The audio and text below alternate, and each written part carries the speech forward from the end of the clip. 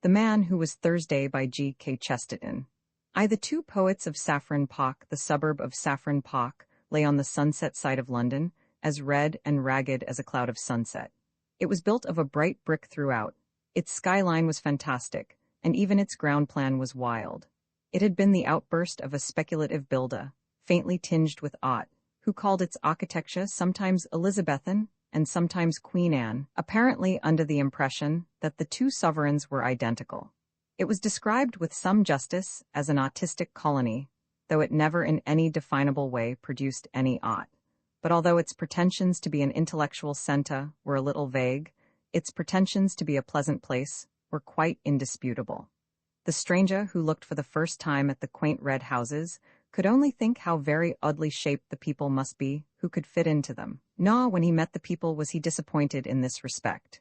The place was not only pleasant, but perfect, if once he could regard it not as a deception, but rather as a dream. Even if the people were not artists, the whole was nevertheless artistic. That young man with the long, auburn hair and the impudent face, that young man was not really a poet, but surely he was a poem. That old gentleman with the wild, white beard and the wild, white hat, that venerable humbug was not really a philosopher, but at least he was the cause of philosophy in others. That scientific gentleman with the bald, egg-like head and the bare, bird-like neck had no real right to the airs of science that he assumed. He had not discovered anything new in biology, but what biological creature could he have discovered more singular than himself? Thus, and thus only, the whole place had properly to be regarded. It had to be considered not so much as a workshop for artists, but as a frail but finished work of art.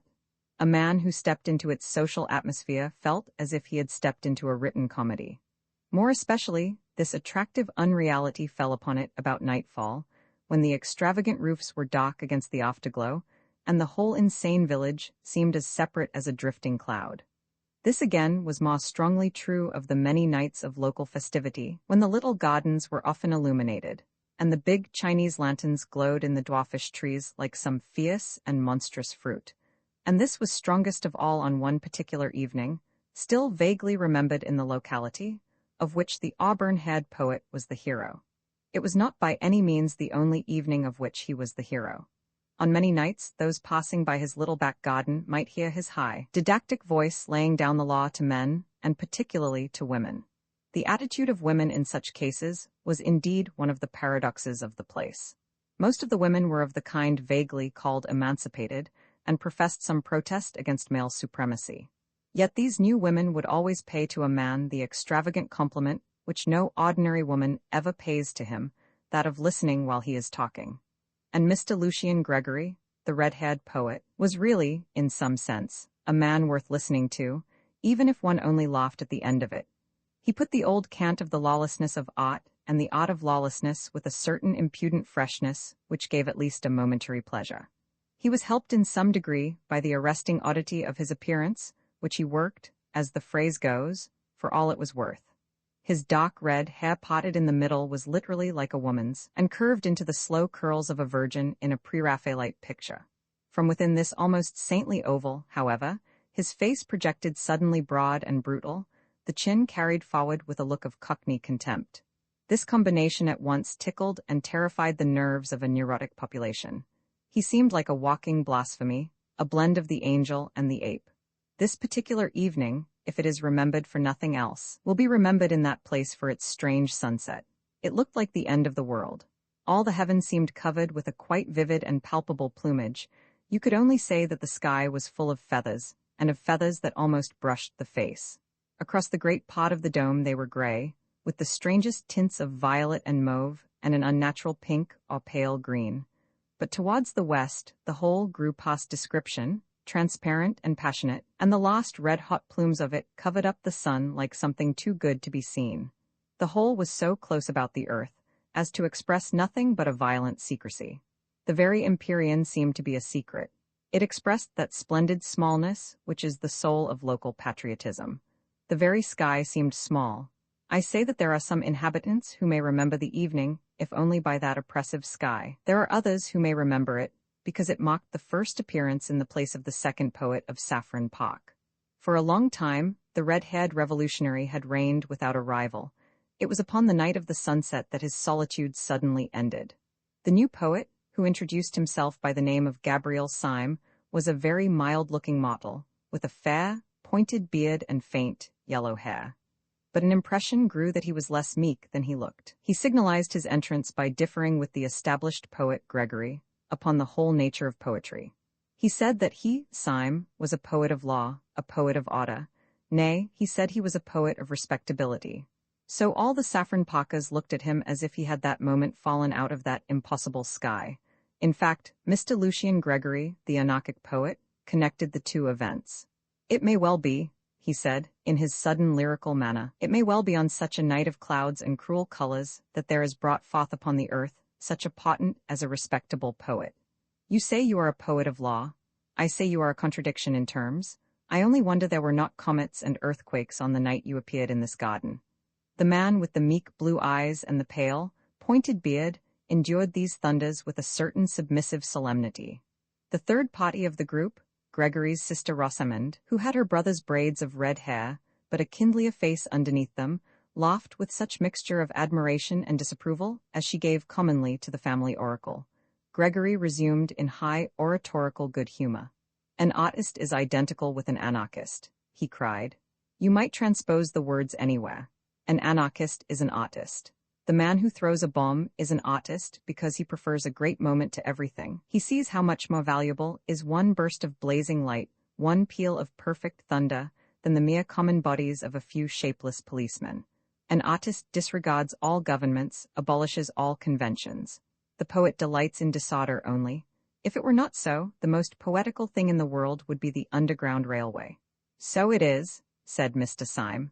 "Nonsense," said Gregory, who was very rational when anyone else attempted paradox. "Why do all the clerks and navvies in the railway trains look so sad and tired, so very sad and tired? I will tell you. It is because they know that the train is going right. It is because they know that whatever place they have taken a ticket for that place they will reach. It is because after they have passed Sloane Square they know that the next station must be Victoria, and nothing but Victoria. Oh, their wild rapture! Oh, their eyes like stars and their souls again in Eden. If the next station were unaccountably Baker Street." "It is you who are unpoetical," replied the poet Syme. "If what you say of clocks is true, they can only be as prosaic as your poetry. The rare, strange thing is to hit the mark. The gross, obvious thing is to miss it. We feel it is epical when man with one wild arrow strikes a distant bird. Is it not also epical when man with one wild engine strikes a distant station? Chaos is dull, because in chaos the train might indeed go anywhere, to Baker Street or to Baghdad. But man is a magician, and his whole magic is in this, that he does say Victoria, and lo, it is Victoria. No, take your books of mere poetry and prose. Let me read a timetable with tears of pride. Take your Byron, who commemorates the defeats of man. Give me Bradshaw, who commemorates his victories. Give me Bradshaw, I say. Must you go?"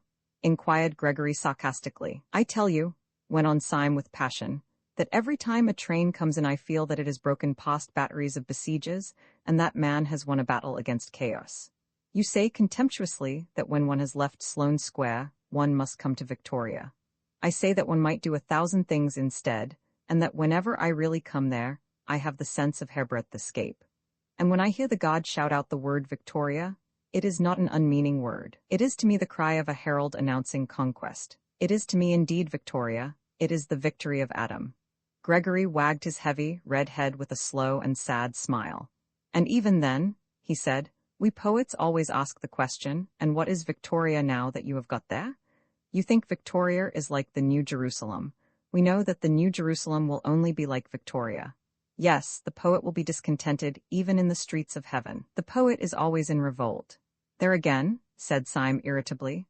"What is there poetical about being in revolt? You might as well say that it is poetical to be seasick. Being sick is a revolt. Both being sick and being rebellious may be the wholesome thing on certain desperate occasions, but I'm hanged if I can see why they are poetical. Revolt in the abstract is revolting. It's mere vomiting." The girl winced for a flash at the unpleasant word, but Syme was too hot to heed her. "It is things going right," he cried. "That is poetical? Our digestions, for instance, going sacredly and silently right, that is the foundation of all poetry. Yes, the most poetical thing, more poetical than the flowers, more poetical than the stars, the most poetical thing in the world is not being sick. Really, said Gregory superciliously, the examples you choose? I beg your pardon, said Syme grimly. I forgot we had abolished all conventions. For the first time a red patch appeared on Gregory's forehead. You don't expect me, he said, to revolutionize society on this lawn? Syme looked straight into his eyes and smiled sweetly. No, I don't, he said, but I suppose that if you were serious about your anarchism, that is exactly what you would do. Gregory's big bull's eyes blinked suddenly like those of an angry lion, and one could almost fancy that his red mane rose. Don't you think, then, he said in a dangerous voice, that I am serious about my anarchism? I beg your pardon, said Syme. Am I not serious about my anarchism? Cried Gregory with knotted fists. My dear fellow, said Syme and strolled away. With surprise, but with a curious pleasure, he found Rosamond Gregory still in his company. Mr. Syme, she said, do the people who talk like you and my brother often mean what they say? Do you mean what you say now? Syme smiled. Do you? He asked. What do you mean? Asked the girl with grave eyes. My dear Miss Gregory, said Syme gently, there are many kinds of sincerity and insincerity. When you say thank you for the salt, do you mean what you say? No. When you say the world is round, do you mean what you say? No, it is true, but you don't mean it. Now, sometimes a man like your brother really finds a thing he does mean. It may be only a half-truth, quarter-truth, 10th truth, but then he says more than he means, from sheer force of meaning it. She was looking at him from under level brows. Her face was grave and open, and there had fallen upon it the shadow of that unreasoning responsibility which is at the bottom of the most frivolous woman, the maternal watch which is as old as the world. Is he really an anarchist, then? She asked. Only in that sense I speak of, replied Syme, or if you prefer it, in that nonsense. She drew her broad brows together and said abruptly, he wouldn't really use bombs or that sort of thing? Syme broke into a great laugh that seemed too large for his slight and somewhat dandified figure. Good Lord, no, he said, that has to be done anonymously. And at that the corners of her own mouth broke into a smile, and she thought with a simultaneous pleasure of Gregory's absurdity and of his safety. Syme strolled with her to a seat in the corner of the garden, and continued to pour out his opinions.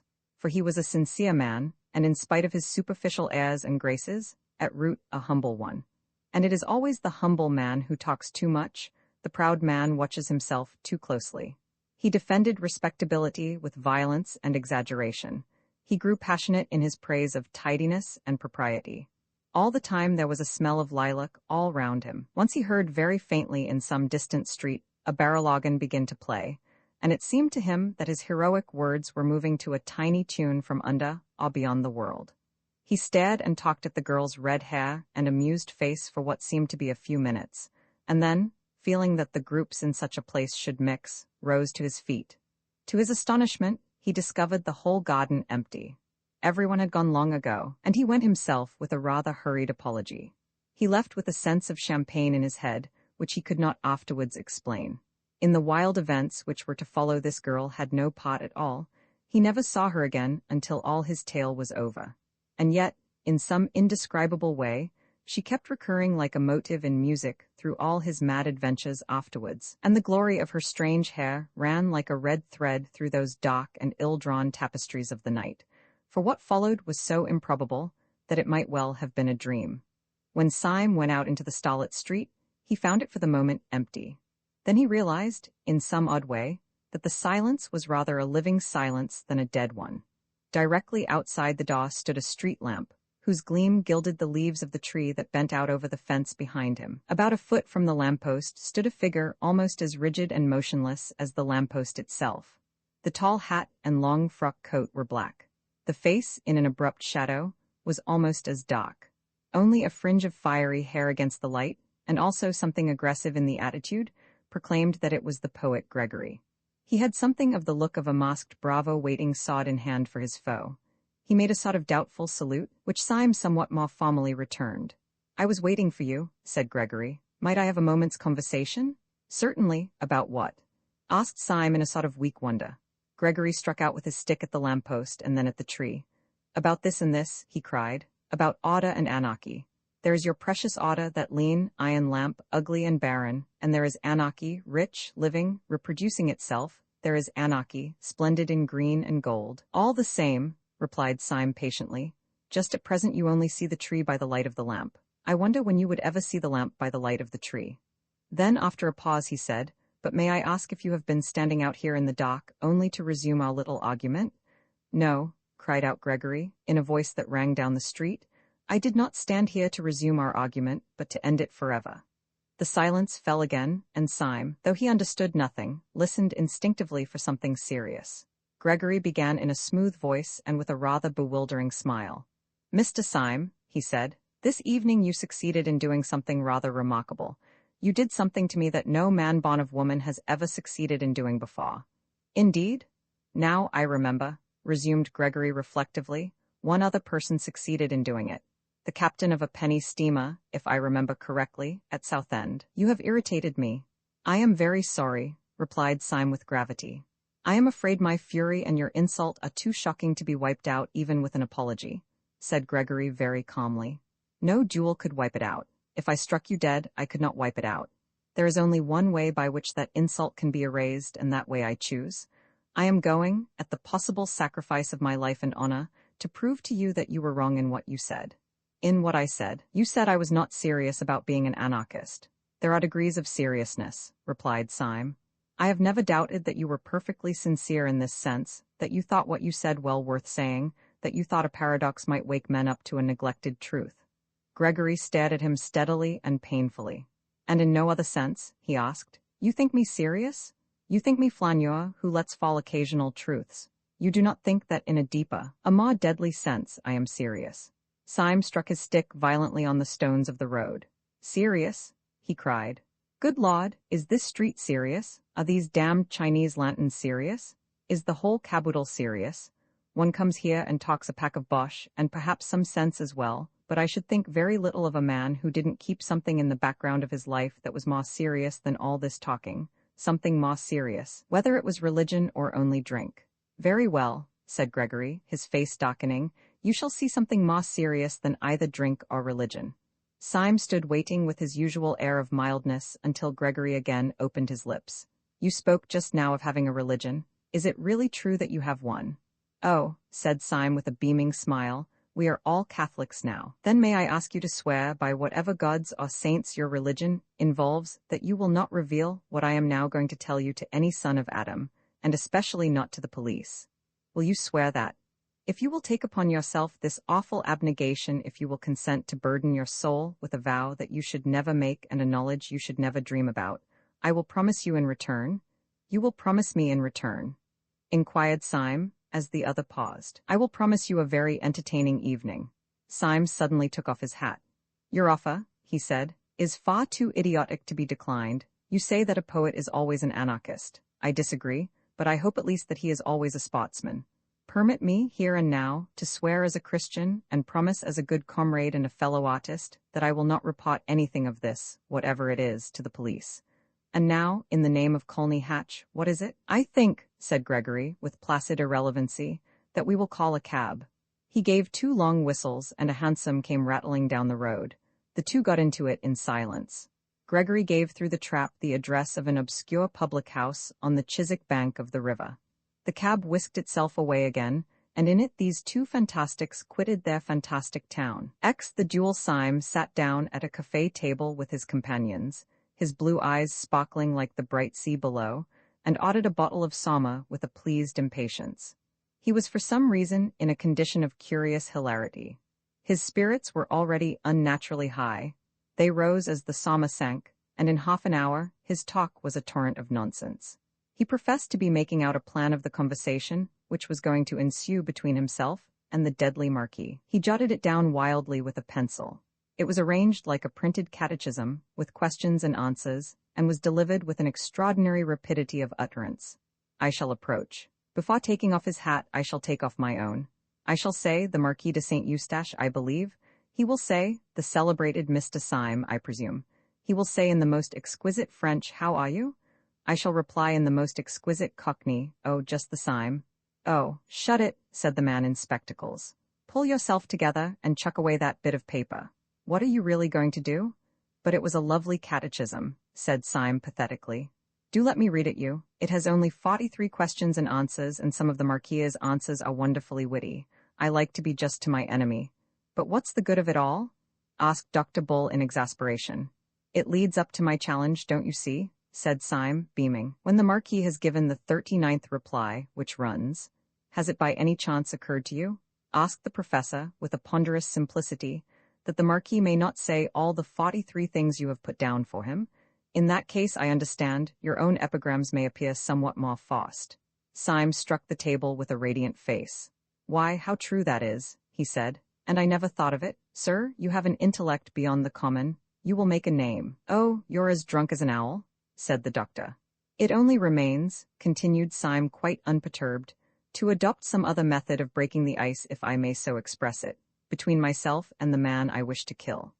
And since the course of a dialogue cannot be predicted by one of its parties alone, as you have pointed out with such recondite acumen, the only thing to be done, I suppose, is for the one party, as far as possible, to do all the dialogue by himself. And so I will, by George."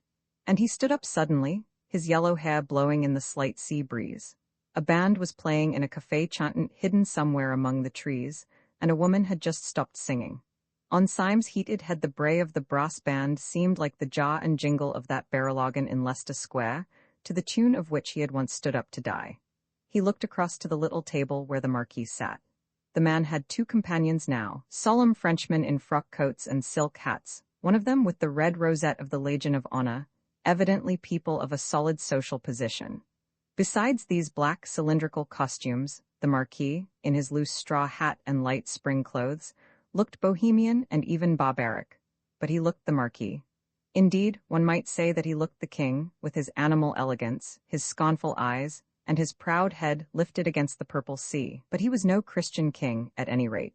He was, rather, some swarthy despot, half Greek, half Asiatic, who in the days when slavery seemed natural looked down on the Mediterranean, on his galley and his groaning slaves.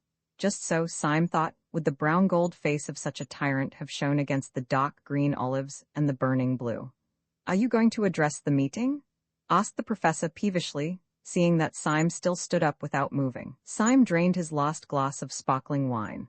"I am," he said, pointing across to the Marquis and his companions. That meeting displeases me. I am going to pull that meeting's great ugly, mahogany-colored nose."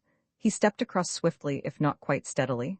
The Marquis, seeing him, arched his black Assyrian eyebrows in surprise, but smiled politely. "You are Mr. Syme, I think," he said. Syme bowed.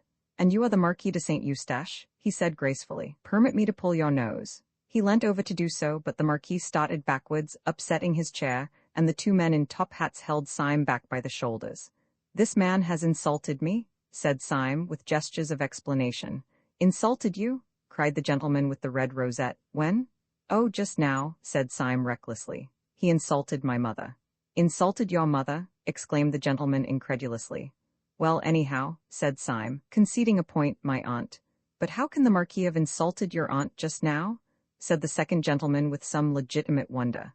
"He has been sitting here all the time." "Ah, it was what he said," said Syme darkly.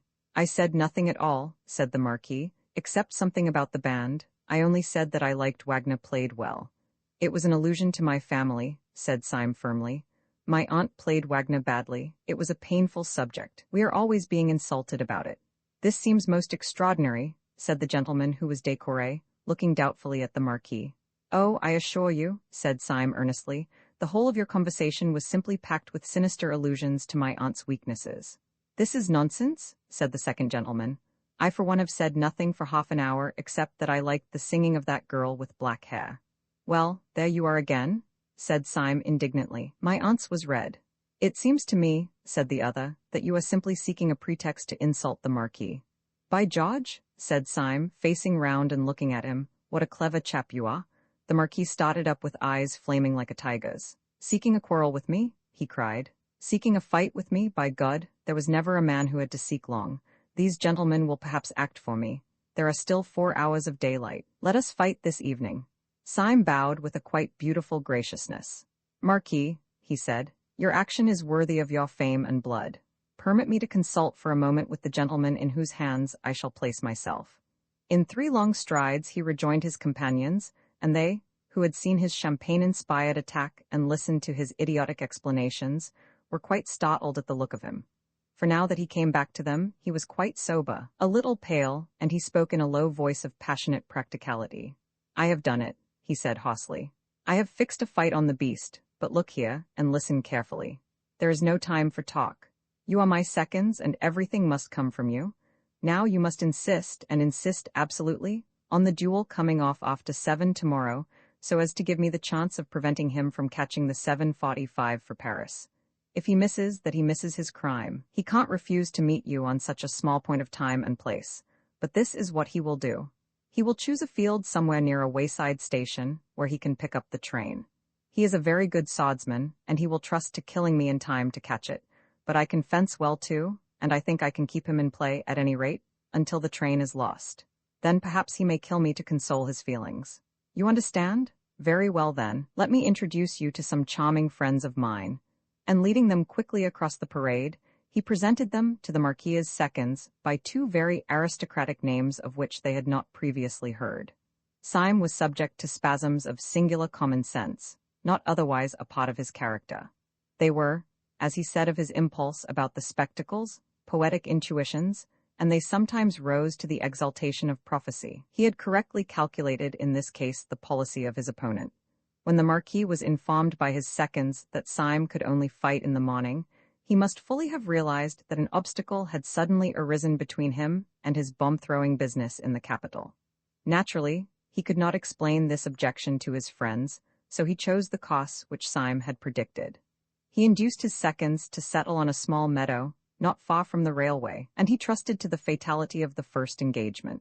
When he came down very coolly to the field of honor, no one could have guessed that he had any anxiety about a journey. His hands were in his pockets, his straw hat on the back of his head, his handsome face brazen in the sun. But it might have struck a stranger as odd that there appeared in his train, not only his seconds carrying the sword case, but 2 of his servants carrying a portmanteau and a luncheon basket. Early as was the hour, the sun soaked everything in warmth, and Syme was vaguely surprised to see so many spring flowers burning gold and silver in the tall grass in which the whole company stood almost knee-deep. With the exception of the Marquis, all the men were in sombre and solemn morning dress, with hats like black chimney-pots.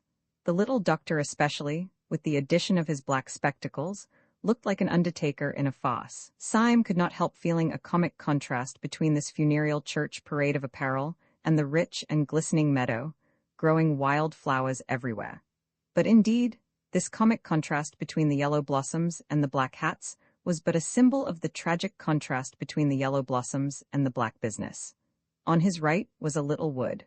Far away to his left lay the long curve of the railway line, which he was, so to speak, guarding from the Marquis, whose goal and escape it was. In front of him, behind the black group of his opponents, he could see, like a tinted cloud, a small almond bush in flower against the faint line of the sea. The member of the Legion of Honor, whose name it seemed was Colonel Ducroix, approached the professor and Dr. Bull with great politeness, and suggested that the play should terminate with the first considerable hurt. Dr. Bull, however, having been carefully coached by Syme upon this point of policy, insisted, with great dignity and in very bad French, that it should continue until one of the combatants was disabled. Syme had made up his mind that he could avoid disabling the Marquis and prevent the Marquis from disabling him for at least 20 minutes. In 20 minutes the Paris train would have gone by. "To a man of the well-known skill and valor of Monsieur de Saint-Eustache," said the professor solemnly, "it must be a matter of indifference which method is adopted, and our principal has strong reasons for demanding the longer encounter, reasons the delicacy of which prevent me from being explicit, but for the just and honorable nature of which I can." "Peste!" broke from the Marquis behind, whose face had suddenly darkened. "Let us stop talking and begin," and he slashed off the head of a tall flower with his stick. Syme understood his rude impatience and instinctively looked over his shoulder to see whether the train was coming in sight, but there was no smoke on the horizon. Colonel Ducroix knelt down and unlocked the case, taking out a pair of twin swords, which took the sunlight and turned to 2 streaks of white fire. He offered one to the Marquis, who snatched it without ceremony, and another to Syme, who took it, bent it, and poised it with as much delay as was consistent with dignity.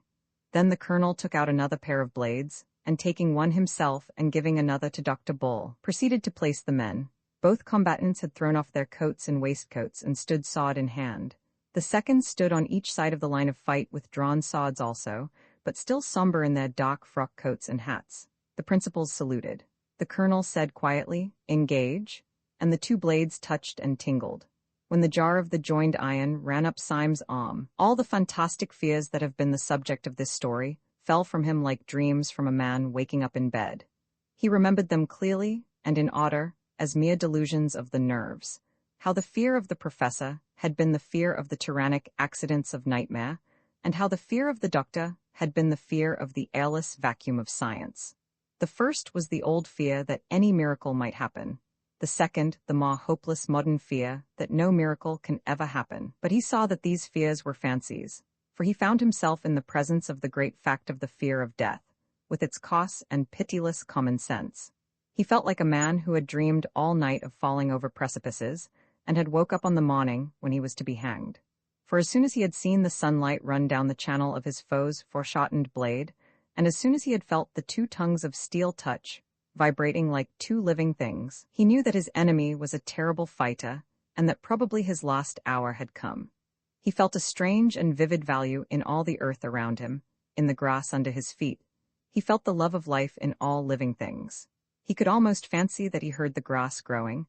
He could almost fancy that even as he stood, fresh flowers were springing up and breaking into blossom in the meadow, flowers blood red and burning gold and blue, fulfilling the whole pageant of the spring. And whenever his eyes strayed for a flash from the calm, staring, hypnotic eyes of the Marquis, they saw the little tuft of almond tree against the skyline. He had the feeling that if by some miracle he escaped, he would be ready to sit forever before that almond tree, desiring nothing else in the world.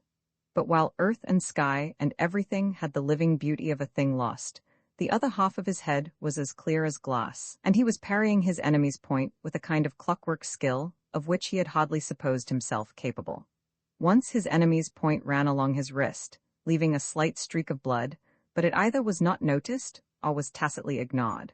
Every now and then he riposted, and once or twice he could almost fancy that he felt his point go home, but as there was no blood on blade or shirt he supposed he was mistaken. Then came an interruption and a change. At the risk of losing all, the Marquis, interrupting his quiet stare, flashed one glance over his shoulder at the line of railway on his right. Then he turned on Syme a face transfigured to that of a fiend, and began to fight as if with 20 weapons. The attack came so fast and furious that the one shining sword seemed a shower of shining arrows. Syme had no chance to look at the railway, but also he had no need. He could guess the reason of the Marquis's sudden madness of battle. The Paris train was in sight, but the Marquis's morbid energy overreached itself. Twice Syme, parrying, knocked his opponent's point far out of the fighting circle, and the third time his riposte was so rapid that there was no doubt about the hit this time. Syme's sword actually bent under the weight of the Marquis's body, which it had pierced. Syme was as certain that he had stuck his blade into his enemy as a gardener that he has stuck his spade into the ground. Yet the Marquis sprang back from the stroke without a stagger, and Syme stood staring at his own sword point like an idiot. There was no blood on it at all. There was an instant of rigid silence, and then Syme in his turn fell furiously on the other, filled with a flaming curiosity. The Marquis was probably, in a general sense, a better fencer than he, as he had surmised at the beginning, but at the moment the Marquis seemed distraught and at a disadvantage. He fought wildly and even weakly, and he constantly looked away at the railway line, almost as if he feared the train more than the pointed steel. Syme, on the other hand, fought fiercely but still carefully, in an intellectual fury, eager to solve the riddle of his own bloodless sword. For this purpose, he aimed less at the Marquis's body, and more at his throat and head. A minute and a half afterwards, he felt his point enter the man's neck below the jaw. It came out clean. Half mad, he thrust again, and made what should have been a bloody scar on the Marquis's cheek. But there was no scar. For one moment the heaven of Syme again grew black with supernatural terrors. Surely the man had a charmed life. But this new spiritual dread was a more awful thing than had been the mere spiritual topsy-turvydom symbolized by the paralytic who pursued him. The professor was only a goblin. This man was a devil. Perhaps he was the devil? Anyhow, this was certain, that 3 times had a human sword been driven into him, and made no mock. When Syme had that thought he drew himself up, and all that was good in him sang high up in the air, as a high wind sings in the trees. He thought of all the human things in his story of the Chinese lanterns in Saffron Park, of the girl's red hair in the garden, of the honest, fierce-willing sailors down by the dock, of his loyal companions standing by. Perhaps he had been chosen as a champion of all these fresh and kindly things to cross swords with the enemy of all creation. After all, he said to himself, I am more than a devil, I am a man. I can do the one thing which Satan himself cannot do, I can die. And as the word went through his head, he heard a faint and far-off hoot, which would soon be the roar of the Paris train. He fell to fighting again with a supernatural levity, like a Mohammedan panting for paradise. As the train came nearer and nearer, he fancied he could see people putting up the floral arches in Paris. He joined in the growing noise and the glory of the great republic whose gate he was guarding against hell. His thoughts rose higher and higher with the rising roar of the train, which ended, as if proudly, in a long and piercing whistle. The train stopped. Suddenly, to the astonishment of everyone, the Marquis sprang back quite out of sword reach and threw down his sword. The leap was wonderful, and not the less wonderful because Syme had plunged his sword a moment before into the man's thigh. "Stop," said the Marquis in a voice that compelled a momentary obedience. "I want to say something." "What is the matter?" asked Colonel Ducroix, staring. "Has there been foul play?" "There has been foul play somewhere," said Dr. Bull, who was a little pale. "Our principal has wounded the Marquis 4 times at least, and he is none the worse." The Marquis put up his hand with a curious air of ghastly patience. "Please let me speak," he said. "It is rather important. Mr. Syme," he continued, turning to his opponent, "we are fighting today, if I remember right, because you expressed a wish, which I thought irrational, to pull my nose. Would you oblige me by pulling my nose now as quickly as possible? I have to catch a train." "I protest that this is most irregular," said Dr. Bull indignantly. "It is certainly somewhat opposed to precedent," said Colonel Ducroix, looking wistfully at his principal. "There is, I think, one case on record, Captain Bellegarde and the Baron Zumpt, in which the weapons were changed in the middle of the encounter at the request of one of the combatants, but one can hardly call one's nose a weapon." "Will you or will you not pull my nose?" said the Marquis in exasperation. Come, Mr. Syme, you wanted to do it, do it. You can have no conception of how important it is to me. Don't be so selfish. Pull my nose at once when I ask you." And he bent slightly forward with a fascinating smile. The Paris train, panting and groaning, had grated into a little station behind the neighboring hill. Syme had the feeling he had more than once had in these adventures, the sense that a horrible and sublime wave lifted to heaven was just toppling over. Walking in a world he half understood, he took 2 paces forward and seized the Roman nose of this remarkable nobleman. He pulled it hard, and it came off in his hand. He stood for some seconds with a foolish solemnity, with the pasteboard proboscis still between his fingers, looking at it, while the sun and the clouds and the wooded hills looked down upon this imbecile scene. The Marquis broke the silence in a loud and cheerful voice. "If anyone has any use for my left eyebrow," he said, "he can have it. Colonel Ducroix, do accept my left eyebrow. It's the kind of thing that might come in useful any day." And he gravely tore off one of his swarthy Assyrian brows, bringing about half his brown forehead with it, and politely offered it to the colonel, who stood crimson and speechless with rage. "If I had known," he spluttered, "that I was acting for a poltroon who pads himself to fight." "Oh, I know," said the Marquis, recklessly throwing various parts of himself right and left about the field. "You are making a mistake, but it can't be explained just now. I tell you the train has come into the station." "Yes," said Dr. Bull fiercely, "and the train shall go out of the station. It shall go out without you. We know well enough for what devil's work."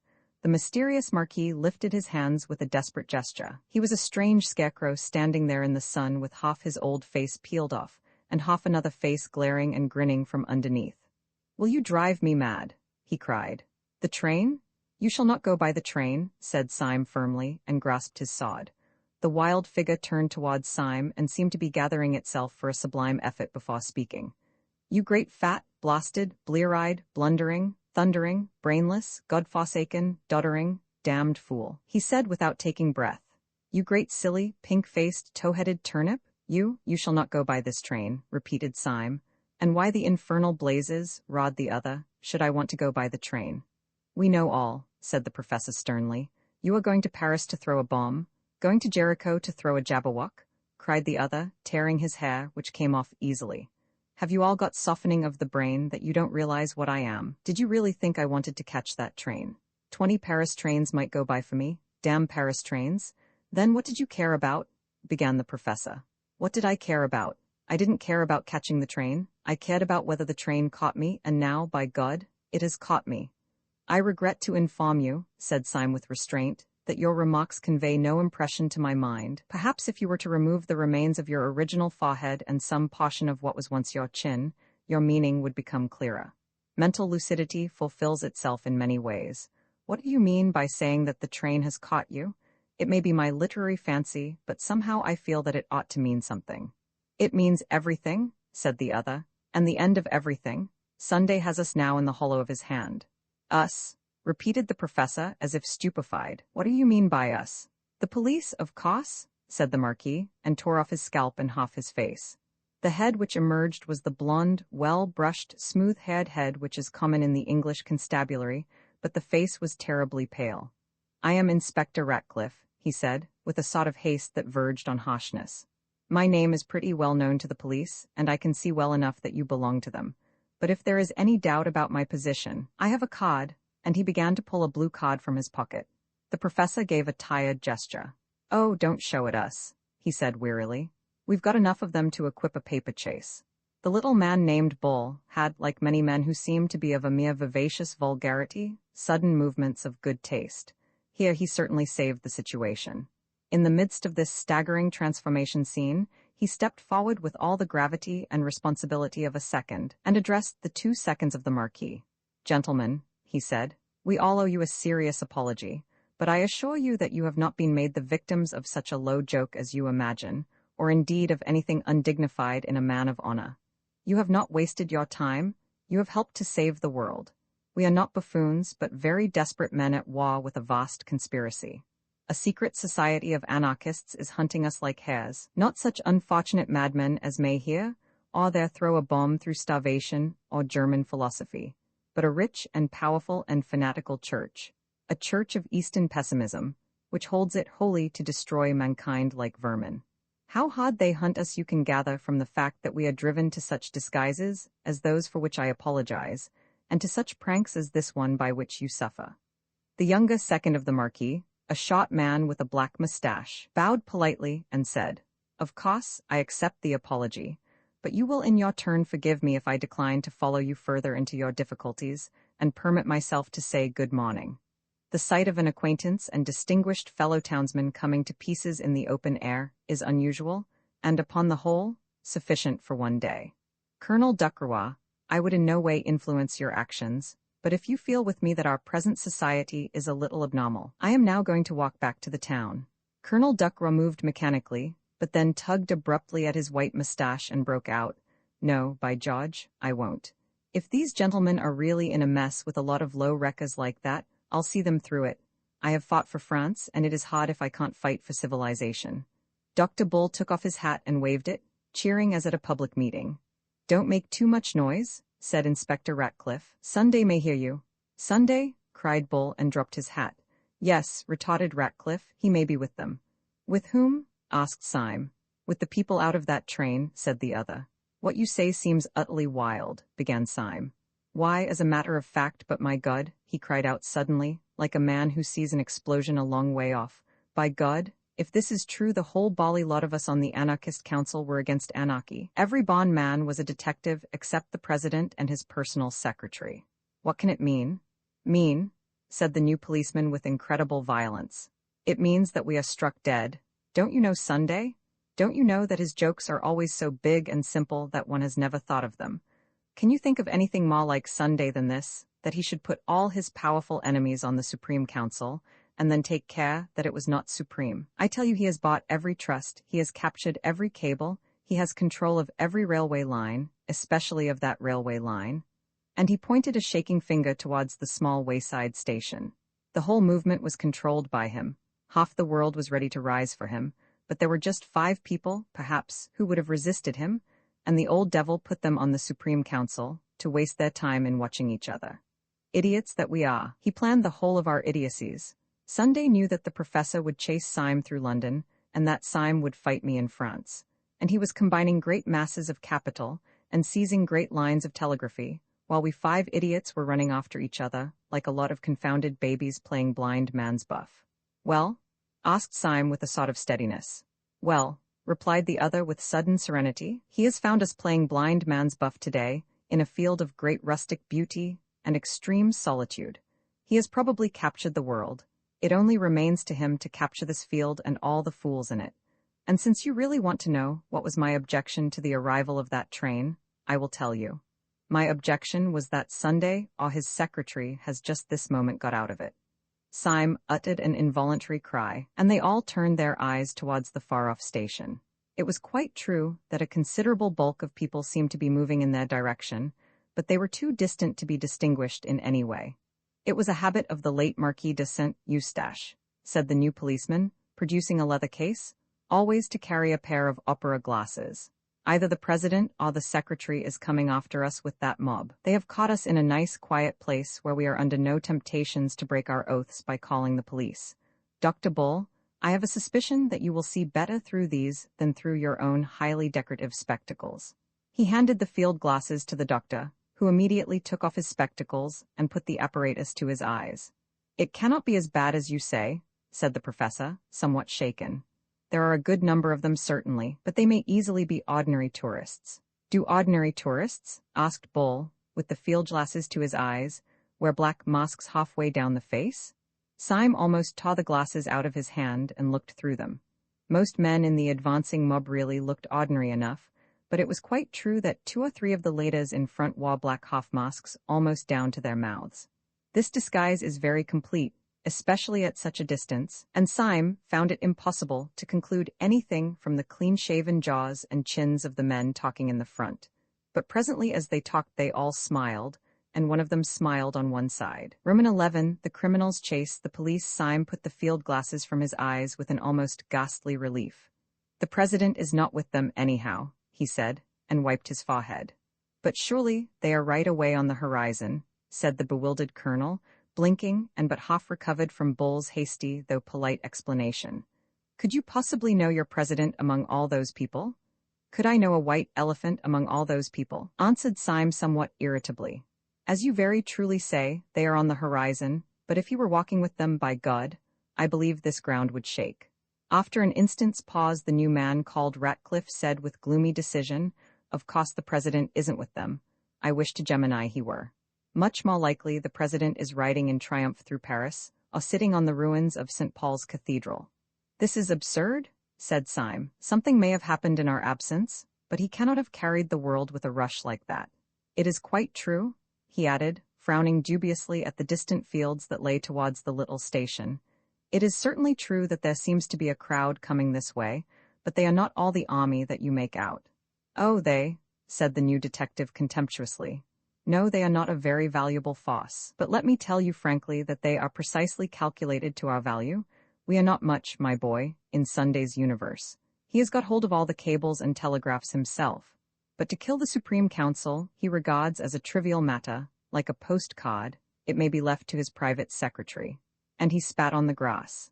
Then he turned to the others and said somewhat austerely, There is a great deal to be said for death, but if anyone has any preference for the other alternative, I strongly advise him to walk after me. With these words, he turned his broad back and strode with silent energy towards the wood. The others gave one glance over their shoulders, and saw that the dark cloud of men had detached itself from the station, and was moving with a mysterious discipline across the plain. They saw already, even with the naked eye, black blots on the foremost faces, which mocked the masks they wore. They turned and followed their leader, who had already struck the wood, and disappeared among the twinkling trees. The sun on the grass was dry and hot, so in plunging into the wood they had a cool shock of shadow, as of divers who plunge into a dim pool. The inside of the wood was full of shattered sunlight and shaken shadows. They made a sort of shuddering veil, almost recalling the dizziness of a cinematograph. Even the solid figures walking with him, Syme, could hardly see for the patterns of sun and shade that danced upon them. Now a man's head was lit as with a light of Rembrandt, leaving all else obliterated. Now again he had strong and staring white hands with the face of a Negro. The ex-marquis had pulled the old straw hat over his eyes, and the black shade of the brim cut his face so squarely in two that it seemed to be wearing one of the black half-masks of their pursuers. The fancy tinted Syme's overwhelming sense of wonder. Was he wearing a mask? Was anyone wearing a mask? Was anyone anything? This wood of witchery, in which men's faces turned black and white by turns, in which their figures first swelled into sunlight and then faded into formless night, this mere chaos of chiaroscuro, after the clear daylight outside, seemed to Syme a perfect symbol of the world in which he had been moving for 3 days, this world where men took off their beards and their spectacles and their noses, and turned into other people. That tragic self-confidence which he had felt when he believed that the Marquis was a devil had strangely disappeared now that he knew that the Marquis was a friend. He felt almost inclined to ask after all these bewilderments what was a friend and what an enemy. Was there anything that was apart from what it seemed? The Marquis had taken off his nose and turned out to be a detective. Might he not just as well take off his head and turn out to be a hobgoblin? Was not everything, after all, like this bewildering woodland, this dance of dark and light? Everything only a glimpse, the glimpse always unforeseen and always forgotten. For Gabriel Syme had found in the heart of that sun-splashed wood what many modern painters had found there. He had found the thing which the modern people call impressionism, which is another name for that final skepticism, which can find no flaw to the universe. As a man in an evil dream strains himself to scream and wake, Syme strove with a sudden effort to fling off this last and worst of his fancies. With 2 impatient strides he overtook the man in the Marquis's straw hat, the man whom he had come to address as Ratcliffe. In a voice exaggeratively loud and cheerful, he broke the bottomless silence and made conversation. "May I ask," he said, "where on earth we are all going to?" So genuine had been the doubts of his soul that he was quite glad to hear his companion speak in an easy, human voice. "We must get down through the town of Lancy to the sea," he said. "I think that part of the country is least likely to be with them." "What can you mean by all this?" cried Syme. "They can't be running the real world in that way. Surely not many working men are anarchists, and surely if they were, mere mobs could not beat modern armies and police." "Mere mobs," repeated his new friend with a snort of scorn. "So you talk about mobs and the working classes as if they were the question. You've got that eternal idiotic idea that if anarchy came, it would come from the poor. Why should it? The poor have been rebels, but they have never been anarchists. They have more interest than anyone else in there being some decent government. The poor man really has a stake in the country. The rich man hasn't. He can go away to New Guinea in a yacht. The poor have sometimes objected to being governed badly. The rich have always objected to being governed at all. Aristocrats were always anarchists, as you can see from the Baron's Wars. As a lecture on English history for the little ones," said Syme, "this is all very nice, but I have not yet grasped its application." "Its application is," said his informant, "that most of old Sunday's right-hand men are South African and American millionaires. That is why he has got hold of all the communications, and that is why the last 4 champions of the anti-anarchist police force are running through a wood like rabbits." "Millionaires I can understand," said Syme thoughtfully. "They are nearly all mad. But getting hold of a few wicked old gentlemen with hobbies is one thing. Getting hold of great Christian nations is another. I would bet the nose off my face, forgive the illusion, that Sunday would stand perfectly helpless before the task of converting any ordinary healthy person anywhere." "Well," said the other, "it rather depends what sort of person you mean." "Well, for instance," said Syme, "he could never convert that person," and he pointed straight in front of him. They had come to an open space of sunlight, which seemed to express to Syme the final return of his own good sense, and in the middle of this forest clearing was a figure that might well stand for that common sense in an almost awful actuality. Burnt by the sun and stained with perspiration, and grave with the bottomless gravity of small necessary toils, a heavy French peasant was cutting wood with a hatchet. His cot stood a few yards off, already half full of timber, and the horse that cropped the grass was, like his master, valorous but not desperate. Like his master, he was even prosperous, but yet was almost sad. The man was a Norman, taller than the average of the French and very angular, and his swarthy figure stood dark against a square of sunlight, almost like some allegoric figure of labor frescoed on a ground of gold. "Mr. Syme is saying," called out Ratcliffe to the French colonel, "that this man, at least, will never be an anarchist." "Mr. Syme is right enough there," answered Colonel Ducroix, laughing, "if only for the reason that he has plenty of property to defend, but I forgot that in your country you are not used to peasants being wealthy." "He looks poor," said Dr. Bull doubtfully. "Quite so," said the colonel. "That is why he is rich." "I have an idea," called out Dr. Bull suddenly. "How much would he take to give us a lift in his cot? Those dogs are all on foot, and we could soon leave them behind." "Oh, give him anything?" said Syme eagerly. "I have piles of money on me." That will never do, said the colonel. He will never have any respect for you unless you drive a bargain. Oh, if he haggles? Began Bull impatiently. He haggles because he is a free man, said the other. You do not understand, he would not see the meaning of generosity. He is not being tipped. And even while they seemed to hear the heavy feet of their strange pursuers behind them, they had to stand and stamp while the French colonel talked to the French woodcutter, with all the leisurely badinage and bickering of market day. At the end of the 4 minutes, however, they saw that the colonel was right, for the woodcutter entered into their plans, not with the vague servility of a tout too well paid, but with the seriousness of a solicitor who had been paid the proper fee. He told them that the best thing they could do was to make their way down to the little inn on the hills above Lancy, where the innkeeper, an old soldier who had become dévot in his latter years, would be certain to sympathize with them, and even to take risks in their support. The whole company, therefore, piled themselves on top of the stacks of wood, and went rocking in the rude cart down the other and steeper side of the woodland. Heavy and ramshackle as was the vehicle, it was driven quickly enough, and they soon had the exhilarating impression of distancing altogether those, whoever they were, who were hunting them. For, after all, the riddle as to where the anarchists had got all these followers was still unsolved. One man's presence had sufficed for them. They had fled at the first sight of the deformed smile of the secretary. Syme every now and then looked back over his shoulder at the army on their track. As the wood grew first thinner, and then smaller with distance, he could see the sunlit slopes beyond it and above it, and across these was still moving the square black mob, like one monstrous beetle. In the very strong sunlight, and with his own very strong eyes, which were almost telescopic, Syme could see this mass of men quite plainly. He could see them as separate human figures, but he was increasingly surprised by the way in which they moved as one man. They seemed to be dressed in dark clothes and plain hats, like any common crowd out of the streets, but they did not spread and sprawl and trail by various lines to the attack, as would be natural in an ordinary mob. They moved with a sort of dreadful and wicked woodenness, like a staring army of automatons. Syme pointed this out to Ratcliffe. Yes, replied the policeman, that's discipline, that's Sunday. He is perhaps 500 miles off, but the fear of him is on all of them, like the finger of God. Yes, they are walking regularly, and you bet your boots that they are talking regularly, yes, and thinking regularly. But the one important thing for us is that they are disappearing regularly. Syme nodded. It was true that the black patch of the pursuing men was growing smaller and smaller as the peasant belabored his horse. The level of the sunlit landscape, though flat as a whole, fell away on the farther side of the wood in billows of heavy slope towards the sea, in a way not unlike the lower slopes of the Sussex Downs. The only difference was that in Sussex, the road would have been broken and angular, like a little brook, but here the white French road fell sheer in front of them like a waterfall.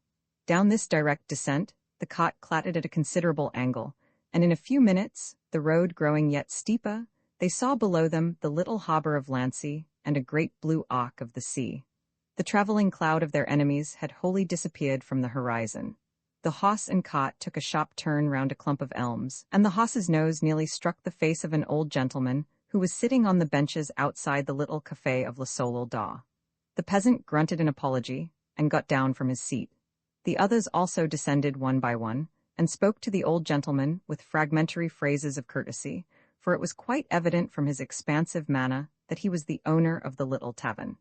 He was a white-haired, apple-faced old boy, with sleepy eyes and a grey moustache, stout, sedentary, and very innocent, of a type that may often be found in France, but is still commoner in Catholic Germany. Everything about him, his pipe, his pot of beer, his flowers, and his beehive, suggested an ancestral peace. Only when his visitors looked up as they entered the inn parlour, they saw the sod upon the wall. The colonel, who greeted the innkeeper as an old friend, passed rapidly into the inn parlour, and sat down ordering some ritual refreshment. The military decision of his action interested Syme, who sat next to him, and he took the opportunity when the old innkeeper had gone out of satisfying his curiosity. "May I ask you, Colonel," he said in a low voice, "why we have come here?" Colonel Ducroix smiled behind his bristly white moustache. "For 2 reasons, sir," he said, "and I will give first, not the most important, but the most utilitarian. We came here because this is the only place within 20 miles in which we can get horses." "Horses?" repeated Syme, looking up quickly. "Yes," replied the other, If you people are really to distance your enemies, it is horses or nothing for you, unless of course you have bicycles and motor cars in your pocket. And where do you advise us to make for? Asked Syme doubtfully. Beyond question, replied the colonel. You had better make all haste to the police station beyond the town. My friend, whom I seconded under somewhat deceptive circumstances, seems to me to exaggerate very much the possibilities of a general rising, but even he would hardly maintain, I suppose, that you were not safe with the gendarmes. Syme nodded gravely, then he said abruptly, And your other reason for coming here? My other reason for coming here, said Ducroix soberly, is that it is just as well to see a good man or two when one is possibly near to death. Syme looked up at the wall and saw a crudely painted and pathetic religious picture. Then he said, You are right. And then almost immediately afterwards, has anyone seen about the horses? Yes, answered Ducroix. You may be quite certain that I gave orders the moment I came in. Those enemies of yours gave no impression of hurry, but they were really moving wonderfully fast, like a well-trained army. I had no idea that the anarchists had so much discipline. You have not a moment to waste. Almost as he spoke, the old innkeeper with the blue eyes and white hair came ambling into the room and announced that 6 horses were saddled outside. By Ducroix's advice, the 5 others equipped themselves with some potable form of food and wine, and keeping their dueling swords as the only weapons available, they clattered away down the steep, white road. The 2 servants, who had carried the Marquis's luggage when he was a marquis, were left behind to drink at the café by common consent, and not at all against their own inclination. By this time, the afternoon sun was slanting westward, and by its rays Syme could see the sturdy figure of the old innkeeper growing smaller and smaller, but still standing and looking after them quite silently, the sunshine in his silver hair. Syme had a fixed, superstitious fancy, left in his mind by the chance phrase of the colonel, that this was indeed, perhaps, the last honest stranger whom he should ever see upon the earth. He was still looking at this dwindling figure, which stood as a mere grey blot, touched with a white flame against the great green wall of the steep down behind him. And as he stared over the top of the down behind the innkeeper, there appeared an army of black-clad and marching men. They seemed to hang above the good man and his house like a black cloud of locusts. The horses had been saddled none too soon. Roman 12 the earth in anarchy urging the horses to a gallop, without respect to the rather rugged descent of the road, the horsemen soon regained their advantage over the men on the march, and at last the bulk of the first buildings of Lancy cut off the sight of their pursuers. Nevertheless, the ride had been a long one, and by the time they reached the real town, the west was warming with the color and quality of sunset. The colonel suggested that, before making finally for the police station, they should make the effort, in passing, to attach to themselves one more individual who might be useful. 4 out of the 5 rich men in this town, he said, are common swindlers. I suppose the proportion is pretty equal all over the world. The 5th is a friend of mine, and a very fine fellow, and what is even more important from our point of view, he owns a motor car. I am afraid, said the professor in his mirthful way, looking back along the white road on which the black, crawling patch might appear at any moment, I am afraid we have hardly time for afternoon calls. Dr. Renaud's house is only 3 minutes off, said the colonel. Our danger, said Dr. Bull, is not 2 minutes off. Yes, said Syme, if we ride on fast we must leave them behind for they are on foot. He has a motor car, said the colonel, but we may not get it, said Bull. Yes, he is quite on your side. But he might be out. Hold your tongue, said Syme suddenly. What is that noise? For a second they all sat as still as equestrian statues, and for a second, for 2 or 3 or 4 seconds, heaven and earth seemed equally still. Then all their ears, in an agony of attention, heard along the road that indescribable thrill and throb that means only one thing. Horses? The colonel's face had an instantaneous change, as if lightning had struck it, and yet left it scatheless. They have done us, he said, with brief military irony. Prepare to receive cavalry. Where can they have got the horses? Asked Syme as he mechanically urged his steed to a canter. The colonel was silent for a little, then he said in a strained voice, I was speaking with strict accuracy when I said that the Solal Daw was the only place where one can get horses within 20 miles. No, said Syme violently, I don't believe he'd do it, not with all that white hair. He may have been forced, said the colonel gently. They must be at least 100 strong, for which reason we are all going to see my friend Renaud, who has a motor car. With these words he swung his horse suddenly round a street corner and went down the street with such thundering speed that the others, though already well at the gallop, had difficulty in following the flying tail of his horse. Dr. Renaud inhabited a high and comfortable house at the top of a steep street, so that when the riders alighted at his door, they could once more see the solid green ridge of the hill, with the white road across it, standing up above all the roofs of the town. They breathed again to see that the road as yet was clear, and they rang the bell. Dr. Renaud was a beaming, brown-bearded man, a good example of that silent but very busy professional class, which France has preserved even more perfectly than England. When the matter was explained to him, he pooh-poohed the panic of the ex-marquis altogether. He said, with the solid French skepticism, that there was no conceivable probability of a general anarchist rising. Anarchy, he said, shrugging his shoulders, it is childishness? Et ça, cried out the colonel suddenly, pointing over the other's shoulder, and that is childishness, isn't it? They all looked round, and saw a curve of black cavalry come sweeping over the top of the hill, with all the energy of Attila. Swiftly as they rode, however, the whole rank still kept well together, and they could see the black vizards of the first line as level as a line of uniforms. But although the main black square was the same, though traveling faster, there was now one sensational difference which they could see clearly upon the slope of the hill, as if upon a slanted map. The bulk of the riders were in one block, but one rider flew far ahead of the column, and with frantic movements of hand and heel, urged his horse faster and faster, so that one might have fancied that he was not the pursuer but the pursued. But even at that great distance, they could see something so fanatical, so unquestionable in his figure, that they knew it was the secretary himself.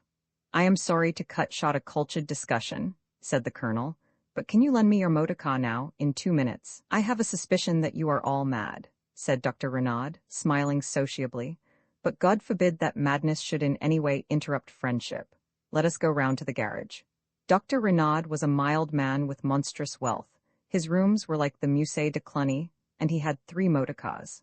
These, however, he seemed to use very sparingly, having the simple tastes of the French middle class, and when his impatient friends came to examine them, it took them some time to assure themselves that one of them even could be made to work. This with some difficulty they brought round into the street before the doctor's house. When they came out of the dim garage, they were startled to find that twilight had already fallen with the abruptness of night in the tropics. Either they had been longer in the place than they imagined, or some unusual canopy of cloud had gathered over the town. They looked down the steep streets, and seemed to see a slight mist coming up from the sea. "It is now or never," said Dr. Bull. "I hear horses." "No," corrected the professor, "a horse." And as they listened, it was evident that the noise, rapidly coming nearer on the rattling stones, was not the noise of the whole cavalcade but that of the one horseman, who had left it far behind, the insane secretary. Syme's family, like most of those who end in the simple life, had once owned a motor, and he knew all about them. He had leapt at once into the chauffeur's seat, and with flushed face was wrenching and tugging at the disused machinery. He bent his strength upon one handle, and then said quite quietly, "I am afraid it's no go." As he spoke, there swept round the corner a man rigid on his rushing horse, with the rush and rigidity of an arrow. He had a smile that thrust out his chin as if it were dislocated. He swept alongside of the stationary car, into which its company had crowded, and laid his hand on the front. It was the secretary, and his mouth went quite straight in the solemnity of triumph. Syme was leaning hard upon the steering wheel, and there was no sound but the rumble of the other pursuers riding into the town. Then there came quite suddenly a scream of scraping iron, and the car leapt forward. It plucked the secretary clean out of his saddle, as a knife is whipped out of its sheath, trailed him kicking terribly for 20 yards, and left him flung flat upon the road far in front of his frightened horse. As the car took the corner of the street with a splendid curve, they could just see the other anarchists filling the street and raising their fallen ladder. "I can't understand why it has grown so dark," said the professor at last in a low voice. "Going to be a storm, I think," said Dr. Bull. "I say, it's a pity we haven't got a light on this car, if only to see by." "We have," said the colonel, and from the floor of the car he fished up a heavy, old-fashioned, carved iron lantern with a light inside it. It was obviously an antique, and it would seem as if its original use had been in some way semi-religious, for there was a rude molding of a cross upon one of its sides. "Where on earth did you get that?" asked the professor. "I got it where I got the car," answered the colonel, chuckling, "from my best friend. While our friend here was fighting with the steering wheel, I ran up the front steps of the house and spoke to Renaud, who was standing in his own porch, you will remember. 'I suppose,' I said, 'there's no time to get a lamp.' He looked up, blinking amiably at the beautiful arched ceiling of his own front hall. From this was suspended, by chains of exquisite ironwork, this lantern, one of the 100 treasures of his treasure house. By sheer force he tore the lamp out of his own ceiling, shattering the painted panels, and bringing down 2 blue vases with his violence. Then he handed me the iron lantern, and I put it in the car. Was I not right when I said that Dr. Renaud was worth knowing? You were, said Syme seriously, and hung the heavy lantern over the front. There was a certain allegory of their whole position in the contrast between the modern automobile and its strange ecclesiastical lamp. Hitherto they had passed through the quietest part of the town, meeting at most 1 or 2 pedestrians, who could give them no hint of the peace or the hostility of the place. Now, however, the windows in the houses began one by one to be lit up, giving a greater sense of habitation and humanity. Dr. Bull turned to the new detective who had led their flight, and permitted himself one of his natural and friendly smiles. These lights make one feel more cheerful. Inspector Ratcliffe drew his brows together. There is only one set of lights that make me more cheerful, he said, and they are those lights of the police station which I can see beyond the town. Please God we may be there in 10 minutes. Then all Bull's boiling good sense and optimism broke suddenly out of him. Oh, this is all raving nonsense, he cried. If you really think that ordinary people in ordinary houses are anarchists, you must be madder than an anarchist yourself. If we turned and fought these fellows, the whole town would fight for us. No, said the other with an immovable simplicity, the whole town would fight for them, we shall see. While they were speaking the professor had leant forward with sudden excitement. What is that noise? He said. Oh, the horses behind us, I suppose, said the colonel. I thought we had got clear of them. The horses behind us? No, said the professor, it is not horses and it is not behind us. Almost as he spoke, across the end of the street before them 2 shining and rattling shapes shot past. They were gone almost in a flash, but everyone could see that they were motor cars, and the professor stood up with a pale face and swore that they were the other 2 motor cars from Dr. Renaud's garage. I tell you they were his, he repeated with wild eyes, and they were full of men in masks. Absurd, said the colonel angrily. Dr. Renaud would never give them his cars. He may have been forced, said Ratcliffe quietly. The whole town is on their side. You still believe that? Asked the colonel incredulously. You will all believe it soon, said the other with a hopeless calm. There was a puzzled pause for some little time, and then the colonel began again abruptly. No, I can't believe it. The thing is nonsense. The plain people of a peaceable French town. He was cut short by a bang and a blaze of light, which seemed close to his eyes. As the car sped on, it left a floating patch of white smoke behind it, and Syme had heard a shot shriek past his ear. My God, said the colonel, someone has shot at us. It need not interrupt conversation, said the gloomy Ratcliffe. Pray resume your remarks, colonel. You were talking, I think, about the plain people of a peaceable French town. The staring colonel was long past minding satire. He rolled his eyes all round the street. It is extraordinary, he said, most extraordinary. A fastidious person, said Syme, might even call it unpleasant. However, I suppose those lights out in the field beyond this street are the gendarmerie. We shall soon get there. No, said Inspector Ratcliffe, we shall never get there. He had been standing up and looking keenly ahead of him. Now he sat down and smoothed his sleek hair with a weary gesture. What do you mean? Asked Bull sharply. I mean that we shall never get there, said the pessimist placidly. They have 2 rows of armed men across the road already. I can see them from here. The town is in arms, as I said it was. I can only wallow in the exquisite comfort of my own exactitude. And Ratcliffe sat down comfortably in the car and lit a cigarette, but the others rose excitedly and stared down the road. Syme had slowed down the car as their plans became doubtful, and he brought it finally to a standstill just at the corner of a side street that ran down very steeply to the sea. The town was mostly in shadow, but the sun had not sunk. Wherever its level light could break through, it painted everything a burning gold. Up this side street, the lost sunset light shone as sharp and narrow as the shaft of artificial light at the theater. It struck the car of the 5 friends and lit it like a burning chariot. But the rest of the street, especially the 2 ends of it, was in the deepest twilight, and for some seconds they could see nothing. Then Syme, whose eyes were the keenest, broke into a little bitter whistle and said, It is quite true. There is a crowd or an army or some such thing across the end of that street. Well, if there is, said Bull impatiently, it must be something else, a sham fight or the mayor's birthday or something. I cannot and will not believe that plain, jolly people in a place like this walk about with dynamite in their pockets. Get on a bit, Sime, and let us look at them. The car crawled about 100 yards farther, and then they were all startled by Dr. Bull breaking into a high crow of laughter. Why, you silly mugs, he cried. What did I tell you? That crowd's as law-abiding as a cow, and if it weren't, it's on our side. How do you know?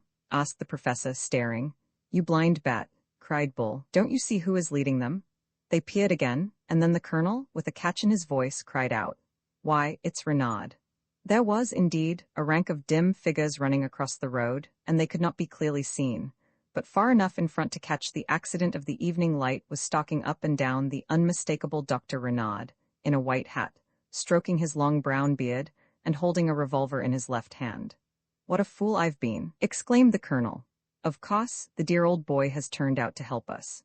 Dr. Bull was bubbling over with laughter, swinging the sod in his hand as carelessly as a cane.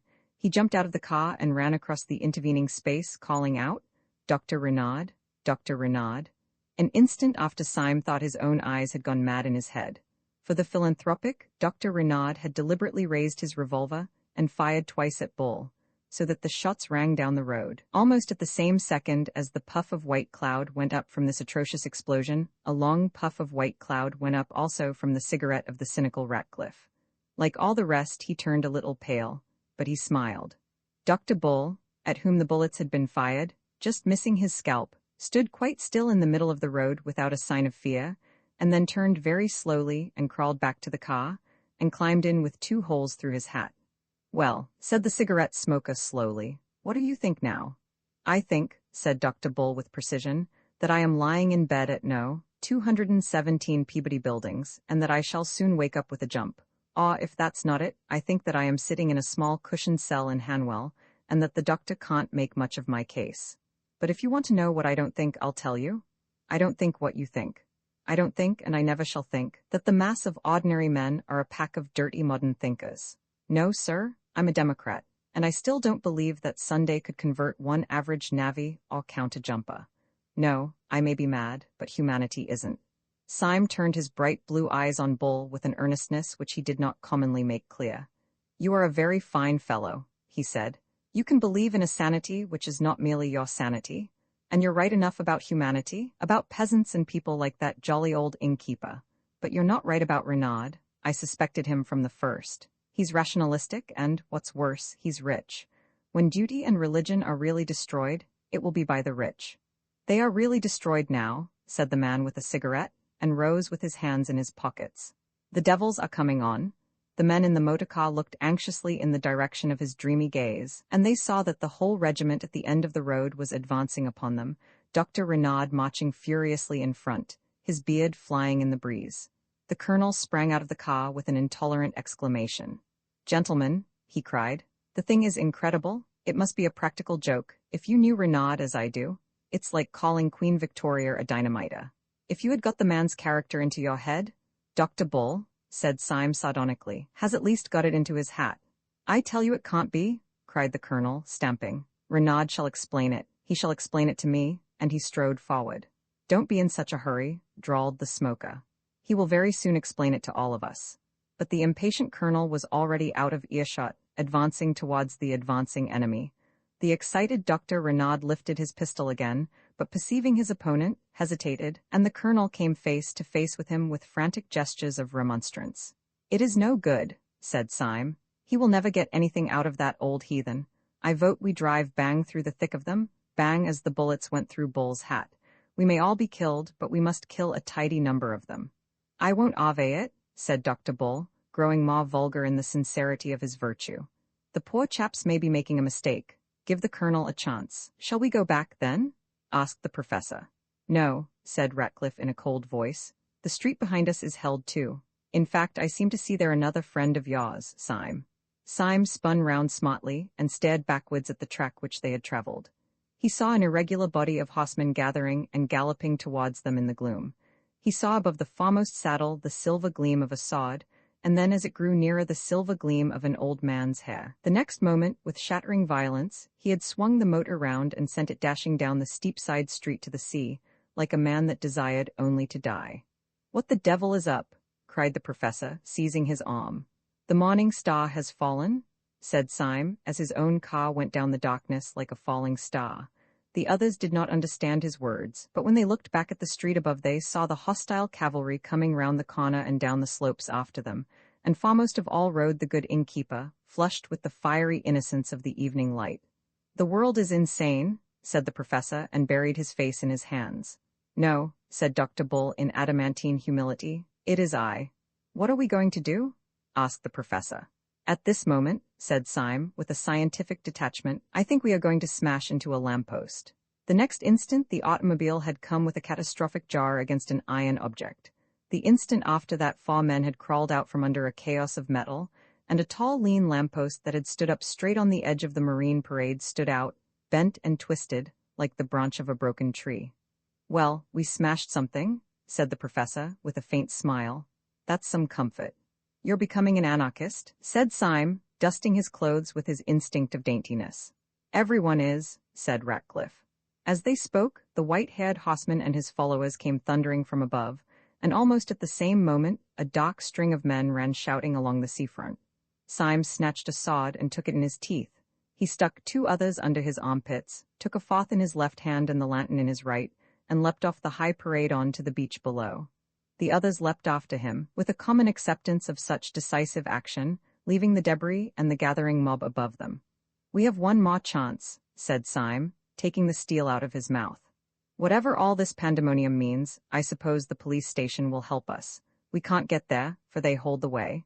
But there's a pier or breakwater runs out into the sea just here, which we could defend longer than anything else, like Horatius and his bridge. We must defend it till the gendarmerie turn out. Keep after me."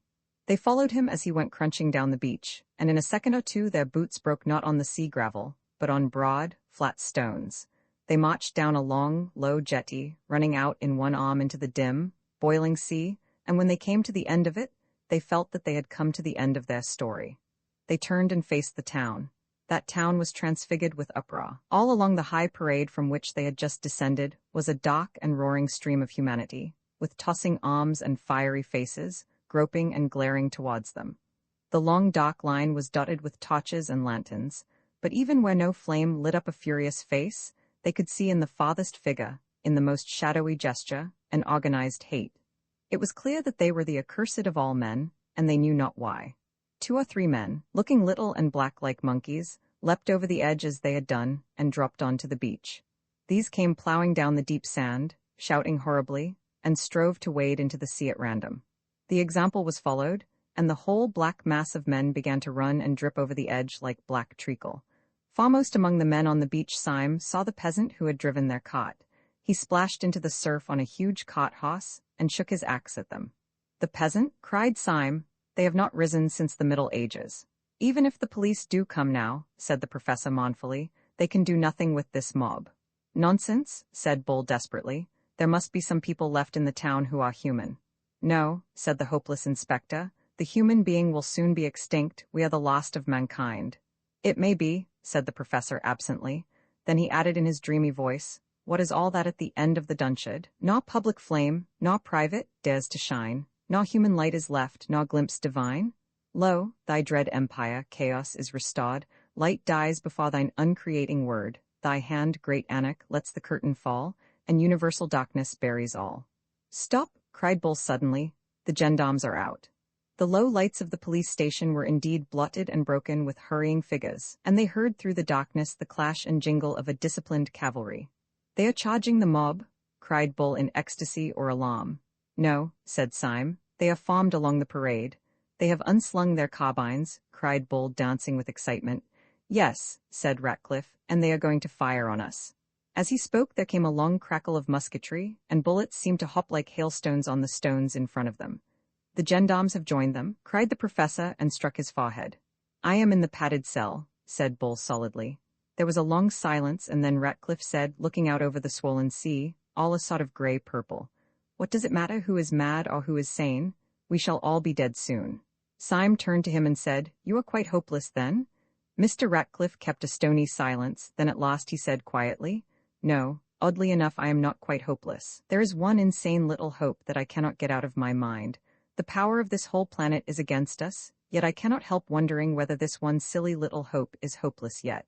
"In what or whom is your hope?" asked Syme with curiosity. In a man I never saw, said the other, looking at the leaden sea. I know what you mean, said Syme in a low voice, the man in the dark room, but Sunday must have killed him by now. Perhaps, said the other steadily. But if so, he was the only man whom Sunday found it hard to kill. I heard what you said the professor with his back turned. I also am holding hard on to the thing I never saw. All of a sudden Syme, who was standing as if blind with introspective thought, swung round and cried out, like a man waking from sleep, Where is the colonel? I thought he was with us. The colonel? Yes, cried Bull. Where on earth is the colonel? He went to speak to Renaud, said the professor. We cannot leave him among all those beasts, cried Syme.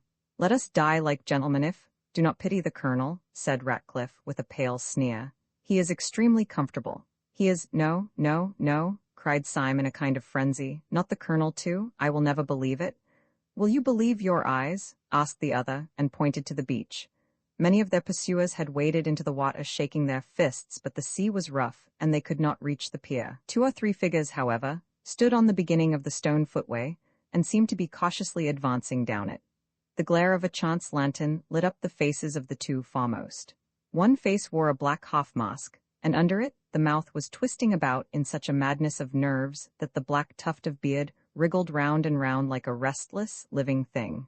The other was the red face and white moustache of Colonel Ducroix. They were in earnest consultation. Yes, he is gone too, said the professor, and sat down on a stone. Everything's gone, I'm gone, I can't trust my own bodily machinery. I feel as if my own hand might fly up and strike me. When my hand flies up, said Syme, it will strike somebody else, and he strode along the pier towards the colonel, the sword in one hand and the lantern in the other. As if to destroy the last hope or doubt, the colonel, who saw him coming, pointed his revolver at him and fired. The shot missed Syme, but struck his sword, breaking it shot at the hilt. Syme rushed on and swung the iron lantern above his head. Judas before Herod, he said, and struck the colonel down upon the stones. Then he turned to the secretary, whose frightful mouth was almost foaming now, and held the lamp high with so rigid and arresting a gesture, that the man was, as it were, frozen for a moment and forced to hear. Do you see this lantern? Cried Syme in a terrible voice. Do you see the cross carved on it and the flame inside? You did not make it, you did not light it. Better men than you, men who could believe and obey, twisted the entrails of iron and preserved the legend of fire. There is not a street you walk on, there is not a thread you wear, that was not made as this lantern was, by denying your philosophy of dirt and rats. You can make nothing. You can only destroy. You will destroy mankind, you will destroy the world. Let that suffice you. Yet this one old Christian lantern you shall not destroy. It shall go where your empire of apes will never have the wit to find it. He struck the secretary once with the lantern so that he staggered, and then, whirling it twice round his head, sent it flying far out to sea, where it fled like a roaring rocket and fell. Sods, shouted Syme, turning his flaming face to the 3 behind him. Let us charge these dogs, for our time has come to die. His 3 companions came after him sword in hand. Syme's sword was broken, but he rent a bludgeon from the fist of a fisherman, flinging him down. In a moment, they would have flung themselves upon the face of the mob and perished, when an interruption came. The secretary, ever since Syme's speech, had stood with his hand to his stricken head as if dazed. Now he suddenly pulled off his black mask. The pale face thus peeled in the lamplight revealed not so much rage as astonishment. He put up his hand with an anxious authority. There is some mistake, he said. Mr. Syme, I hardly think you understand your position. I arrest you in the name of the law. Of the law, said Syme, and dropped his stick. Certainly, said the secretary. I am a detective from Scotland Yard, and he took a small blue card from his pocket. And what do you suppose we are? Asked the professor, and threw up his arms. You, said the secretary stiffly, are, as I know for a fact, members of the Supreme Anarchist Council. Disguised as one of you? Dr. Bull tossed his sword into the sea. There never was any Supreme Anarchist Council, he said. We were all a lot of silly policemen looking at each other, and all these nice people who have been peppering us with shot thought we were the dynamiters. I knew I couldn't be wrong about the mob, he said, beaming over the enormous multitude, which stretched away to the distance on both sides. Vulgar people are never mad. I'm vulgar myself, and I know. I am now going on shore to stand a drink to everybody here. Roman 13, the pursuit of the president next morning. 5 bewildered, but hilarious people took the boat for Dover.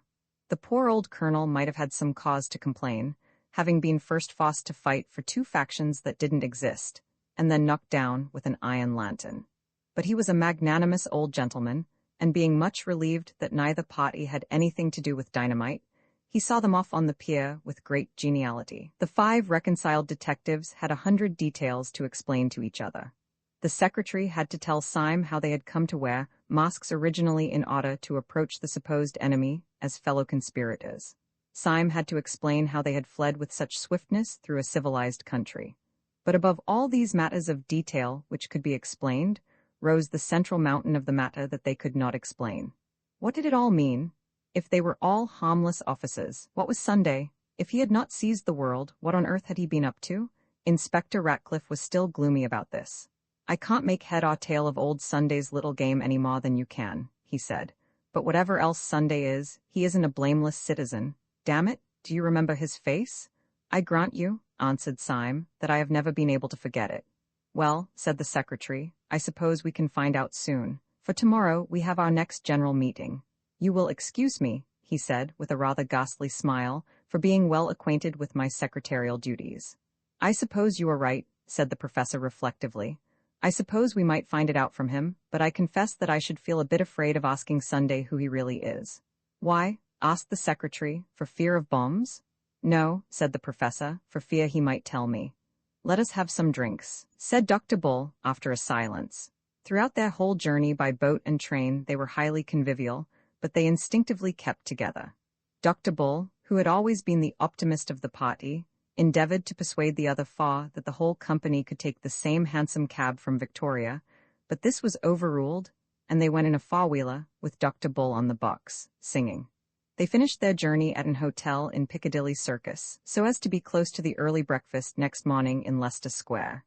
Yet even then, the adventures of the day were not entirely over. Dr. Bull, discontented with the general proposal to go to bed, had strolled out of the hotel at about 11 to see and taste some of the beauties of London. 20 minutes afterwards, however, he came back and made quite a clamor in the hall. Syme, who tried at first to soothe him, was forced at last to listen to his communication with quite new attention.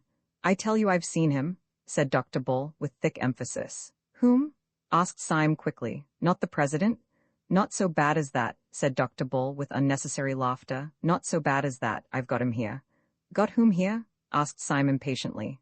"Harry Man," said the other lucidly. "Man that used to be Harry Man Gogol. Here he is," and he pulled forward by a reluctant elbow the identical young man who 5 days before had marched out of the council with thin red hair and a pale face, the first of all the sham anarchists who had been exposed.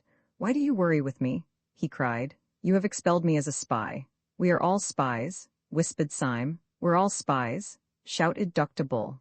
"Come and have a drink." Next morning the battalion of the reunited 6 marched stolidly towards the hotel in Leicester Square. "This is more cheerful," said Dr. Bull. "We are 6 men going to ask one man what he means." "I think it is a bit queerer than that," said Syme. "I think it is 6 men going to ask one man what they mean."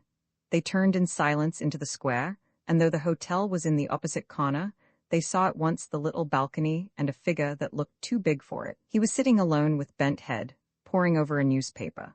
But all his councillors, who had come to vote him down, crossed that square as if they were watched out of heaven by 100 eyes. They had disputed much upon their policy, about whether they should leave the unmasked Gogol without and begin diplomatically, or whether they should bring him in and blow up the gunpowder at once. The influence of Syme and Bull prevailed for the latter course, though the secretary to the last asked them why they attacked Sunday so rashly.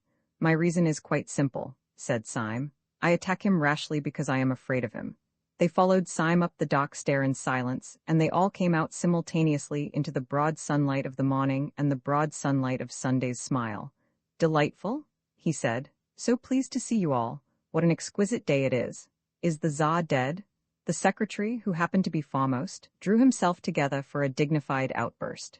"No, sir," he said sternly, "there has been no massacre. I bring you news of no such disgusting spectacles." "Disgusting spectacles," repeated the president with a bright, inquiring smile. "You mean Dr. Bull's spectacles?" The secretary choked for a moment, and the president went on with a sort of smooth appeal. "Of course, we all have our opinions and even our eyes, but really to call them disgusting before the man himself." Dr. Bull tore off his spectacles and broke them on the table. "My spectacles are blackguardly," he said, "but I'm not. Look at my face." I dare say it's the sort of face that grows on one, said the president. In fact, it grows on you, and who am I to quarrel with the wild fruits upon the tree of life? I dare say it will grow on me some day. We have no time for tomfoolery, said the secretary, breaking in savagely. We have come to know what all this means. Who are you? What are you? Why did you get us all here? Do you know who and what we are? Are you a half-witted man playing the conspirator, or are you a clever man playing the fool? Answer me, I tell you. Candidates, murmured Sunday, are only required to answer 8 out of the 17 questions on the paper.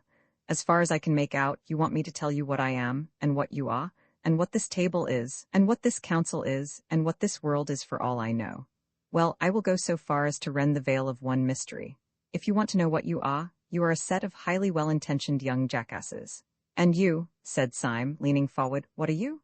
What am I? Roared the president, and he rose slowly to an incredible height like some enormous wave about to arch above them and break. You want to know what I am, do you? Bull, you are a man of science. Grub in the roots of those trees and find out the truth about them. Syme, you are a poet. Stare at those morning clouds. But I tell you this, that you will have found out the truth of the last tree and the topmost cloud before the truth about me. You will understand the sea, and I shall be still a riddle. You shall know what the stars are, and not know what I am.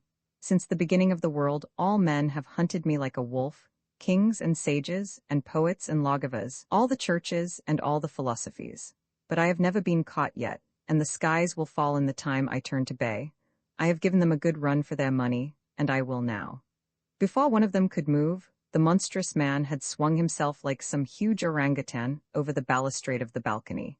Yet before he dropped, he pulled himself up again as on a horizontal bar, and thrusting his great chin over the edge of the balcony, said solemnly, There's one thing I'll tell you though about who I am. I am the man in the dock room who made you all policemen.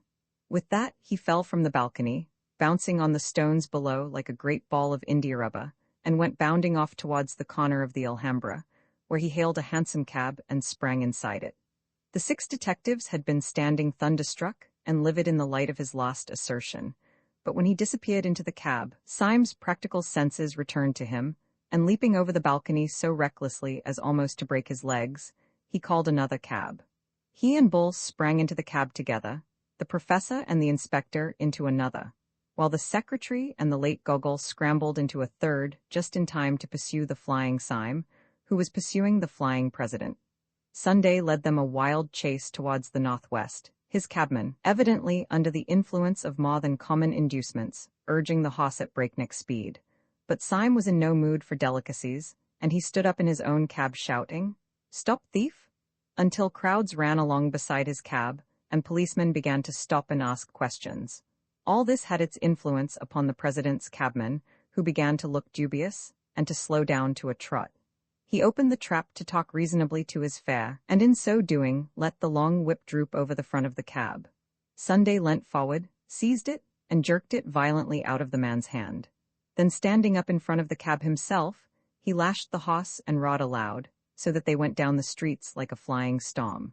Through street after street and square after square went whirling this preposterous vehicle, in which the fare was urging the horse and the driver trying desperately to stop it. The other 3 cabs came after it, if the phrase be permissible of a cab, like panting hounds. Shops and streets shot by like rattling arrows. At the highest ecstasy of speed, Sunday turned round on the splashboard where he stood, and sticking his great grinning head out of the cab, with white hair whistling in the wind, he made a horrible face at his pursuers, like some colossal urchin. Then raising his right hand swiftly, he flung a ball of paper in Syme's face and vanished. Syme caught the thing while instinctively wadding it off, and discovered that it consisted of 2 crumpled papers. One was addressed to himself, and the other to Dr. Bull, with a very long, and it is to be feared partly ironical, string of letters after his name. Dr. Bull's address was, at any rate, considerably longer than his communication, for the communication consisted entirely of the words, "What about Martin Tupper now?"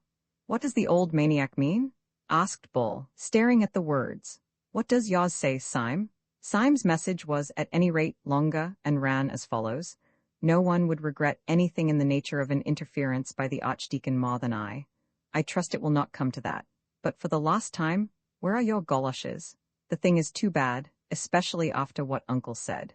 The president's cabman seemed to be regaining some control over his horse, and the pursuers gained a little as they swept round into the Edgware Road. And here there occurred what seemed to the Allies a providential stoppage. Traffic of every kind was swerving to right or left or stopping, for down the long road was coming the unmistakable roar announcing the fire engine, which in a few seconds went by like a brazen thunderbolt. But quick as it went by, Sunday had bounded out of his cab, sprung at the fire engine, caught it, slung himself onto it, and was seen as he disappeared in the noisy distance talking to the astonished fireman with explanatory gestures. "After him?" howled Syme. "He can't go astray now. There's no mistaking a fire engine." The three cabmen, who had been stunned for a moment, whipped up their horses and slightly decreased the distance between themselves and their disappearing prey. The president acknowledged this proximity by coming to the back of the car, bowing repeatedly, kissing his hand, and finally flinging a neatly folded note into the bosom of Inspector Ratcliffe. When that gentleman opened it, not without impatience, he found it contained the words, "Fly at once. The truth about your trouser stretches is known. A friend."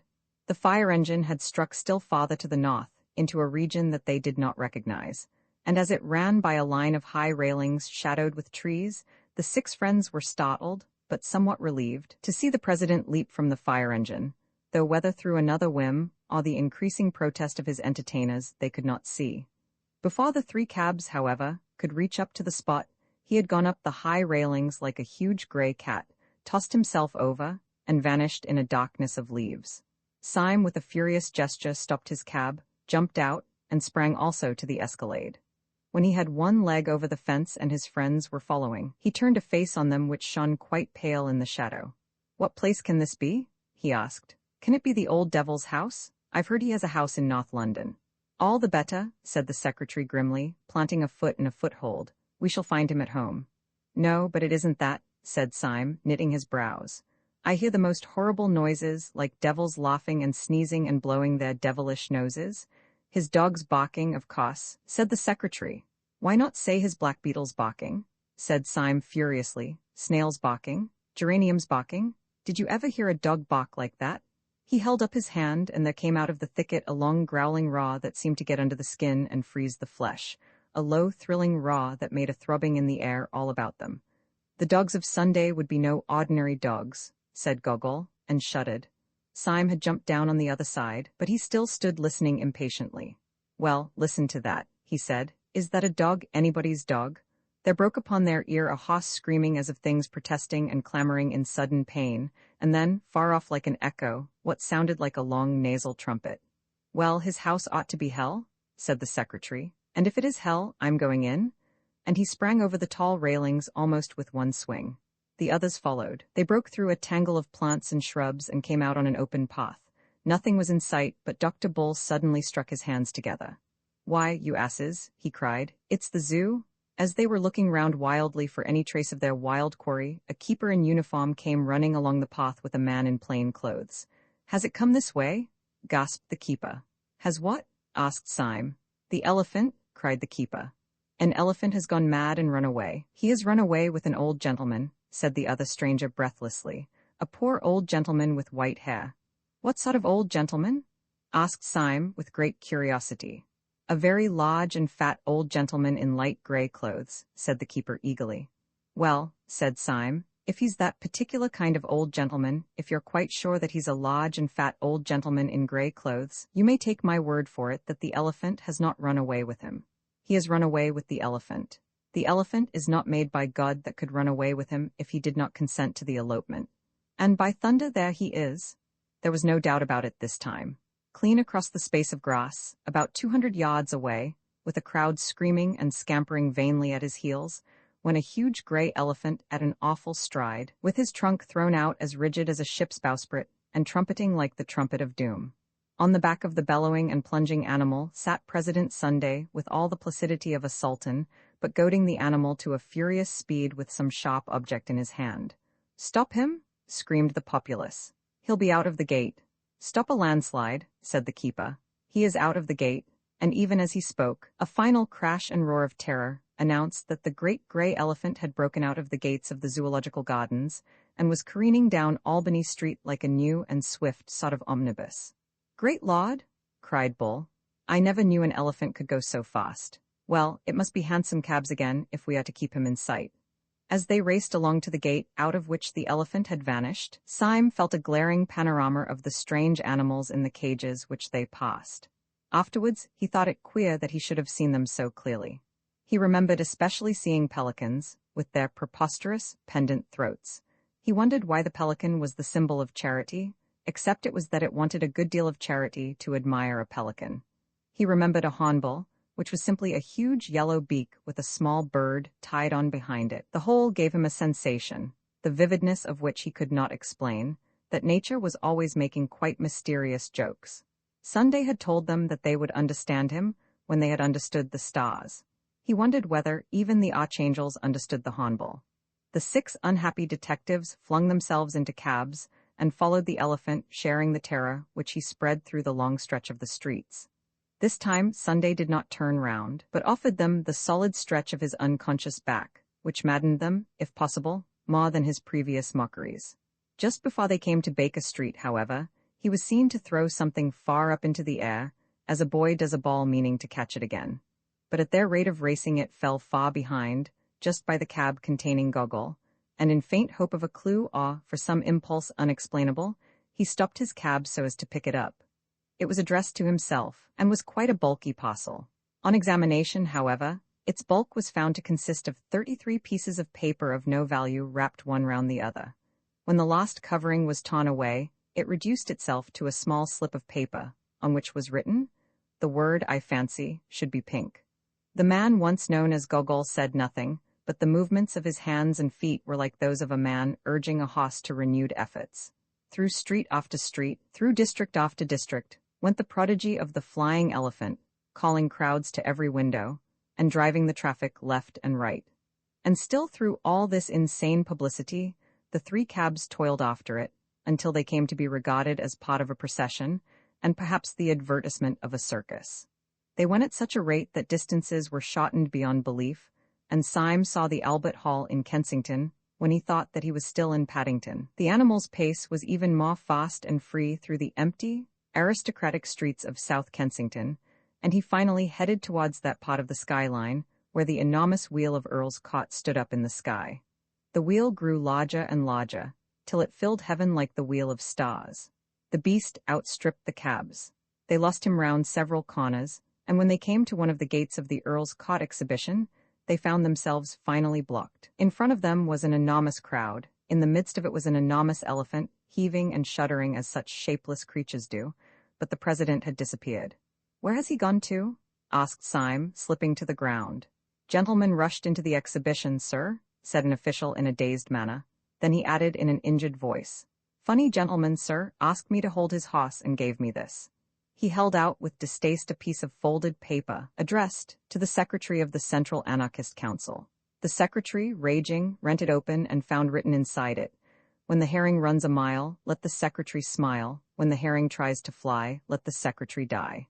"Why the eternal crikey," began the secretary, "did you let the man in? Do people commonly come to your exhibition riding on mad elephants, do?" "Look," shouted Syme suddenly. "Look over there." "Look at what?" asked the secretary savagely. "Look at the captive balloon," said Syme, and pointed in a frenzy.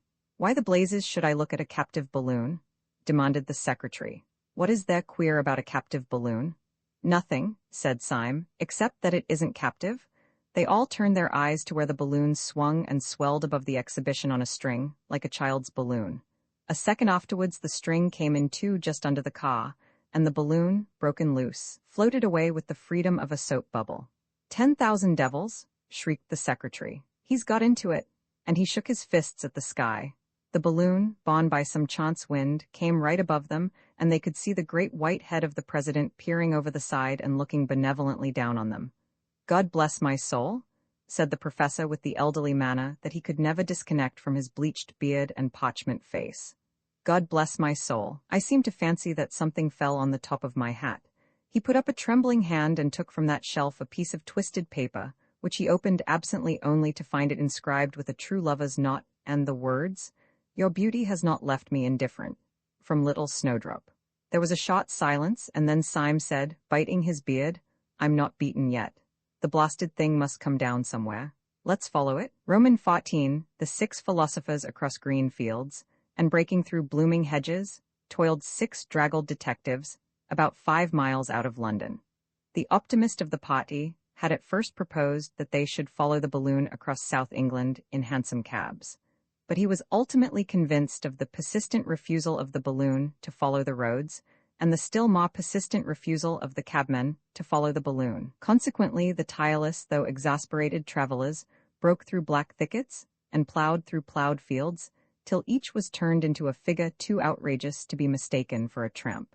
Those green hills of Surrey saw the final collapse and tragedy of the admirable light grey suit in which Syme had set out from Saffron Park. His silk hat was broken over his nose by a swinging bough.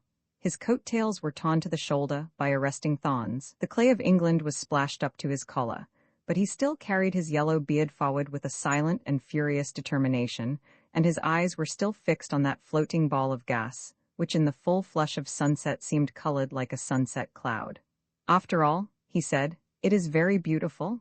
It is singularly and strangely beautiful," said the professor. "I wish the beastly gas bag would burst." "No," said Dr. Bull, "I hope it won't. It might hurt the old boy." "Hurt him?" said the vindictive professor. "Hurt him? Not as much as I'd hurt him if I could get up with him. Little Snowdrop?" "I don't want him hurt somehow," said Dr. Bull. "What?" cried the secretary bitterly. "Do you believe all that tale about his being our man in the dark room? Sunday would say he was anybody." "I don't know whether I believe it or not," said Dr. Bull, "but it isn't that I mean. I can't wish old Sunday's balloon to burst because—" "Well," said Syme impatiently, "because—" "Well, because he's so jolly like a balloon himself," said Dr. Bull desperately. "I don't understand a word of all that idea of his being the same man who gave us all our blue cards. It seems to make everything nonsense, but I don't care who knows it. I always had a sympathy for old Sunday himself, wicked as he was. Just as if he was a great bouncing baby. How can I explain what my queer sympathy was? It didn't prevent my fighting him like hell. Shall I make it clear if I say that I liked him because he was so fat?" "You will not," said the secretary. "I've got it now," cried Bull. "It was because he was so fat and so light, just like a balloon.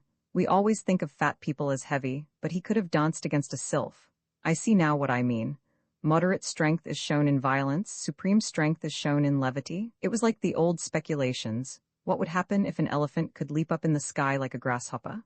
"Our elephant," said Syme, looking upwards, "has leapt into the sky like a grasshopper. And somehow," concluded Bull, "that's why I can't help liking old Sunday. No, it's not an admiration of farce or any silly thing like that. There is a kind of gaiety in the thing, as if he were bursting with some good news. Haven't you sometimes felt it on a spring day? You know nature plays tricks, but somehow that day proves they are good-natured tricks. I never read the Bible myself, but that pot they laugh at is literal truth. Why leap ye high hills? The hills do leap, at least they try to. Why do I like Sunday? How can I tell you? Because he's such a bounder."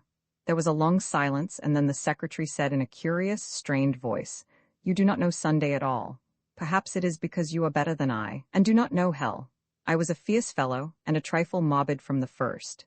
The man who sits in darkness, and who chose us all, chose me because I had all the crazy look of a conspirator, because my smile went crooked, and my eyes were gloomy, even when I smiled.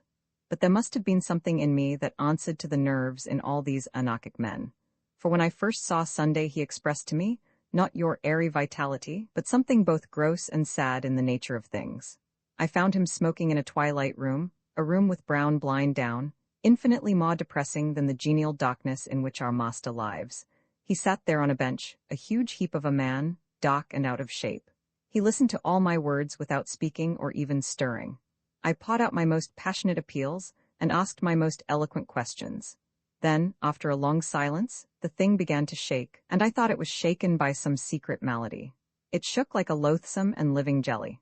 It reminded me of everything I had ever read about the base bodies that are the origin of life, the deep sea lumps and protoplasm. It seemed like the final form of matter, the most shapeless and the most shameful. I could only tell myself, from its shudderings, that it was something at least that such a monster could be miserable. And then it broke upon me that the bestial mountain was shaking with a lonely laughter, and the laughter was at me. Do you ask me to forgive him that? It is no small thing to be laughed at by something at once lower and stronger than oneself. Surely you fellows are exaggerating wildly, cut in the clear voice of Inspector Ratcliffe. President Sunday is a terrible fellow for one's intellect, but he is not such a Bonham's freak physically as you make out. He received me in an ordinary office, in a grey check coat, in broad daylight. He talked to me in an ordinary way. But I'll tell you what is a trifle creepy about Sunday. His room is neat, his clothes are neat, everything seems in order, but he's absent-minded. Sometimes his great bright eyes go quite blind. For hours he forgets that you are there.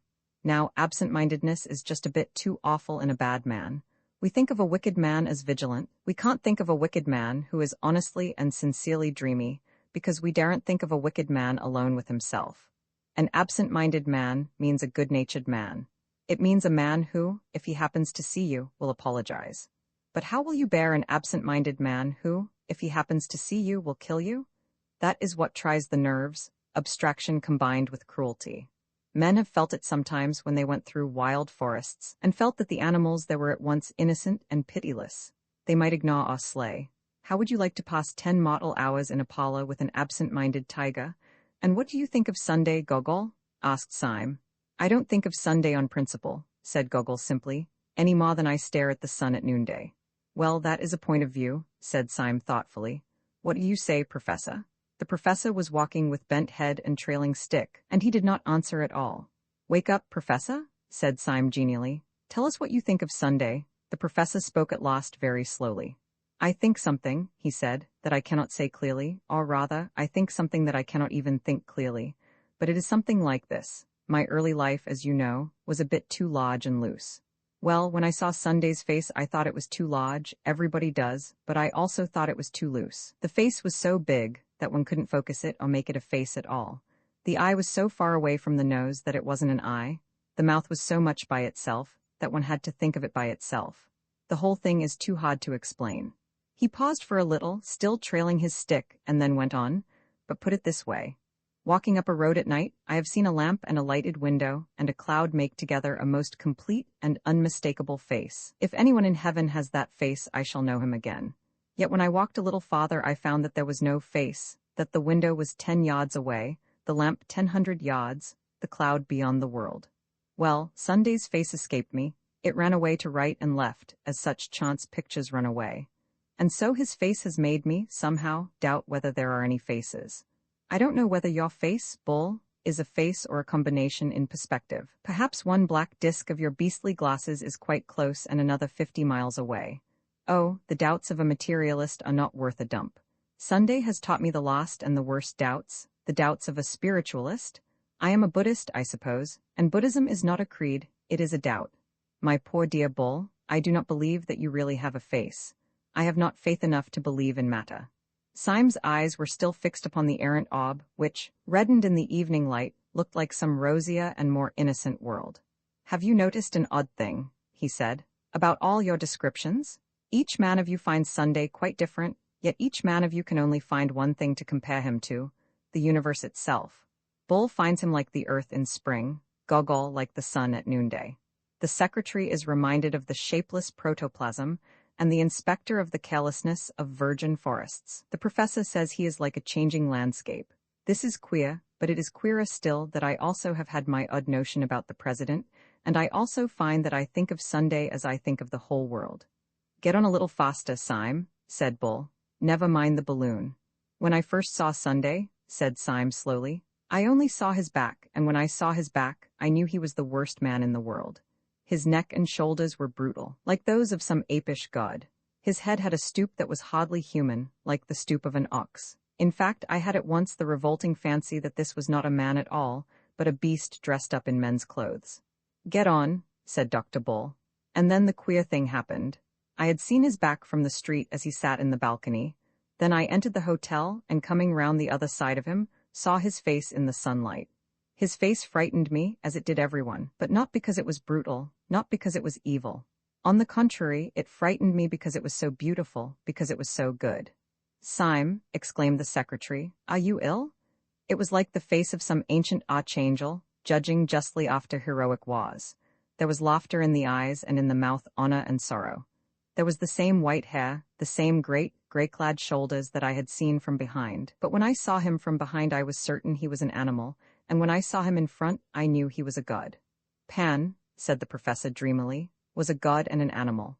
Then and again and always, went on Syme like a man talking to himself, that has been for me the mystery of Sunday, and it is also the mystery of the world. When I see the horrible back, I am sure the noble face is but a mask.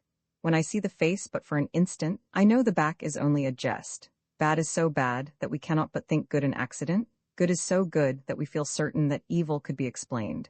But the whole came to a kind of crest yesterday when I raced Sunday for the cab, and was just behind him all the way. Had you time for thinking then? Asked Ratcliffe. Time, replied Syme, for one outrageous thought. I was suddenly possessed with the idea that the blind, blank back of his head really was his face, an awful, eyeless face staring at me, and I fancied that the figure running in front of me was really a figure running backwards and dancing as he ran. Horrible, said Dr. Bull, and shuddered. Horrible is not the word, said Syme. It was exactly the worst instant of my life. And yet 10 minutes afterwards, when he put his head out of the cab and made a grimace like a gargoyle, I knew that he was only like a father playing hide-and-seek with his children. It is a long game, said the secretary, and frowned at his broken boots. Listen to me, cried Syme with extraordinary emphasis. Shall I tell you the secret of the whole world? It is that we have only known the back of the world. We see everything from behind, and it looks brutal. That is not a tree, but the back of a tree. That is not a cloud, but the back of a cloud. Cannot you see that everything is stooping and hiding a face? If we could only get round in front— Look, cried out Bull clamorously. The balloon is coming down. There was no need to cry out to Syme, who had never taken his eyes off it. He saw the great luminous globe suddenly stagger in the sky, right itself, and then sink slowly behind the trees like a setting sun. The man called Gogol, who had hardly spoken through all their weary travels, suddenly threw up his hands like a lost spirit. He is dead, he cried. And now I know he was my friend in the dock. Dead, snorted the secretary. You will not find him dead easily. If he has been tipped out of the car, we shall find him rolling as a colt rolls in a field, kicking his legs for fun. Clashing his hoofs, said the professor. The colts do, and so did Pan. Pan again, said Dr. Bull irritably. You seem to think Pan is everything. So he is, said the professor, in Greek. He means everything. Don't forget, said the secretary, looking down, that he also means panic. Syme had stood without hearing any of the exclamations. It fell over there, he said shortly. Let us follow it? Then he added with an indescribable gesture. Oh, if he has cheated us all by getting killed, it would be like one of his locks. He strode off towards the distant trees with a new energy, his rags and ribbons fluttering in the wind. The others followed him in a more footsore and dubious manner. And almost at the same moment, all 6 men realized that they were not alone in the little field. Across the square of turf, a tall man was advancing towards them, leaning on a strange long staff like a scepter. He was clad in a fine but old-fashioned suit with knee breeches. Its color was that shade between blue, violet, and gray, which can be seen in certain shadows of the woodland. His hair was whitish-gray, and at the first glance, taken along with his knee breeches, looked as if it was powdered. His advance was very quiet, but for the silver frost upon his head, he might have been one of the shadows of the wood. Gentlemen, he said, my master has a carriage waiting for you in the road just by. Who is your master? Asked Syme, standing quite still. I was told you knew his name, said the man respectfully. There was a silence, and then the secretary said, Where is this carriage? It has been waiting only a few moments, said the stranger. My master has only just come home. Syme looked left and right upon the patch of green field in which he found himself. The hedges were ordinary hedges, the trees seemed ordinary trees, yet he felt like a man entrapped in fairyland. He looked the mysterious ambassador up and down, but he could discover nothing, except that the man's coat was the exact color of the purple shadows, and that the man's face was the exact color of the red and brown and golden sky. Show us the place, Syme said briefly, and without a word the man in the violet coat turned his back and walked towards a gap in the hedge, which let in suddenly the light of a white road. As the 6 wanderers broke out upon this thoroughfare, they saw the white road blocked by what looked like a long row of carriages, such a row of carriages as might close the approach to some house in Park Lane. Along the side of these carriages stood a rank of splendid servants, all dressed in the grey-blue uniform, and all having a certain quality of stateliness and freedom which would not commonly belong to the servants of a gentleman, but rather to the officials and ambassadors of a great king. There were no less than 6 carriages waiting, one for each of the tattered and miserable band. All the attendants, as if in court dress, wore swords, and as each man crawled into his carriage they drew them, and saluted with a sudden blaze of steel. "What can it all mean?" asked Bull of Syme as they separated. "Is this another joke of Sunday's?" "I don't know," said Syme as he sank wearily back in the cushions of his carriage. "But if it is, it's one of the jokes you talk about. It's a good-natured one." The 6 adventurers had passed through many adventures, but not one had carried them so utterly off their feet as this last adventure of comfort. They had all become inured to things going roughly, but things suddenly going smoothly swamped them. They could not even feebly imagine what the carriages were. It was enough for them to know that they were carriages, and carriages with cushions. They could not conceive who the old man was who had led them, but it was quite enough that he had certainly led them to the carriages. Syme drove through a drifting darkness of trees in utter abandonment. It was typical of him that while he had carried his bearded chin forward fiercely so long as anything could be done, when the whole business was taken out of his hands, he fell back on the cushions in a frank collapse. Very gradually and very vaguely he realized into what rich roads the carriage was carrying him. He saw that they passed the stone gates of what might have been a park, that they began gradually to climb a hill which, while wooded on both sides, was somewhat more oddly than a forest. Then there began to grow upon him, as upon a man slowly waking from a healthy sleep, a pleasure in everything. He felt that the hedges were what hedges should be, living walls, that a hedge is like a human army, disciplined, but all the more alive.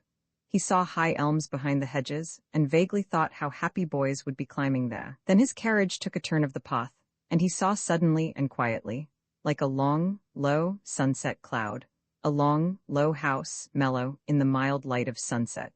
All the 6 friends compared notes afterwards and quarreled, but they all agreed that in some unaccountable way the place reminded them of their boyhood. It was either this elm top or that crooked path. It was either this scrap of orchard or that shape of a window, but each man of them declared that he could remember this place before he could remember his mother. When the carriages eventually rolled up to a large, low, cavernous gateway, another man in the same uniform, but wearing a silver star on the gray breast of his coat, came out to meet them. This impressive person said to the bewildered Syme, "Refreshments are provided for you in your room." Syme, under the influence of the same mesmeric sleep of amazement, went up the large oaken stairs after the respectful attendant. He entered a splendid suite of apartments that seemed to be designed specially for him. He walked up to a long mirror with the ordinary instinct of his class, to pull his tie straight or to smooth his hair. And there he saw the frightful figure that he was, blood running down his face from where the bough had struck him, his hair standing out like yellow rags of rank grass, his clothes torn into long, wavering tatters. At once the whole enigma sprang up, simply as the question of how he had got there, and how he was to get out again. Exactly at the same moment, a man in blue, who had been appointed as his valet, said very solemnly, "I have put out your clothes, sir." "Clothes?" said Syme sardonically. "I have no clothes except these," and he lifted 2 long strips of his frock coat in fascinating festoons, and made a movement as if to twirl like a ballet girl. "My master asks me to say," said the attendant, "that there is a fancy dress ball tonight, and that he desires you to put on the costume that I have laid out. Meanwhile, sir, there is a bottle of Burgundy and some cold pheasant, which he hopes you will not refuse, as it is some hours before supper." "Cold pheasant is a good thing," said Syme reflectively, "and Burgundy is a spanking good thing. But really, I do not want either of them so much as I want to know what the devil all this means, and what sort of costume you have got laid out for me. Where is it?"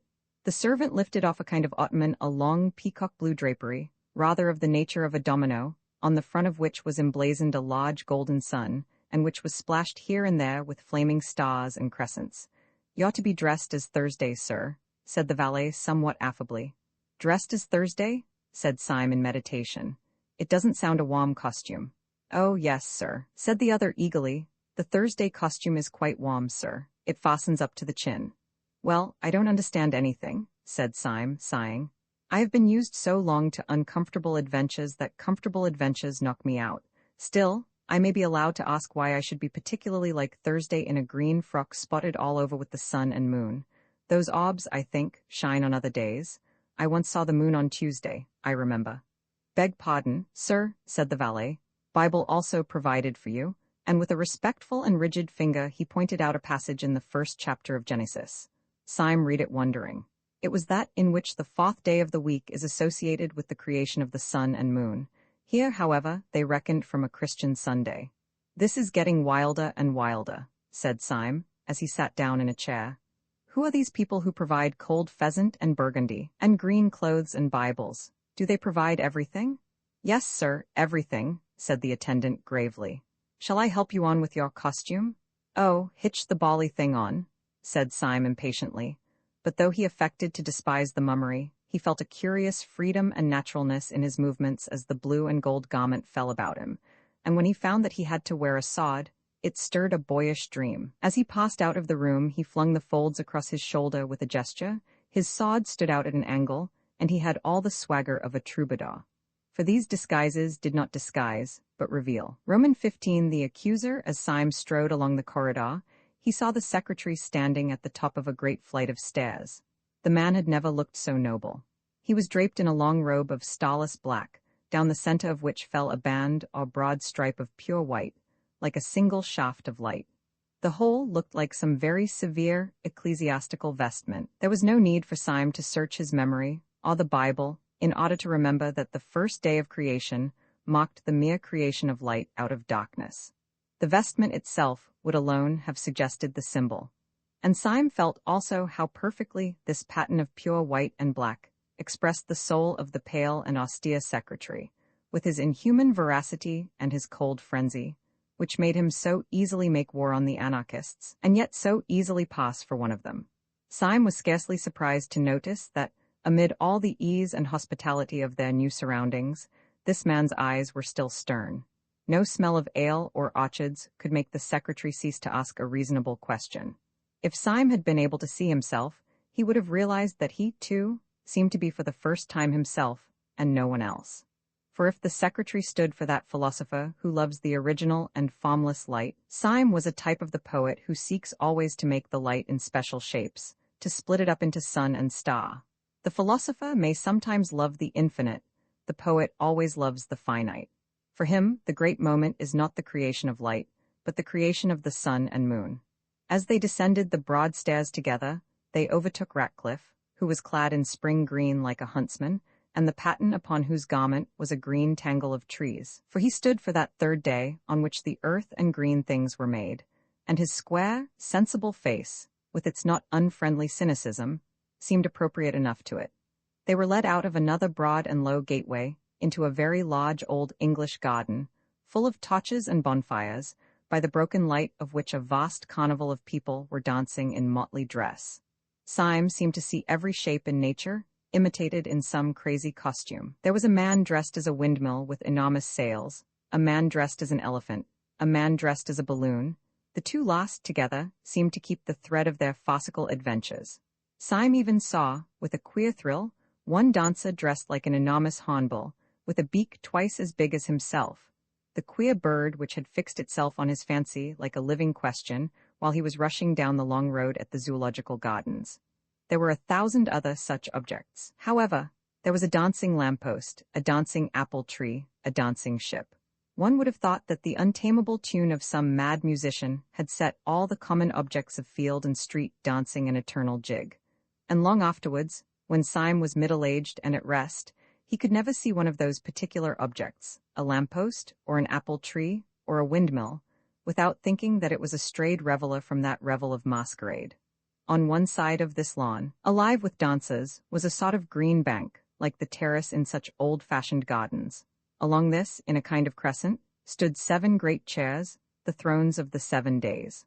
Gogol and Dr. Bull were already in their seats. The professor was just mounting to his.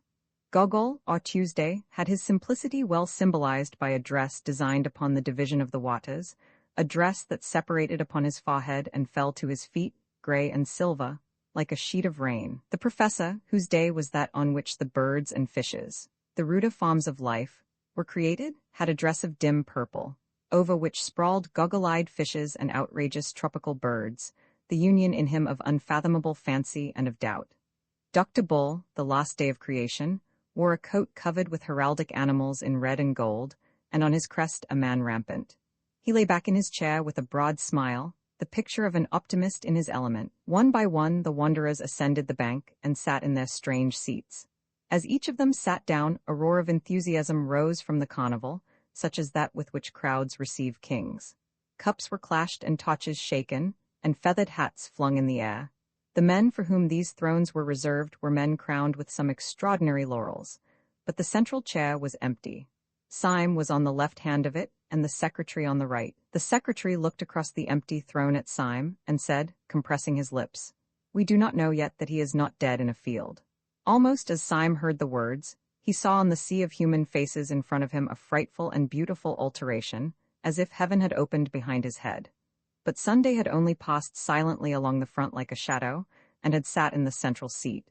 He was draped plainly, in a pure and terrible white, and his hair was like a silver flame on his forehead. For a long time, it seemed for hours, that huge masquerade of mankind swayed and stamped in front of them to marching and exultant music. Every couple dancing seemed a separate romance. It might be a fairy dancing with a pillar box, or a peasant girl dancing with the moon, but in each case it was, somehow, as absurd as Alice in Wonderland, yet as grave and kind as a love story. At last, however, the thick crowd began to thin itself. Couples strolled away into the garden walks, or began to drift towards that end of the building where stood smoking, in huge pots like fish kettles, some hot and scented mixtures of old ale or wine. Above all these, upon a sort of black framework on the roof of the house, wrought in its iron basket a gigantic bonfire, which lit up the land for miles. It flung the homely effect of firelight over the face of vast forests of gray or brown, and it seemed to fill with warmth even the emptiness of upper night. Yet this also, after a time, was allowed to grow fainter. The dim groups gathered more and more round the great cauldrons, or passed, laughing and clattering, into the inner passages of that ancient house. Soon there were only some 10 loiterers in the garden, soon only 4. Finally, the last stray merrymaker ran into the house whooping to his companions. The fire faded, and the slow, strong stars came out, and the 7 strange men were left alone, like 7 stone statues on their chairs of stone. Not one of them had spoken a word. They seemed in no haste to do so, but heard in silence the hum of insects and the distant song of one bird. Then Sunday spoke, but so dreamily that he might have been continuing a conversation rather than beginning one. "We will eat and drink later," he said. "Let us remain together a little, we who have loved each other so sadly, and have fought so long. I seem to remember only centuries of heroic war, in which you were always heroes. Epic on epic, Iliad on Iliad, and you always brothers in arms. Whether it was but recently, for time is nothing, or at the beginning of the world, I sent you out to war. I sat in the darkness, where there is not any created thing, and to you I was only a voice commanding valor and an unnatural virtue. You heard the voice in the dark, and you never heard it again. The sun in heaven denied it, the earth and sky denied it, all human wisdom denied it. And when I met you in the daylight, I denied it myself." Syme stirred sharply in his seat, but otherwise there was silence, and the incomprehensible went on. "But you were men. You did not forget your secret honor, though the whole cosmos turned an engine of torture to tear it out of you. I knew how near you were to hell. I know how you, Thursday, crossed swords with King Satan, and how you, Wednesday, named me in the hour without hope." There was complete silence in the starlit garden, and then the black-browed secretary, implacable, turned in his chair towards Sunday and said in a harsh voice, "Who and what are you?" "I am the Sabbath," said the other without moving. "I am the peace of God." The secretary started up and stood crushing his costly robe in his hand. "I know what you mean," he cried, "and it is exactly that I cannot forgive you. I know you are contentment, optimism, what do they call the thing, an ultimate reconciliation. Well, I am not reconciled. If you were the man in the dark room, why were you also Sunday, an offense to the sunlight? If you were from the first our father and our friend, why were you also our greatest enemy? We wept, we fled in terror, the iron entered into our souls, and you are the peace of God? Oh, I can forgive God his anger, though it destroyed nations, but I cannot forgive him his peace." Sunday answered not a word, but very slowly he turned his face of stone upon Syme as if asking a question. "No," said Syme, "I do not feel fierce like that. I am grateful to you, not only for wine and hospitality here, but for many a fine scamper and free fight. But I should like to know. My soul and heart are as happy and quiet here as this old garden, but my reason is still crying out. I should like to know." Sunday looked at Ratcliffe, whose clear voice said, "It seems so silly that you should have been on both sides and fought yourself."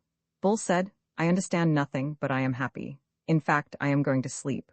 "I am not happy," said the professor with his head in his hands, "because I do not understand. You let me stray a little too near to hell." And then Gogol said, with the absolute simplicity of a child, "I wish I knew why I was hurt so much." Still Sunday said nothing, but only sat with his mighty chin upon his hand, and gazed at the distance. Then at last he said, "I've heard your complaints in order, and here, I think, comes another to complain, and we will hear him also." The falling fire in the great cresset threw a last long gleam, like a bar of burning gold, across the dim grass. Against this fiery band was outlined in utter black the advancing legs of a black-clad figure. He seemed to have a fine, close suit with knee breeches, such as that which was worn by the servants of the house, only that it was not blue, but of this absolute sable. He had, like the servants, a kind of sword by his side. It was only when he had come quite close to the crescent of the seven, and flung up his face to look at them, that Syme saw, with thunderstruck clearness, that the face was the broad, almost ape-like face of his old friend Gregory, with its rank red hair and its insulting smile. "Gregory?" gasped Syme, half-rising from his seat. "Why, this is the real anarchist?" "Yes," said Gregory with a great and dangerous restraint, "I am the real anarchist." "Now there was a day," murmured Bull, who seemed really to have fallen asleep, "when the sons of God came to present themselves before the Lord, and Satan came also among them." "You are right," said Gregory, and gazed all round. "I am a destroyer. I would destroy the world if I could." A sense of a pathos far under the earth stirred up in Syme, and he spoke brokenly and without sequence. "Oh, most unhappy man," he cried, "try to be happy? You have red hair like your sister." "My red hair, like red flames, shall burn up the world," said Gregory. "I thought I hated everything more than common men can hate anything, but I find that I do not hate everything so much as I hate you." "I never hated you," said Syme very sadly. Then out of this unintelligible creature the last thunders broke. "You," he cried, "you never hated because you never lived. I know what you are, all of you, from first to last. You are the people in power. You are the police, the great fat, smiling men in blue and buttons. You are the law, and you have never been broken. But is there a free soul alive that does not long to break you, only because you have never been broken? We in revolt talk all kind of nonsense doubtless about this crime or that crime of the government. It is all folly. The only crime of the government is that it governs. The unpardonable sin of the supreme power is that it is supreme. I do not curse you for being cruel. I do not curse you, though I might, for being kind. I curse you for being safe. You sit in your chairs of stone and have never come down from them. You are the 7 angels of heaven, and you have had no troubles. Oh, I could forgive you everything, you that rule all mankind, if I could feel for once that you had suffered for 1 hour a real agony such as I." Syme sprang to his feet, shaking from head to foot. "I see everything," he cried, "everything that there is. Why does each thing on the earth war against each other thing? Why does each small thing in the world have to fight against the world itself? Why does a fly have to fight the whole universe? Why does a dandelion have to fight the whole universe? For the same reason that I had to be alone in the dreadful council of the days, so that each thing that obeys law may have the glory and isolation of the anarchist, so that each man fighting for order may be as brave and good a man as the dynamiter, so that the real lie of Satan may be flung back in the face of this blasphemer, so that by tears and torture we may earn the right to say to this man, 'You lie.' No agonies can be too great to buy the right to say to this accuser, 'We also have suffered.' It is not true that we have never been broken. We have been broken upon the wheel. It is not true that we have never descended from these thrones. We have descended into hell. We were complaining of unforgettable miseries even at the very moment when this man entered insolently to accuse us of happiness. I repel the slander.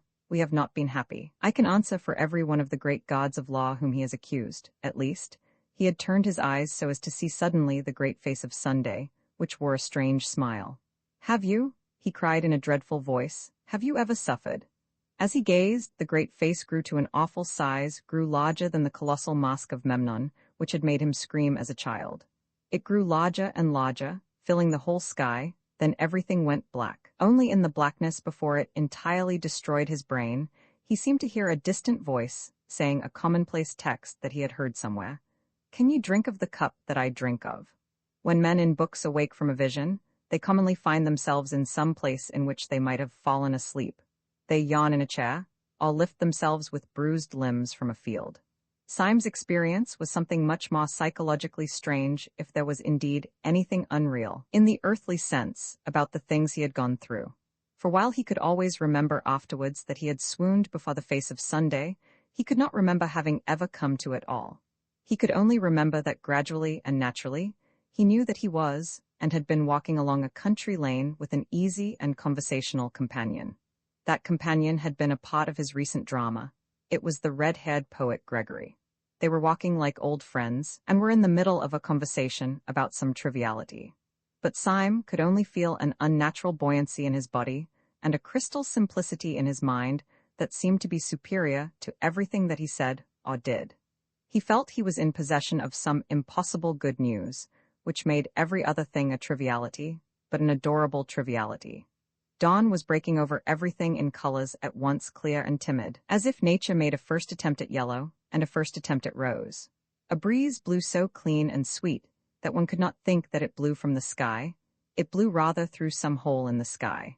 Syme felt a simple surprise when he saw rising all round him on both sides of the road the red, irregular buildings of Saffron Park. He had no idea that he had walked so near London. He walked by instinct along one white road, on which early birds hopped and sang, and found himself outside a fenced garden.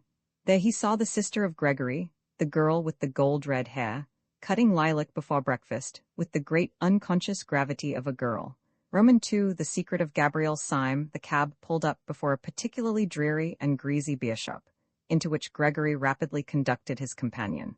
They seated themselves in a close and dim sort of bar parlor, at a stained wooden table with one wooden leg. The room was so small and dark that very little could be seen of the attendant who was summoned, beyond a vague and dark impression of something bulky and bearded. "Will you take a little supper?" asked Gregory politely. "The pâté de foie gras is not good here, but I can recommend the game." Syme received the remark with stolidity, imagining it to be a joke. Accepting the vein of humor, he said, with a well-bred indifference, "Oh, bring me some lobster mayonnaise." To his indescribable astonishment, the man only said, "Certainly, sir," and went away apparently to get it. "What will you drink?" resumed Gregory, with the same careless yet apologetic air. "I shall only have a crème de menthe myself. I have dined, but the champagne can really be trusted. Do let me start you with a half bottle of Pommery at least." "Thank you," said the motionless Syme. "You are very good." His further attempts at conversation, somewhat disorganized in themselves, were cut short finally, as by a thunderbolt, by the actual appearance of the lobster. Syme tasted it, and found it particularly good. Then he suddenly began to eat with great rapidity and appetite. "Excuse me if I enjoy myself rather obviously," he said to Gregory, smiling. "I don't often have the luck to have a dream like this. It is new to me for a nightmare to lead to a lobster. It is commonly the other way." "You are not asleep, I assure you," said Gregory. "You are, on the contrary, close to the most actual and rousing moment of your existence. Ah, here comes your champagne.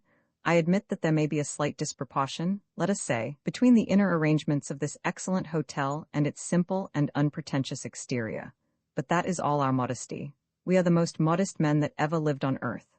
"And who are we?" asked Syme, emptying his champagne glass. "It is quite simple," replied Gregory. "We are the serious anarchists in whom you do not believe."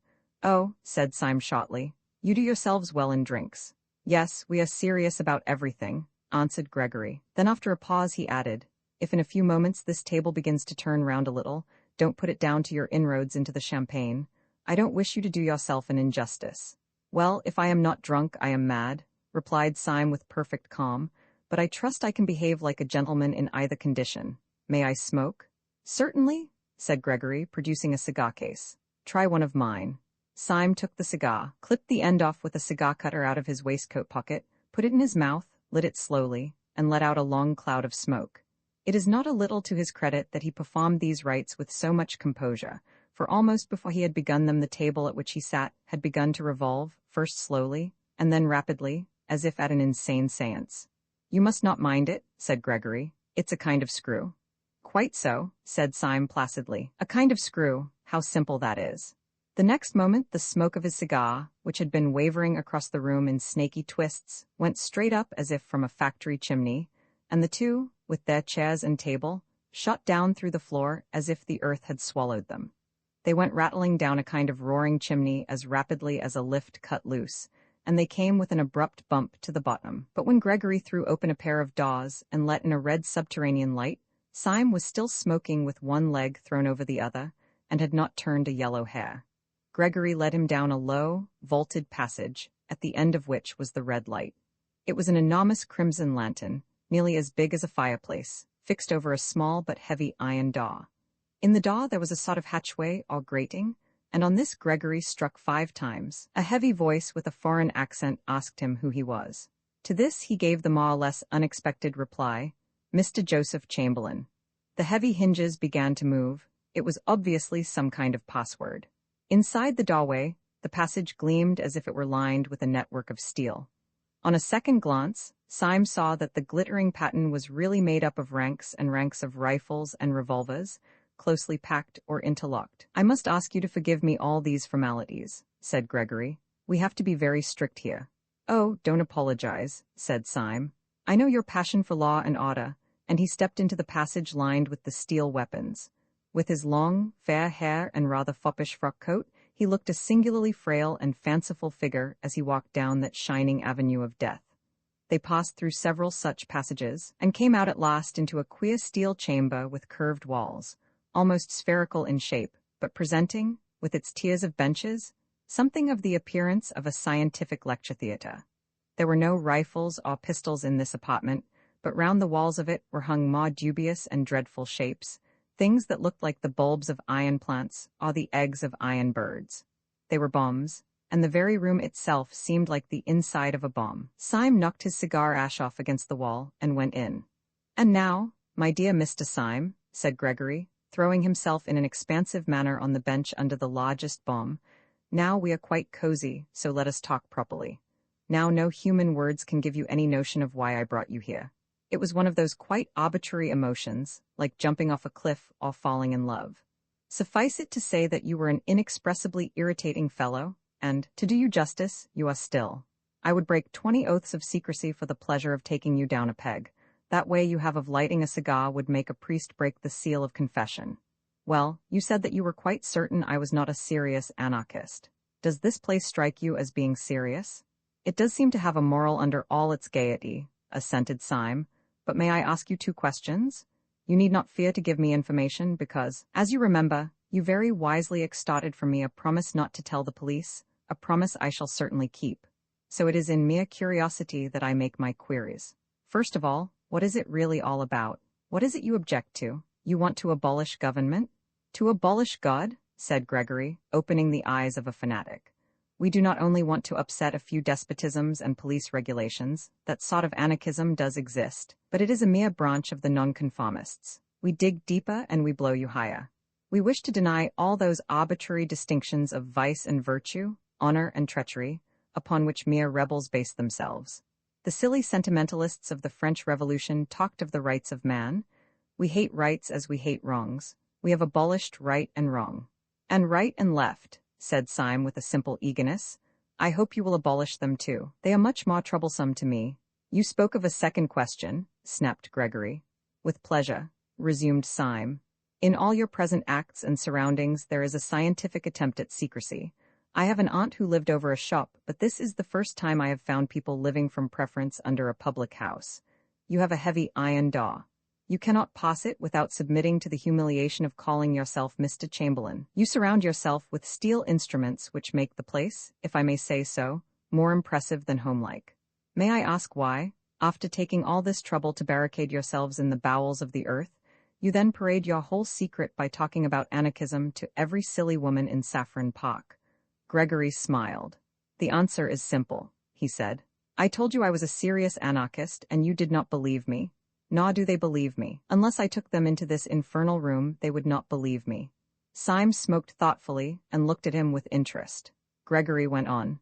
"The history of the thing might amuse you," he said. "When first I became one of the new anarchists, I tried all kinds of respectable disguises. I dressed up as a bishop.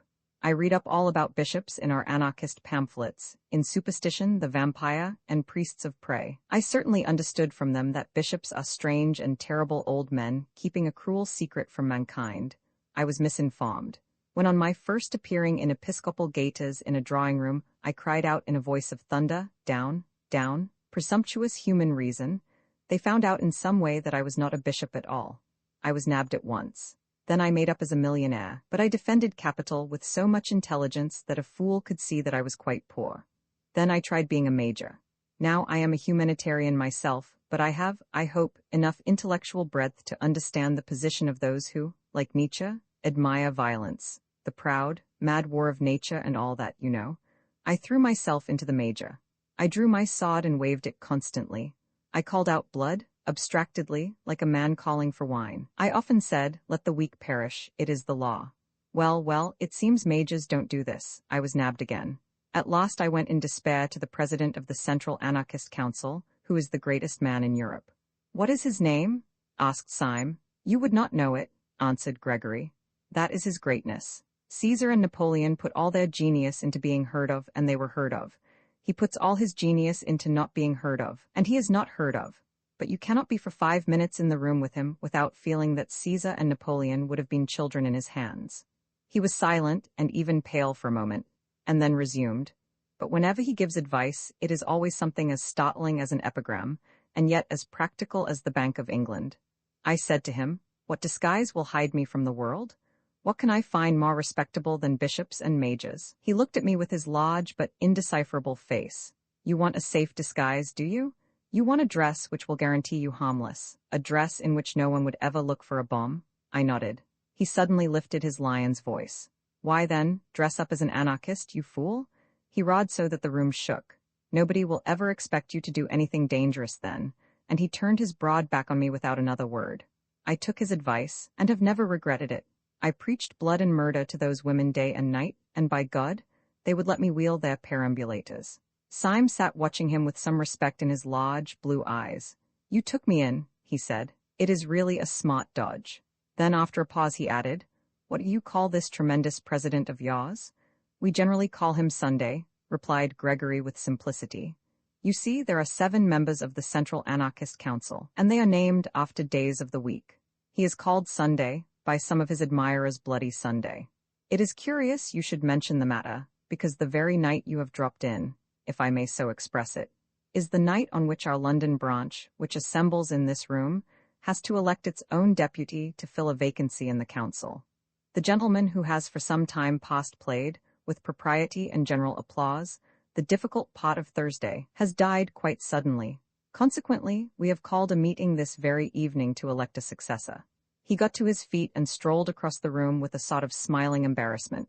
I feel somehow as if you were my mother, Syme, he continued casually.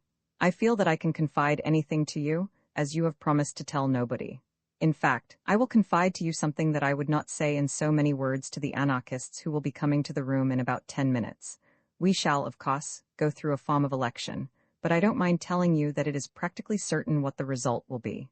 He looked down for a moment modestly. It is almost a settled thing that I am to be Thursday. My dear fellow, said Syme haughtily, I congratulate you. A great career? Gregory smiled in deprecation and walked across the room, talking rapidly. As a matter of fact, everything is ready for me on this table, he said, and the ceremony will probably be the shortest possible.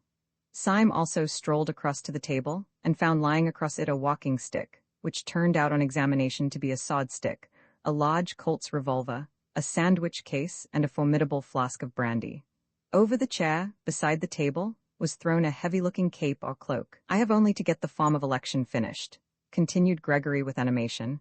Then I snatch up this cloak and stick, stuff these other things into my pocket, step out of a door in this cavern, which opens on the river, where there is a steam tug already waiting for me, and then, oh, the wild joy of being Thursday.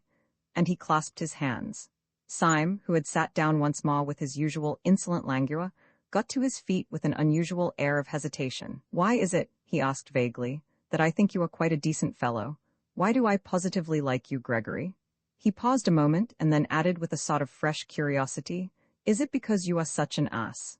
There was a thoughtful silence again, and then he cried out, well, damn it all. This is the funniest situation I have ever been in my life, and I am going to act accordingly. Gregory, I gave you a promise before I came into this place. That promise I would keep under red-hot pincers. Would you give me, for my own safety, a little promise of the same kind? A promise? Asked Gregory, wondering. Yes, said Syme very seriously, a promise. I swore before God that I would not tell your secret to the police. Will you swear by humanity, or whatever beastly thing you believe in, that you will not tell my secret to the anarchists? Your secret? Asked the staring Gregory. Have you got a secret? Yes, said Syme. I have a secret. Then after a pause, will you swear? Gregory glared at him gravely for a few moments and then said abruptly, You must have bewitched me, but I feel a furious curiosity about you. Yes, I will swear not to tell the anarchists anything you tell me, but look sharp, for they will be here in a couple of minutes." Syme rose slowly to his feet and thrust his long, white hands into his long, grey trousers pockets. Almost as he did so, there came 5 knocks on the outer grating, proclaiming the arrival of the first of the conspirators. "Well," said Syme slowly, "I don't know how to tell you the truth more shortly than by saying that your expedient of dressing up as an aimless poet is not confined to you or your president. We have known the dodge for some time at Scotland Yard." Gregory tried to spring up straight, but he swayed thrice. "What do you say?" he asked in an inhuman voice. "Yes," said Syme simply. "I am a police detective, but I think I hear your friends coming." From the doorway there came a murmur of "Mr. Joseph Chamberlain." It was repeated twice and thrice, and then 30 times, and the crowd of Joseph Chamberlains, a solemn thought, could be heard trampling down the corridor. Roman 3, the man who was Thursday before one of the fresh faces could appear at the doorway. Gregory's stunned surprise had fallen from him. He was beside the table with a bound, and a noise in his throat like a wild beast. He caught up the Colt's revolver and took aim at Syme. Syme did not flinch, but he put up a pale and polite hand. "Don't be such a silly man," he said, with the effeminate dignity of a curate.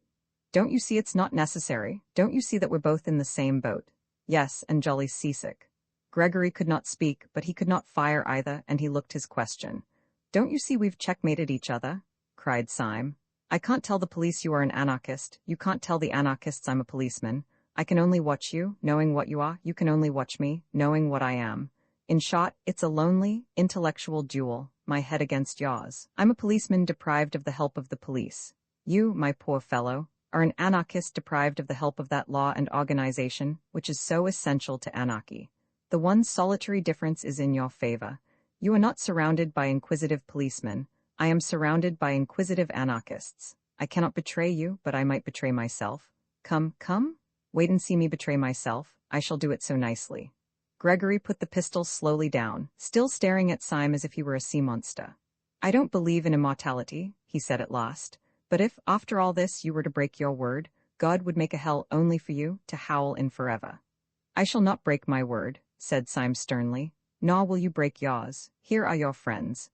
The mass of the anarchists entered the room heavily, with a slouching and somewhat weary gait, but one little man, with a black beard and glasses, a man somewhat of the type of Mr. Tim Healy, detached himself, and bustled forward with some papers in his hand. "Comrade Gregory," he said, "I suppose this man is a delegate?" Gregory, taken by surprise, looked down and muttered the name of Syme, but Syme replied almost pertly, "I am glad to see that your gate is well enough guarded to make it hard for anyone to be here who is not a delegate." The brow of the little man with the black beard was, however, still contracted with something like suspicion. "What branch do you represent?" he asked sharply. "I should hardly call it a branch," said Syme, laughing. "I should call it at the very least a route." "What do you mean?" "The fact is," said Syme serenely, "the truth is I am a Sabbatarian. I have been specially sent here to see that you show a due observance of Sunday." The little man dropped one of his papers, and a flicker of fear went over all the faces of the group. Evidently the awful president, whose name was Sunday, did sometimes send down such irregular ambassadors to such branch meetings. "Well, comrade," said the man with the papers after a pause, "I suppose we'd better give you a seat in the meeting?" "If you ask my advice as a friend," said Syme with severe benevolence, "I think you'd better." When Gregory heard the dangerous dialogue end, with a sudden safety for his rival, he rose abruptly and paced the floor in painful thought. He was, indeed, in an agony of diplomacy. It was clear that Syme's inspired impudence was likely to bring him out of all merely accidental dilemmas. Little was to be hoped from them. He could not himself betray Syme, partly from honor, but partly also because, if he betrayed him, and for some reason failed to destroy him, the Syme who escaped would be a Syme freed from all obligation of secrecy. A Syme who would simply walk to the nearest police station. After all, it was only one night's discussion, and only one detective who would know of it. He would let out as little as possible of their plans that night, and then let Syme go, and chance it. He strode across to the group of anarchists, which was already distributing itself along the benches. "I think it is time we began," he said. "The steam tug is waiting on the river already. I move that Comrade Buttons takes the chair." This being approved by a show of hands, the little man with the papers slipped into the presidential seat. "Comrades," he began, as sharp as a pistol shot. Our meeting tonight is important, though it need not be long. This branch has always had the honor of electing Thursdays for the Central European Council. We have elected many and splendid Thursdays. We all lament the sad decease of the heroic worker who occupied the post until last week. As you know, his services to the cause were considerable. He organized the great dynamite coup of Brighton which, under happier circumstances, ought to have killed everybody on the pier. As you also know, his death was as self-denying as his life, for he died through his faith in a hygienic mixture of chalk and water as a substitute for milk, which beverage he regarded as barbaric, and as involving cruelty to the cow. Cruelty, or anything approaching to cruelty, revolted him always, but it is not to acclaim his virtues that we are met, but for a harder task. It is difficult properly to praise his qualities, but it is more difficult to replace them. Upon you, comrades, it devolves this evening to choose out of the company present the man who shall be Thursday. If any comrade suggests a name, I will put it to the vote. If no comrade suggests a name, I can only tell myself that that dear dynamiter, who is gone from us, has carried into the unknowable abysses the lost secret of his virtue and his innocence. There was a stir of almost inaudible applause, such as is sometimes heard in church. Then a large old man, with a long and venerable white beard, perhaps the only real workingman present, rose lumberingly and said, "I move that Comrade Gregory be elected Thursday," and sat lumberingly down again. "Does anyone second?" asked the chairman. A little man with a velvet coat and pointed beard seconded. "Before I put the matter to the vote," said the chairman, "I will call on Comrade Gregory to make a statement." Gregory rose amid a great rumble of applause. His face was deadly pale, so that by contrast his queer red hair looked almost scarlet, but he was smiling and altogether at ease. He had made up his mind, and he saw his best policy quite plain in front of him like a white road. His best chance was to make a softened and ambiguous speech, such as would leave on the detective's mind the impression that the anarchist brotherhood was a very mild affair after all. He believed in his own literary power, his capacity for suggesting fine shades and picking perfect words. He thought that with care he could succeed, in spite of all the people around him, in conveying an impression of the institution, subtly and delicately false. Syme had once thought that anarchists, under all their bravado, were only playing the fool. Could he not now, in the hour of peril, make Syme think so again? "Comrades," began Gregory in a low but penetrating voice, "it is not necessary for me to tell you what is my policy, for it is your policy also. Our belief has been slandered, it has been disfigured, it has been utterly confused and concealed, but it has never been altered. Those who talk about anarchism and its dangers go everywhere and anywhere to get their information, except to us, except to the fountainhead. They learn about anarchists from sixpenny novels, they learn about anarchists from tradesmen's newspapers, they learn about anarchists from Ally Sloper's Half Holiday and the Sporting Times. They never learn about anarchists from anarchists. We have no chance of denying the mountainous slanders which are heaped upon our heads from one end of Europe to another. The man who has always heard that we are walking plagues has never heard our reply. I know that he will not hear it tonight, though my passion were to rend the roof. For it is deep, deep under the earth that the persecuted are permitted to assemble, as the Christians assembled in the catacombs. But if, by some incredible accident, there were here tonight a man who all his life had thus immensely misunderstood us, I would put this question to him. When those Christians met in those catacombs, what sort of moral reputation had they in the streets above? What tales were told of their atrocities by one educated Roman to another? Suppose, I would say to him, suppose that we are only repeating that still mysterious paradox of history. Suppose we seem as shocking as the Christians because we are really as harmless as the Christians. Suppose we seem as mad as the Christians because we are really as meek.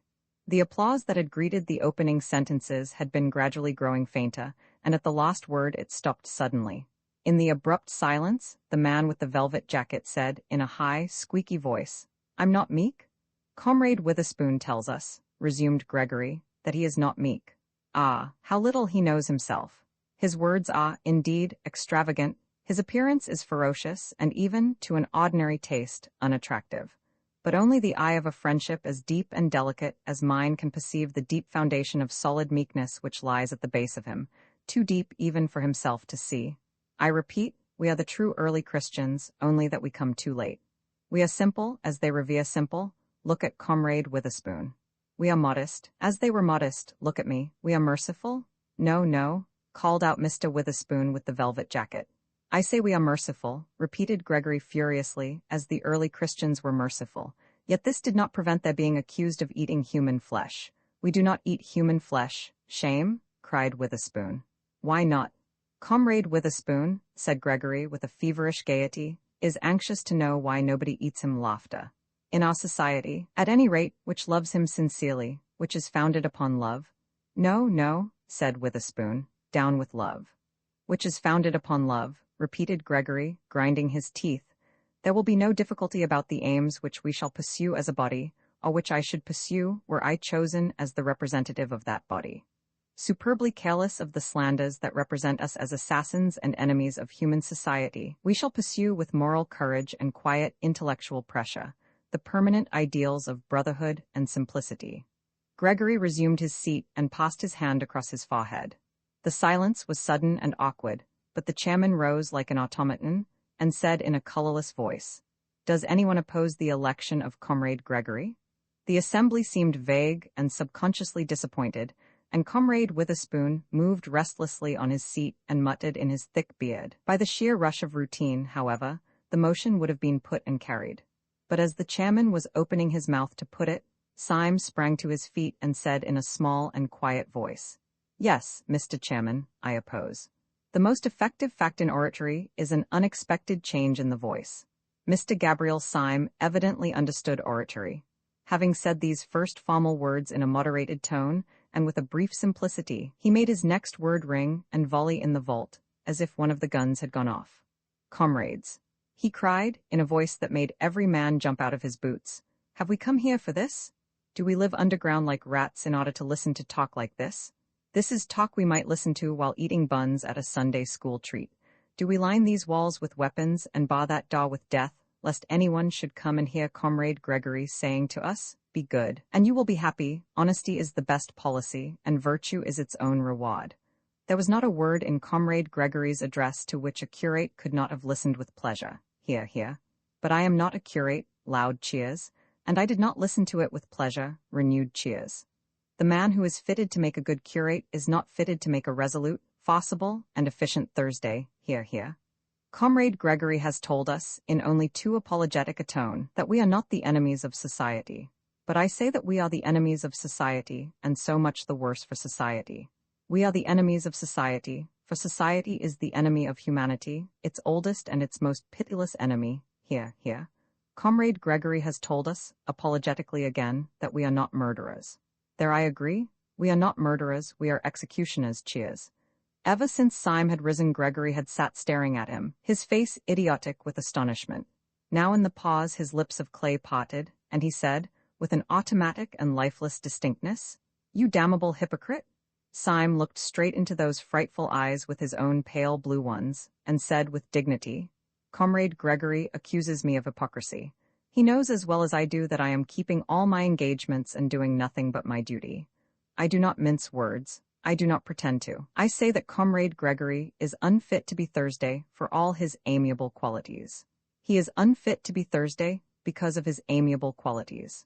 We do not want the Supreme Council of Anarchy infected with a maudlin mercy. Here, here.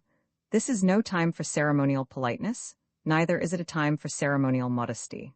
I set myself against Comrade Gregory as I would set myself against all the governments of Europe, because the anarchist who has given himself to anarchy has forgotten modesty as much as he has forgotten pride. Cheers. I am not a man at all. I am a cause. Renewed cheers. I set myself against Comrade Gregory as impersonally and as calmly as I should choose one pistol rather than another out of that rack upon the wall. And I say that rather than have Gregory and his milk and water methods on the Supreme Council, I would offer myself for election. His sentence was drowned in a deafening cataract of applause. The faces, that had grown fiercer and fiercer with approval as his tirade grew more and more uncompromising, were now distorted with grins of anticipation or cloven with delighted cries. At the moment when he announced himself as ready to stand for the post of Thursday, a roar of excitement and assent broke forth and became uncontrollable, and at the same moment Gregory sprang to his feet, with foam upon his mouth, and shouted against the shouting. "Stop, you blasted madmen! he cried, at the top of a voice that tore his throat. Stop you! But louder than Gregory's shouting and louder than the roar of the room came the voice of Syme, still speaking in a peal of pitiless thunder. I do not go to the council to rebut that slander that calls us murderers. I go to earn it, loud and prolonged cheering. To the priest who says these men are the enemies of religion, to the judge who says these men are the enemies of law, to the fat parliamentarian who says these men are the enemies of order and public decency, to all these I will reply, you are false kings, but you are true prophets. I am come to destroy you and to fulfill your prophecies. The heavy clamor gradually died away, but before it had ceased Witherspoon had jumped to his feet, his hair and beard all on end, and had said, I move, as an amendment, that Comrade Syme be appointed to the post. Stop all this, I tell you, cried Gregory, with frantic face and hands. Stop it, it is all, the voice of the chairman clove his speech with a cold accent. Does anyone second this amendment? He said. A tall, tired man, with melancholy eyes and an American chin beard, was observed on the back bench to be slowly rising to his feet. Gregory had been screaming for some time past. Now there was a change in his accent, more shocking than any scream. I end all this, he said in a voice as heavy as stone. This man cannot be elected. He is a— Yes, said Syme, quite motionless. What is he? Gregory's mouth worked twice without sound, then slowly the blood began to crawl back into his dead face. He is a man quite inexperienced in our work, he said, and sat down abruptly. Before he had done so, the long, lean man with the American beard was again upon his feet, and was repeating in a high American monotone, I beg to second the election of Comrade Syme. The amendment will, as usual, be put first, said Mr. Buttons, the chairman, with mechanical rapidity. The question is that Comrade Syme— Gregory had again sprung to his feet, panting and passionate. Comrades, he cried out, I am not a madman. Oh, said Mr. Witherspoon. I am not a madman, reiterated Gregory, with a frightful sincerity which for a moment staggered the room, but I give you a counsel which you can call mad if you like. No, I will not call it a counsel, for I can give you no reason for it. I will call it a command. Call it a mad command, but act upon it. Strike, but hear me. Kill me, but obey me. Do not elect this man. Truth is so terrible, even in fetters, that for a moment Syme's slender and insane victory swayed like a reed, but you could not have guessed it from Syme's bleak blue eyes. He merely began, Comrade Gregory commands, then the spell was snapped and one anarchist called out to Gregory, Who are you? You are not Sunday. And another anarchist added in a heavier voice, And you are not Thursday. Comrades, cried Gregory, in a voice like that of a martyr who in an ecstasy of pain has passed beyond pain, it is nothing to me whether you detest me as a tyrant or detest me as a slave. If you will not take my command, accept my degradation, I kneel to you. I throw myself at your feet, I implore you. Do not elect this man. Comrade Gregory, said the chairman after a painful pause, this is really not quite dignified. For the first time in the proceedings there was for a few seconds a real silence. Then Gregory fell back in his seat, a pale wreck of a man, and the chairman repeated, like a piece of clockwork suddenly started again. The question is that Comrade Syme be elected to the post of Thursday on the General Council. The roar rose like the sea, the hands rose like a forest, and 3 minutes afterwards, Mr. Gabriel Syme, of the Secret Police Service, was elected to the post of Thursday on the General Council of the Anarchists of Europe. Everyone in the room seemed to feel the tug waiting on the river, the sod stick and the revolver, waiting on the table. The instant the election was ended and irrevocable, and Syme had received the paper proving his election, they all sprang to their feet, and the fiery groups moved and mixed in the room. Syme found himself, somehow or other, face to face with Gregory, who still regarded him with a stare of stunned hatred. They were silent for many minutes. You are a devil, said Gregory at last. And you are a gentleman, said Syme with gravity. It was you that entrapped me, began Gregory, shaking from head to foot. Entrapped me into? Talk sense, said Syme shortly. Into what sort of devil's parliament have you entrapped me if it comes to that? You made me swear before I made you. Perhaps we are both doing what we think right. But what we think right is so damned different that there can be nothing between us in the way of concession. There is nothing possible between us but honor and death. And he pulled the great cloak about his shoulders and picked up the flask from the table. The boat is quite ready, said Mr. Buttons, bustling up. Be good enough to step this way. With a gesture that revealed the shopwalker, he led Syme down a short, iron-bound passage, the still agonized Gregory following feverishly at their heels. At the end of the passage was a door, which Buttons opened sharply, showing a sudden blue and silver picture of the moonlit river that looked like a scene in a theater. Close to the opening lay a dark, dwarfish steam launch, like a baby dragon with one red eye. Almost in the act of stepping on board, Gabriel Syme turned to the gaping Gregory. "You have kept your word," he said gently, with his face in shadow. "You are a man of honor, and I thank you. You have kept it even down to a small particular. There was one special thing you promised me at the beginning of the affair, and which you have certainly given me by the end of it." "What do you mean?" cried the chaotic Gregory. "What did I promise you?" "A very entertaining evening," said Syme, and he made a military salute with the swordstick as the steamboat slid away. Roman 4, the tale of a detective Gabriel Syme, was not merely a detective who pretended to be a poet. He was really a poet who had become a detective. Nor was his hatred of anarchy hypocritical. He was one of those who are driven early in life into too conservative an attitude by the bewildering folly of most revolutionists. He had not attained it by any tame tradition. His respectability was spontaneous and sudden, a rebellion against rebellion. He came of a family of cranks, in which all the oldest people had all the newest notions. One of his uncles always walked about without a hat, and another had made an unsuccessful attempt to walk about with a hat and nothing else. His father cultivated art and self-realization. His mother went in for simplicity and hygiene. Hence the child, during his tenderer years, was wholly unacquainted with any drink between the extremes of absinthe and cocoa, of both of which he had a healthy dislike. The more his mother preached a more than Puritan abstinence, the more did his father expand into a more than pagan latitude. And by the time the former had come to enforcing vegetarianism, the latter had pretty well reached the point of defending cannibalism. Being surrounded with every conceivable kind of revolt from infancy, Gabriel had to revolt into something, so he revolted into the only thing left, sanity. But there was just enough in him of the blood of these fanatics to make even his protest for common sense a little too fierce to be sensible.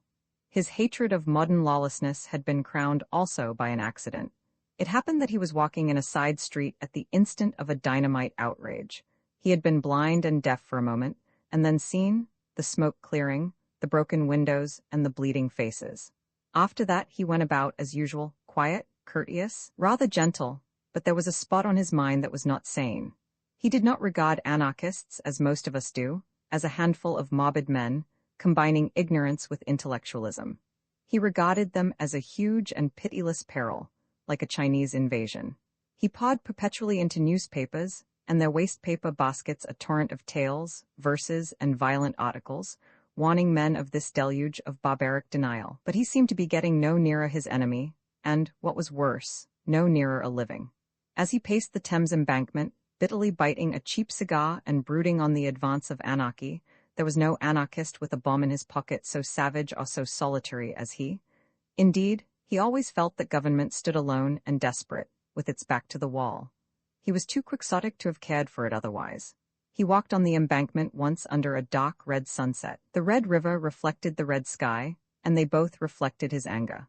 The sky, indeed, was so swarthy, and the light on the river relatively so lurid, that the water almost seemed of fiercer flame than the sunset it mirrored. It looked like a stream of literal fire winding under the vast caverns of a subterranean country. Syme was shabby in those days. He wore an old-fashioned black chimney-pot hat. He was wrapped in a yet more old-fashioned cloak, black and ragged, and the combination gave him the look of the early villains in Dickens and Bulwer Lytton. Also, his yellow beard and hair were more unkempt and leonine than when they appeared long afterwards, cut and pointed, on the lawns of Saffron Park. A long, lean, black cigar, bought in Soho for 2p, stood out from between his tightened teeth, and altogether he looked a very satisfactory specimen of the anarchists upon whom he had vowed a holy war. Perhaps this was why a policeman on the embankment spoke to him and said, "Good evening." Syme, at a crisis of his morbid fears for humanity, seemed stung by the mere stolidity of the automatic official, a mere bulk of blue in the twilight. "A good evening, is it?" he said sharply. "You fellows would call the end of the world a good evening. Look at that bloody red sun and that bloody river. I tell you that if that were literally human blood, spilt and shining, you would still be standing here as solid as ever, looking out for some poor harmless tramp whom you could move on. You policemen are cruel to the poor, but I could forgive you even your cruelty if it were not for your calm." "If we are calm," replied the policeman, "it is the calm of organized resistance." "Eh?" said Syme, staring. The soldier must be calm in the thick of the battle, pursued the policeman. The composure of an army is the anger of a nation. Good God, the bod schools, said Syme, is this undenominational education? No, said the policeman sadly, I never had any of those advantages. The bod schools came after my time. What education I had was very rough and old-fashioned, I am afraid. Where did you have it? Asked Syme, wondering. Oh, at Harrow, said the policeman. The class sympathies which, false as they are the truest things in so many men, broke out of Syme before he could control them. But good Lord, man, he said, you oughtn't to be a policeman. The policeman sighed and shook his head. I know, he said solemnly. I know I am not worthy. But why did you join the police? Asked Syme with rude curiosity. For much the same reason that you abused the police, replied the other. I found that there was a special opening in the service for those whose fears for humanity were concerned rather with the aberrations of the scientific intellect than with the normal and excusable, though excessive, outbreaks of the human will. I trust I make myself clear. If you mean that you make your opinion clear, said Syme, I suppose you do. But as for making yourself clear, it is the last thing you do. How comes a man like you to be talking philosophy in a blue helmet on the Thames embankment? You have evidently not heard of the latest development in our police system, replied the other. I am not surprised at it. We are keeping it rather dark from the educated class, because that class contains most of our enemies. But you seem to be exactly in the right frame of mind. I think you might almost join us. Join you in what? Asked Syme. I will tell you, said the policeman slowly. This is the situation. The head of one of our departments, one of the most celebrated detectives in Europe, has long been of opinion that a purely intellectual conspiracy would soon threaten the very existence of civilization. He is certain that the scientific and artistic worlds are silently bound in a crusade against the family and the state. He has, therefore, formed a special corps of policemen who are also philosophers. It is their business to watch the beginnings of this conspiracy, not merely in a criminal, but in a controversial sense. I am a Democrat myself, and I am fully aware of the value of the ordinary man in matters of ordinary valor or virtue. But it would obviously be undesirable to employ the common policeman in an investigation which is also a heresy hunt. Syme's eyes were bright with a sympathetic curiosity. What do you do, then? He said. The work of the philosophical policeman, replied the man in blue, is at once bolder and more subtle than that of the ordinary detective. The ordinary detective goes to pothouses to arrest thieves. We go to artistic tea parties to detect pessimists. The ordinary detective discovers from a ledger or a diary that a crime has been committed. We discover from a book of sonnets that a crime will be committed. We have to trace the origin of those dreadful thoughts that drive men on at last to intellectual fanaticism and intellectual crime. We were only just in time to prevent the assassination at Hartlepool, and that was entirely due to the fact that our Mr. Wilkes, a smart young fellow, thoroughly understood a trial. Do you mean, asked Syme, that there is really as much connection between crime and the modern intellect as all that? You are not sufficiently democratic, answered the policeman, but you were right when you said just now that our ordinary treatment of the poor criminal was a pretty brutal business. I tell you I am sometimes sick of my trade when I see how perpetually it means merely a war upon the ignorant and the desperate. But this new movement of ours is a very different affair. We deny the snobbish English assumption that the uneducated are the dangerous criminals. We remember the Roman emperors. We remember the great poisoning princes of the Renaissance. We say that the dangerous criminal is the educated criminal. We say that the most dangerous criminal now is the entirely lawless modern philosopher. Compared to him, burglars and bigamists are essentially moral men. My heart goes out to them. They accept the essential ideal of man. They merely seek it wrongly. Thieves respect property. They merely wish the property to become their property, that they may more perfectly respect it. But philosophers dislike property as property. They wish to destroy the very idea of personal possession. Bigamists respect marriage, or they would not go through the highly ceremonial and even ritualistic formality of bigamy. But philosophers despise marriage as marriage. Murderers respect human life. They merely wish to attain a greater fullness of human life in themselves by the sacrifice of what seems to them to be lesser lives. But philosophers hate life itself, their own as much as other people's. Syme struck his hands together. How true that is, he cried. I have felt it from my boyhood, but never could state the verbal antithesis. The common criminal is a bad man, but at least he is, as it were, a conditional good man. He says that if only a certain obstacle be removed, say a wealthy uncle, he is then prepared to accept the universe and to praise God. He is a reformer, but not an anarchist. He wishes to cleanse the edifice, but not to destroy it. But the evil philosopher is not trying to alter things, but to annihilate them.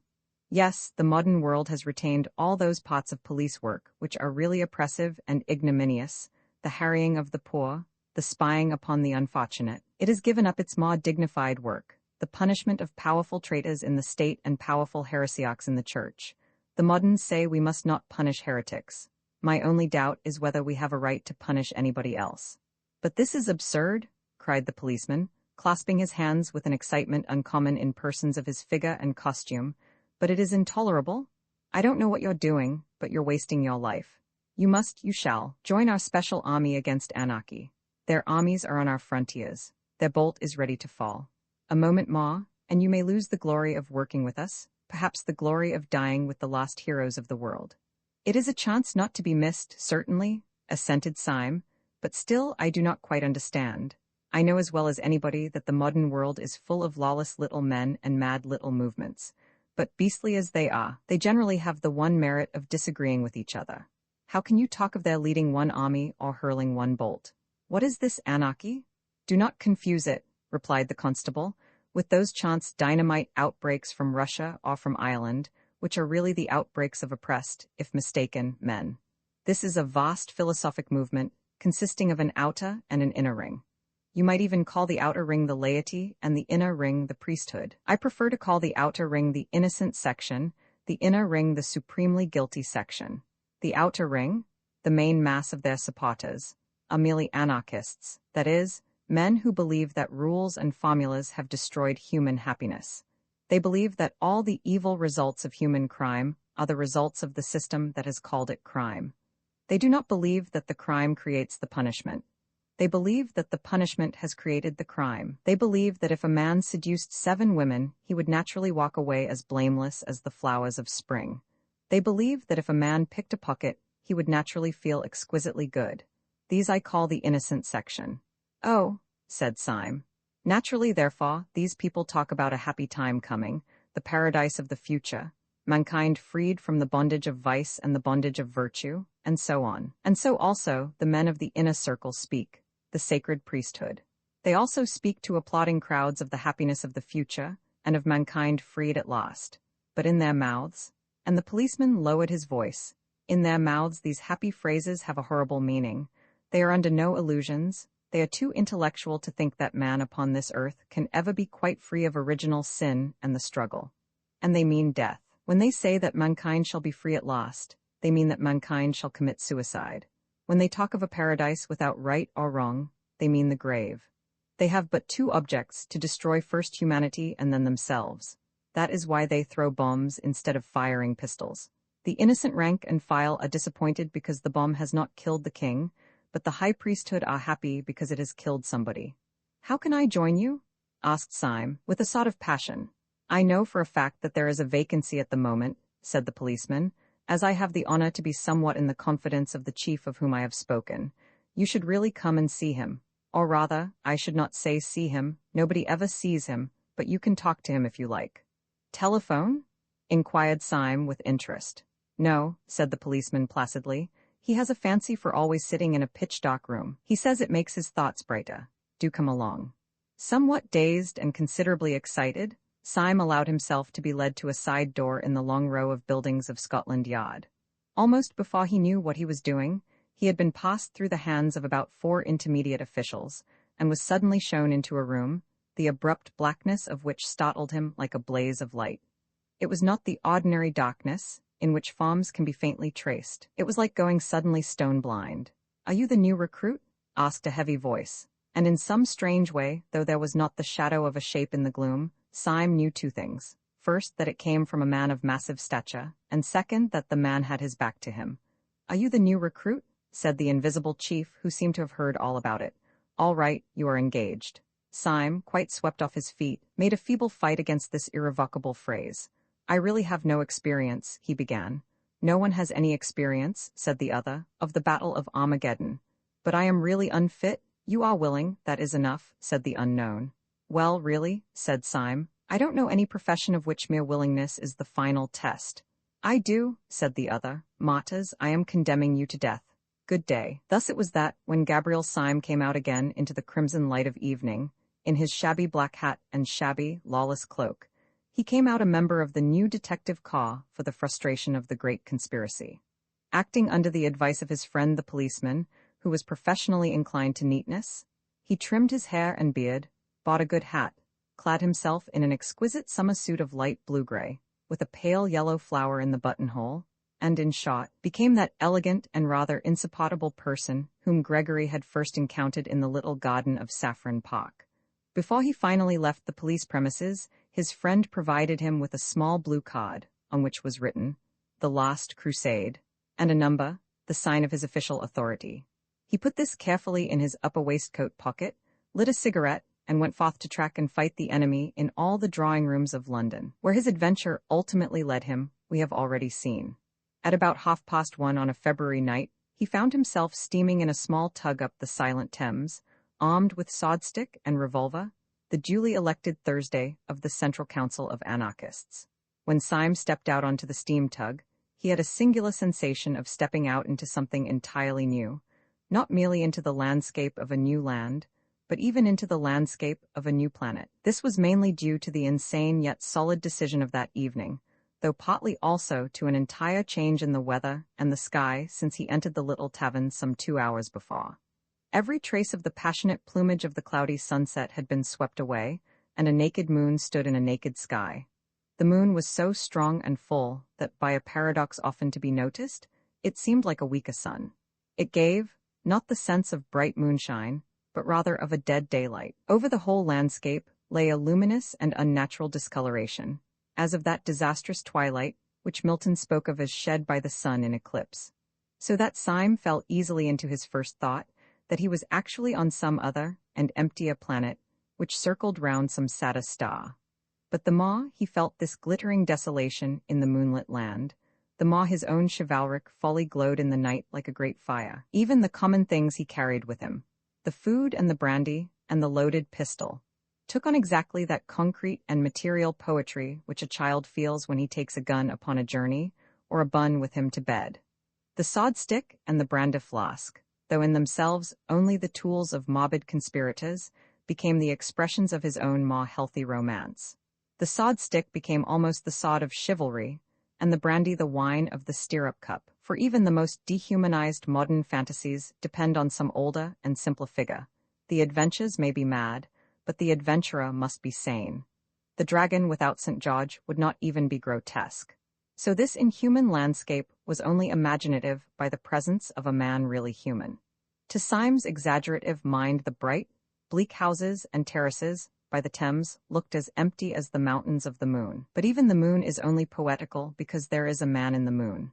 The tug was worked by 2 men, and with much toil went comparatively slowly. The clear moon that had lit up Chiswick had gone down by the time that they passed Battersea, and when they came under the enormous bulk of Westminster day, had already begun to break. It broke like the splitting of great bars of lead, showing bars of silver, and these had brightened like white fire when the tug, changing its onward course, turned inward to a large landing stage rather beyond Charing Cross. The great stones of the embankment seemed equally dark and gigantic as Syme looked up at them. They were big and black against the huge white dawn. They made him feel that he was landing on the colossal steps of some Egyptian palace, and indeed, the thing suited his mood, for he was, in his own mind, mounting to attack the solid thrones of horrible and heathen kings. He leapt out of the boat on to one slimy step, and stood, a dark and slender figure, amid the enormous masonry. The 2 men in the tug put her off again and turned upstream.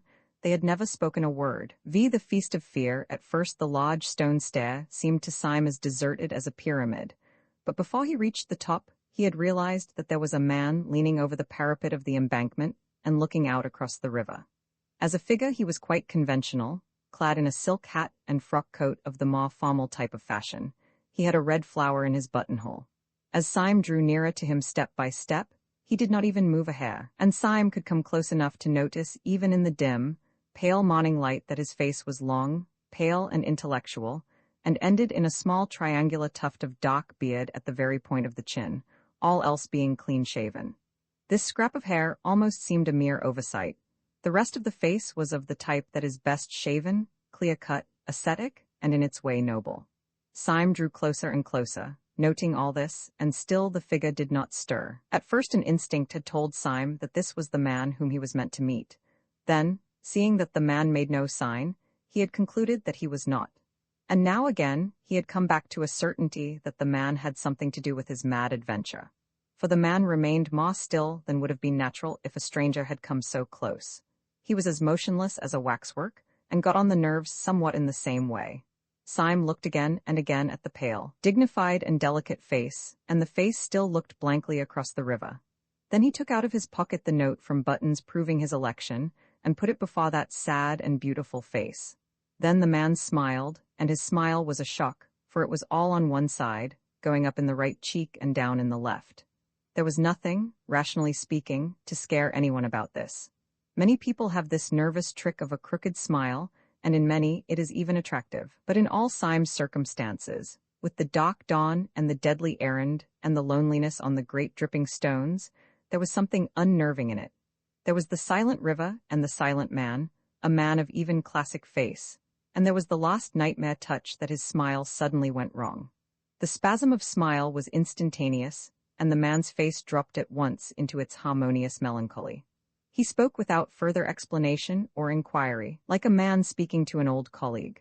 "If we walk up towards Leicester Square," he said, "we shall just be in time for breakfast. Sunday always insists on an early breakfast. Have you had any sleep?" "No," said Syme. "Nor have I," answered the man in an ordinary tone. "I shall try to get to bed after breakfast." He spoke with casual civility, but in an utterly dead voice that contradicted the fanaticism of his face. It seemed almost as if all friendly words were to him lifeless conveniences, and that his only life was hate. After a pause, the man spoke again. "Of course, the secretary of the branch told you everything that can be told, but the one thing that can never be told is the last notion of the president, for his notions grow like a tropical forest. So in case you don't know, I'd better tell you that he is carrying out his notion of concealing ourselves by not concealing ourselves to the most extraordinary lengths just now. Originally, of course, we met in a cell underground, just as your branch does. Then Sunday made us take a private room at an ordinary restaurant. He said that if you didn't seem to be hiding, nobody hunted you out. Well, he is the only man on earth, I know, but sometimes I really think that his huge brain is going a little mad in its old age. For now we flaunt ourselves before the public. We have our breakfast on a balcony, if you please, overlooking Leicester Square." "And what do the people say?" asked Syme. "It's quite simple what they say," answered his guide. "They say we are a lot of jolly gentlemen who pretend they are anarchists." "It seems to me a very clever idea," said Syme. "Clever? God blast your impudence! Clever?" cried out the other in a sudden, shrill voice which was as startling and discordant as his crooked smile. "When you've seen Sunday for a split second, you'll leave off calling him clever." With this, they emerged out of a narrow street and saw the early sunlight filling Leicester Square. It will never be known, I suppose, why this square itself should look so alien and in some ways so continental. It will never be known whether it was the foreign look that attracted the foreigners or the foreigners who gave it the foreign look. But on this particular morning, the effect seemed singularly bright and clear. Between the open square and the sunlit leaves and the statue and the Saracenic outlines of the Alhambra, it looked the replica of some French or even Spanish public place. And this effect increased in Syme the sensation, which in many shapes he had had through the whole adventure, the eerie sensation of having strayed into a new world. As a fact, he had bought bad cigars round Leicester Square ever since he was a boy. But as he turned that corner and saw the trees and the Moorish cupolas, he could have sworn that he was turning into an unknown place to something or other in some foreign town. At one corner of the square, there projected a kind of angle of a prosperous but quiet hotel, the bulk of which belonged to a street behind. In the wall there was one large French window, probably the window of a large coffee-room, and outside this window, almost literally overhanging the square, was a formidably buttressed balcony, big enough to contain a dining table. In fact, it did contain a dining table, or more strictly a breakfast table. And round the breakfast table, glowing in the sunlight and evident to the street, were a group of noisy and talkative men, all dressed in the insolence of fashion, with white waistcoats and expensive buttonholes. Some of their jokes could almost be heard across the square. Then the grave secretary gave his unnatural smile, and Syme knew that this boisterous breakfast party was the secret conclave of the European dynamiters. Then, as Syme continued to stare at them, he saw something that he had not seen before. He had not seen it literally because it was too large to see. At the nearest end of the balcony, blocking up a great part of the perspective, was the back of a great mountain of a man. When Syme had seen him, his first thought was that the weight of him must break down the balcony of stone. His vastness did not lie only in the fact that he was abnormally tall and quite incredibly fat. This man was planned enormously in his original proportions, like a statue carved deliberately as colossal. His head, crowned with white hair, as seen from behind, looked bigger than a head ought to be. The ears that stood out from it looked larger than human ears. He was enlarged terribly to scale, and this sense of size was so staggering that when Syme saw him, all the other figures seemed quite suddenly to dwindle and become dwarfish. They were still sitting there as before with their flowers and frock coats, but now it looked as if the big man was entertaining 5 children to tea. As Syme and the guide approached the side door of the hotel, a waiter came out smiling with every tooth in his head. "The gentlemen are up there, sir," he said. "They do talk and they do laugh at what they talk. They do say they will throw bombs at Z King." And the waiter hurried away with a napkin over his arm, much pleased with the singular frivolity of the gentleman upstairs. The 2 men mounted the stairs in silence. Syme had never thought of asking whether the monstrous man, who almost filled and broke the balcony, was the great president of whom the others stood in awe. He knew it was so, with an unaccountable but instantaneous certainty. Syme, indeed, was one of those men who are open to all the more nameless psychological influences in a degree a little dangerous to mental health. Utterly devoid of fear in physical dangers, he was a great deal too sensitive to the smell of spiritual evil. Twice already that night little unmeaning things had peeped out at him almost pruriently, and given him a sense of drawing nearer and nearer to the headquarters of hell. And this sense became overpowering as he drew nearer to the great president. The form it took was a childish and yet hateful fancy.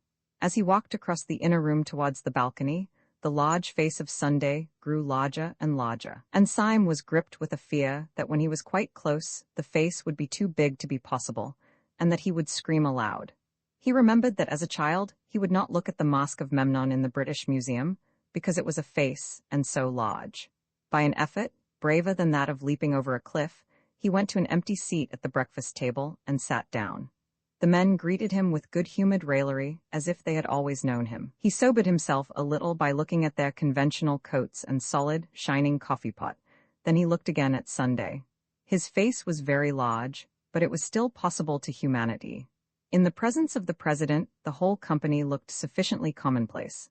Nothing about them caught the eye at first, except that by the president's caprice, they had been dressed up with a festive respectability, which gave the meal the look of a wedding breakfast. One man indeed stood out at even a superficial glance.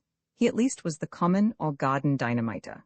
He wore, indeed, the high white collar and satin tie that were the uniform of the occasion, but out of this collar there sprang a head quite unmanageable and quite unmistakable, a bewildering bush of brown hair and beard that almost obscured the eyes like those of a Skye terrier. But the eyes did look out of the tangle, and they were the sad eyes of some Russian serf. The effect of this figure was not terrible like that of the president, but it had every diablerie that can come from the utterly grotesque. If out of that stiff tie and collar there had come abruptly the head of a cat or a dog, it could not have been a more idiotic contrast. The man's name, it seemed, was Gogol. He was a Pole, and in this circle of days he was called Tuesday. His soul and speech were incurably tragic. He could not force himself to play the prosperous and frivolous part demanded of him by President Sunday. And indeed, when Syme came in, the president, with that daring disregard of public suspicion which was his policy, was actually chaffing Gogol upon his inability to assume conventional graces. "Our friend Tuesday," said the president in a deep voice at once of quietude and volume, "our friend Tuesday doesn't seem to grasp the idea. He dresses up like a gentleman, but he seems to be too great a soul to behave like one. He insists on the ways of the stage conspirator. Now, if a gentleman goes about London in a top hat and a frock coat, no one need know that he is an anarchist. But if a gentleman puts on a top hat and a frock coat, and then goes about on his hands and knees, well, he may attract attention. That's what Brother Gogol does. He goes about on his hands and knees with such inexhaustible diplomacy that by this time he finds it quite difficult to walk upright. I am not good at concealment, said Gogol sulkily, with a thick foreign accent. I am not ashamed of the cause. Yes, you are, my boy, and so is the cause of you, said the president good-naturedly. You hide as much as anybody, but you can't do it, you see, you're such an ass. You try to combine two inconsistent methods. When a householder finds a man under his bed, he will probably pause to note the circumstance. But if he finds a man under his bed in a top hat, you will agree with me, my dear Tuesday, that he is not likely even to forget it. Now, when you were found under Admiral Biffin's bed, I am not good at deception, said Tuesday gloomily, flushing. Right, my boy, right, said the president with a ponderous haughtiness. You aren't good at anything. While this stream of conversation continued, Syme was looking more steadily at the men around him. As he did so, he gradually felt all his sense of something spiritually queer return. He had thought at first that they were all of common stature and costume, with the evident exception of the hairy Gogol. But as he looked at the others, he began to see in each of them exactly what he had seen in the man by the river, a demoniac detail somewhere. That lopsided laugh, which would suddenly disfigure the fine face of his original guide, was typical of all these types. Each man had something about him, perceived perhaps at the 10th or 20th glance, which was not normal, and which seemed hardly human. The only metaphor he could think of was this, that they all looked as men of fashion and presence would look, with the additional twist given in a false and curved mirror. Only the individual examples will express this half-concealed eccentricity. Syme's original cicerone bore the title of Monday. He was the secretary of the council, and his twisted smile was regarded with more terror than anything, except the president's horrible, happy laughter. But now that Syme had more space and light to observe him, there were other touches. His fine face was so emaciated that Syme thought it must be wasted with some disease, yet somehow the very distress of his dark eyes denied this. It was no physical ill that troubled him. His eyes were alive with intellectual torture, as if pure thought was pain. He was typical of each of the tribe. Each man was subtly and differently wrong. Next to him sat Tuesday, the tousle-headed Gogol, a man more obviously mad. Next was Wednesday, a certain Marquis de Saint-Eustache, a sufficiently characteristic figure. The first few glances found nothing unusual about him, except that he was the only man at table who wore the fashionable clothes as if they were really his own. He had a black French beard cut square, and a black English frock coat cut even squarer. But Syme, sensitive to such things, felt somehow that the man carried a rich atmosphere with him, a rich atmosphere that suffocated. It reminded one irrationally of drowsy odors and of dying lamps in the darker poems of Byron and Poe. With this went a sense of his being clad, not in lighter colors, but in softer materials. His black seemed richer and warmer than the black shades about him, as if it were compounded of profound color. His black coat looked as if it were only black by being too dense a purple. His black beard looked as if it were only black by being too deep a blue. And in the gloom and thickness of the beard, his dark red mouth showed sensual and scornful. Whatever he was not a Frenchman. He might be a Jew. He might be something deeper yet in the dark heart of the East. In the bright-colored Persian tiles and pictures showing tyrants hunting, you may see just those almond eyes, those blue-black beards, those cruel, crimson lips.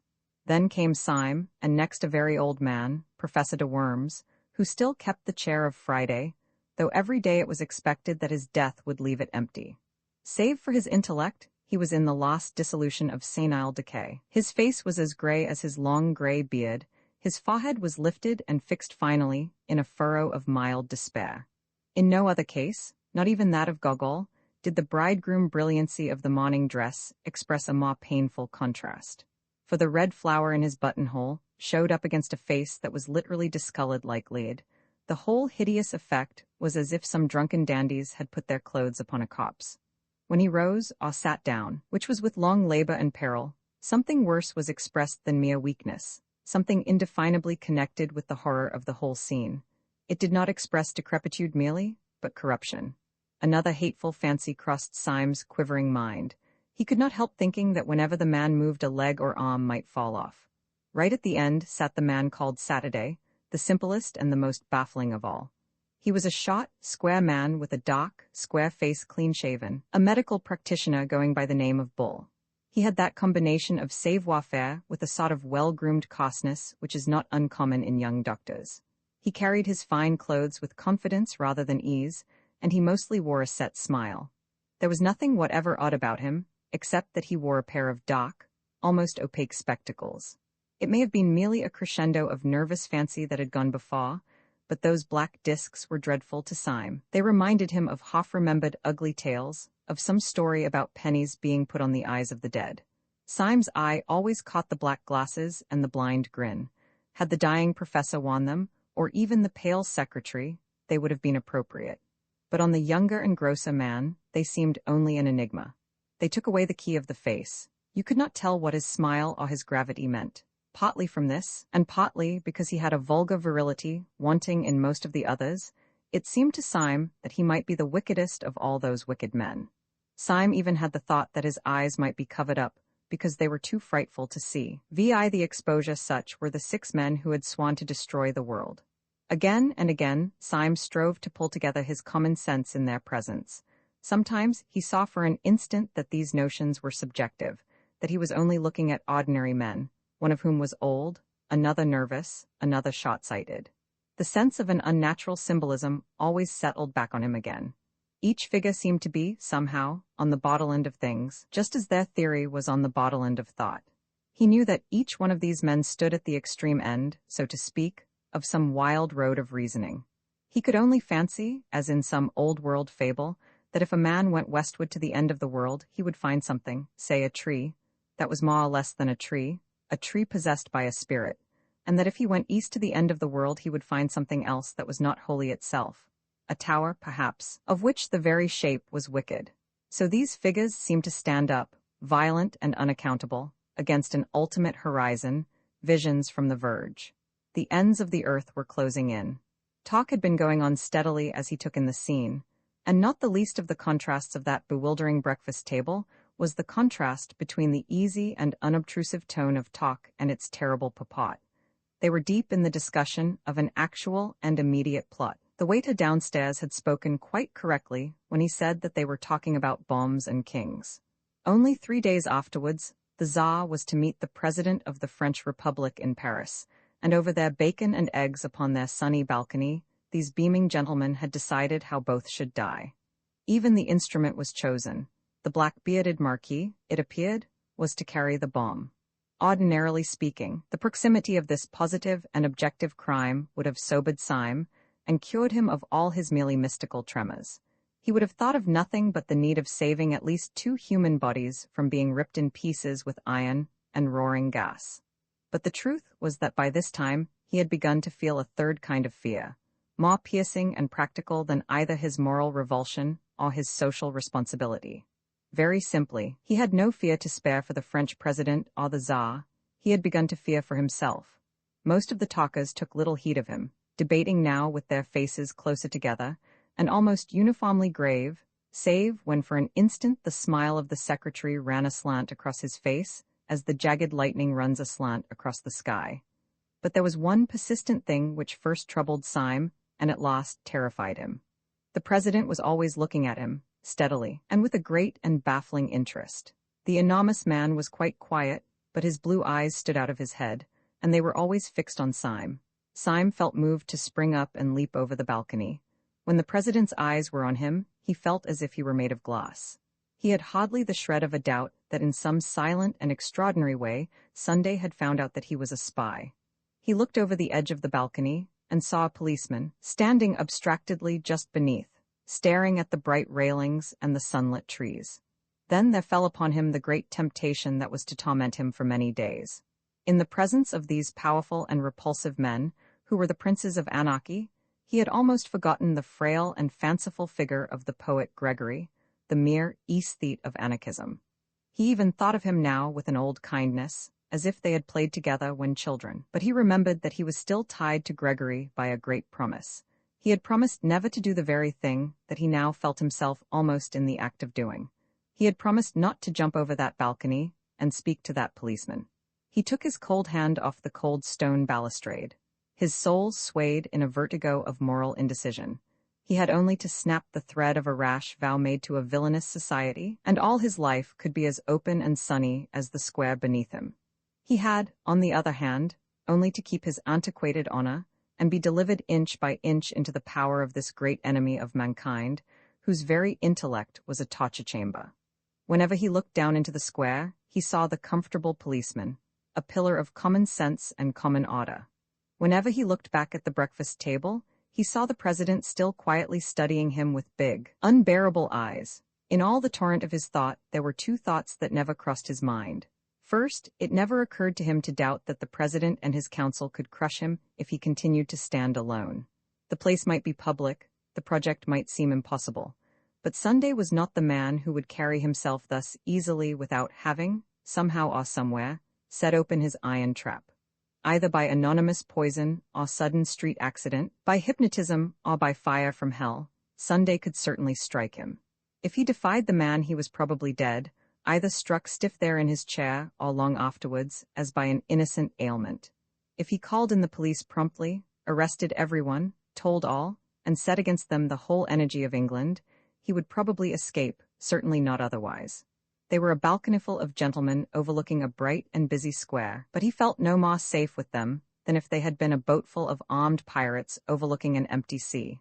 There was a second thought that never came to him. It never occurred to him to be spiritually won over to the enemy. Many moderns, inured to a weak worship of intellect and farce, might have wavered in their allegiance under this oppression of a great personality. They might have called Sunday the Superman.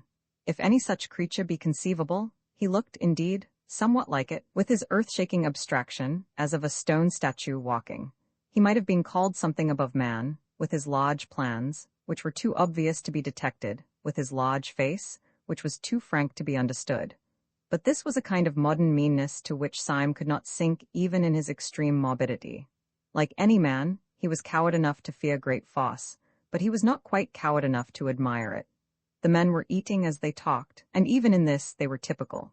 Dr. Bull and the Marquis ate casually and conventionally of the best things on the table, cold pheasant or Strasbourg pie.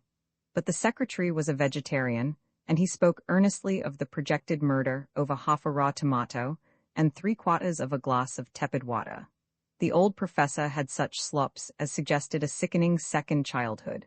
And even in this president, Sunday preserved his curious predominance of mere mass, for he ate like 20 men. He ate incredibly, with a frightful freshness of appetite, so that it was like watching a sausage factory. Yet continually, when he had swallowed a dozen crumpets or drunk a quart of coffee, he would be found with his great head on one side staring at Syme. "I have often wondered," said the Marquis, taking a great bite out of a slice of bread and jam, "whether it wouldn't be better for me to do it with a knife. Most of the best things have been brought off with a knife, and it would be a new emotion to get a knife into a French president and wriggle it round."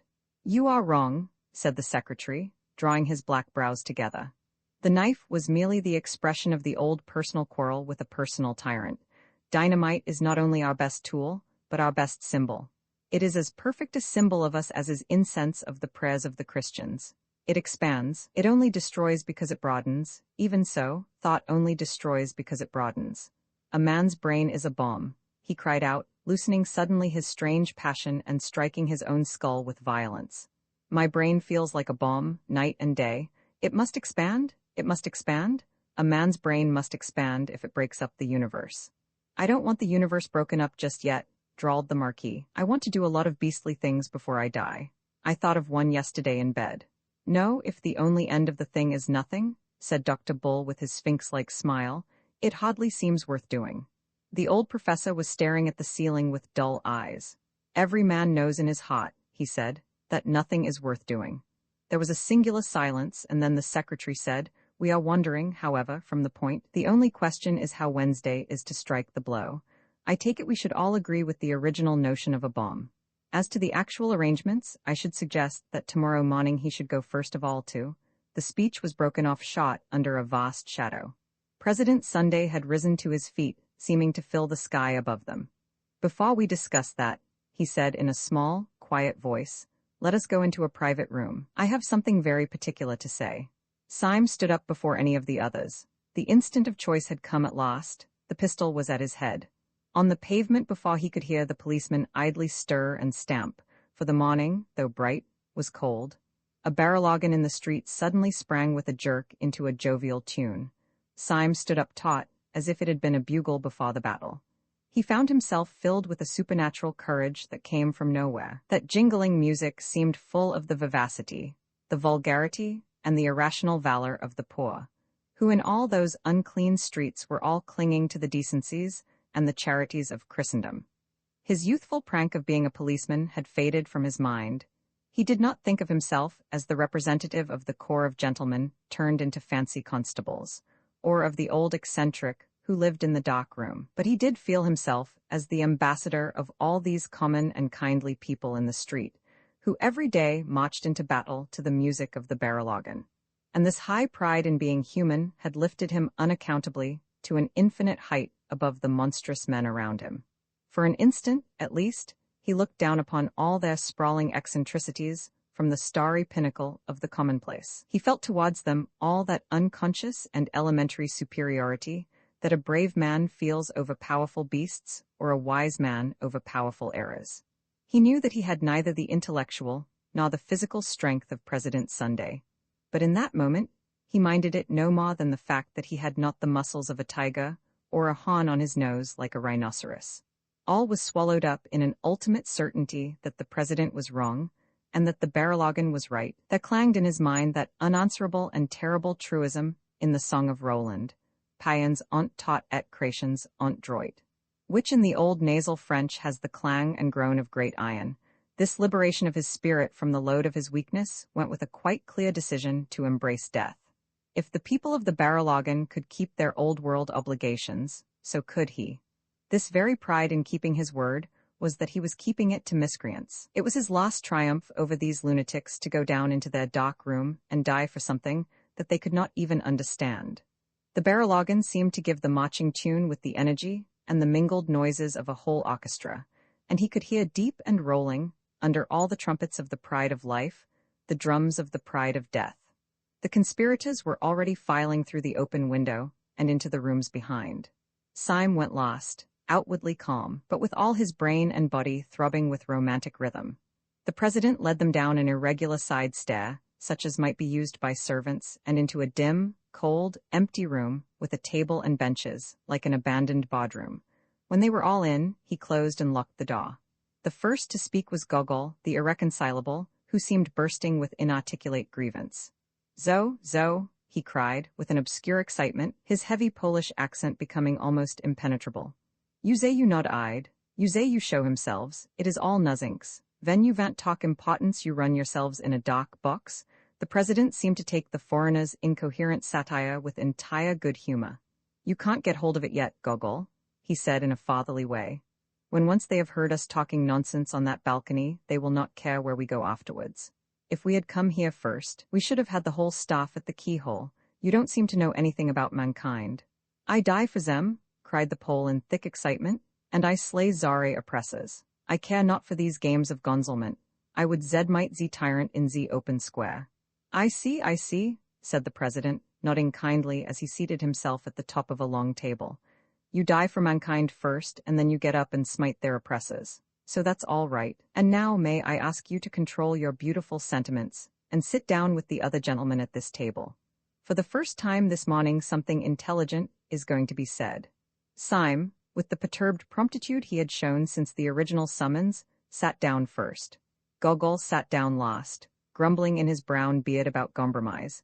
No one except Syme seemed to have any notion of the blow that was about to fall. As for him, he had merely the feeling of a man mounting the scaffold with the intention, at any rate, of making a good speech. Comrades, said the president, suddenly rising, we have spun out this farce long enough. I have called you down here to tell you something so simple and shocking that even the waiters upstairs, long inured to our levities, might hear some new seriousness in my voice. Comrades, we were discussing plans and naming places.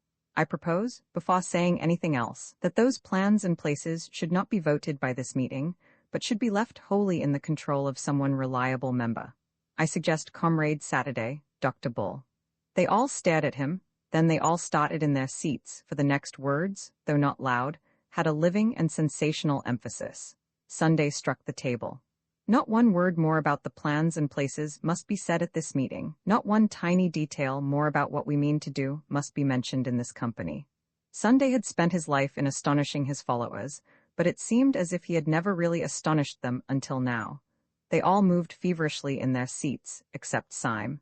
He sat stiff in with his hand in his pocket, and on the handle of his loaded revolver.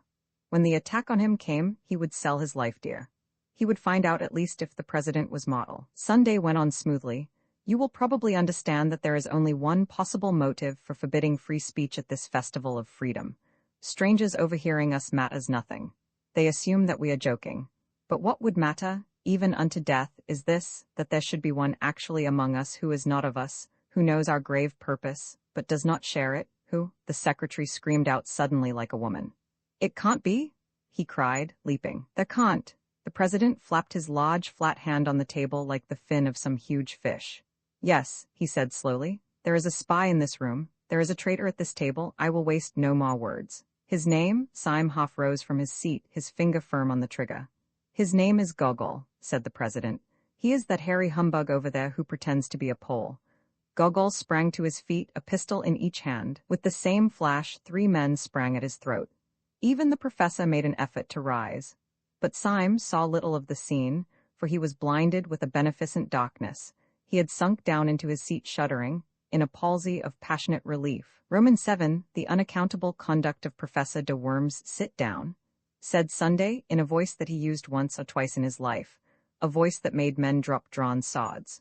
The 3 who had risen fell away from Gogol, and that equivocal person himself resumed his seat. Well, my man, said the president briskly, addressing him as one addresses a total stranger. Will you oblige me by putting your hand in your upper waistcoat pocket and showing me what you have there? The alleged Pole was a little pale under his tangle of dark hair, but he put 2 fingers into the pocket with apparent coolness and pulled out a blue strip of card. When Syme saw it lying on the table, he woke up again to the world outside him.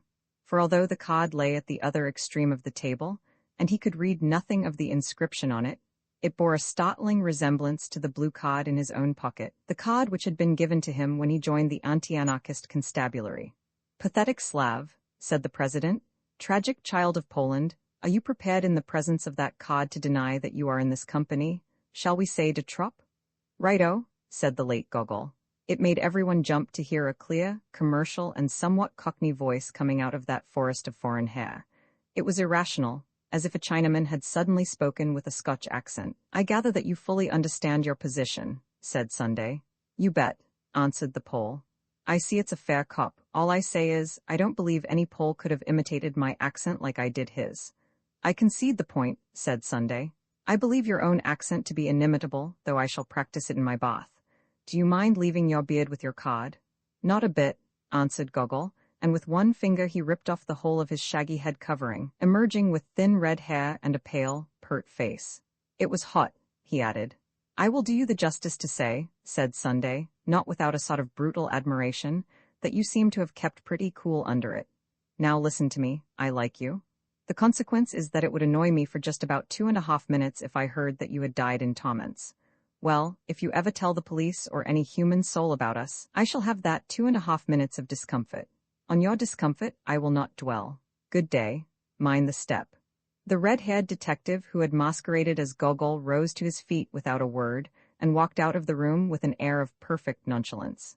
Yet the astonished Syme was able to realize that this ease was suddenly assumed, for there was a slight stumble outside the door, which showed that the departing detective had not minded the step. Time is flying, said the president in his gayest manner, after glancing at his watch, which like everything about him seemed bigger than it ought to be. I must go off at once. I have to take the chair at a humanitarian meeting. The secretary turned to him with working eyebrows. Would it not be better, he said a little sharply, to discuss further the details of our project, now that the spy has left us? No, I think not, said the president with a yawn like an unobtrusive earthquake. Leave it as it is. Let Saturday settle it. I must be off. Breakfast here next Sunday. But the late loud scenes had whipped up the almost naked nerves of the secretary. He was one of those men who are conscientious even in crime. I must protest, President, that the thing is irregular, he said. It is a fundamental rule of our society that all plans shall be debated in full council.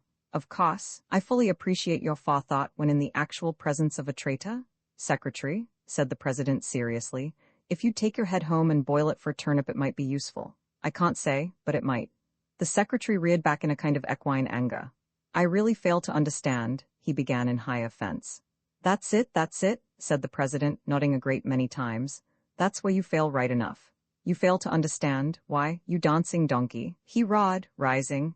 You didn't want to be overheard by a spy, didn't you? How do you know you aren't overheard now? And with these words he shouldered his way out of the room, shaking with incomprehensible scorn.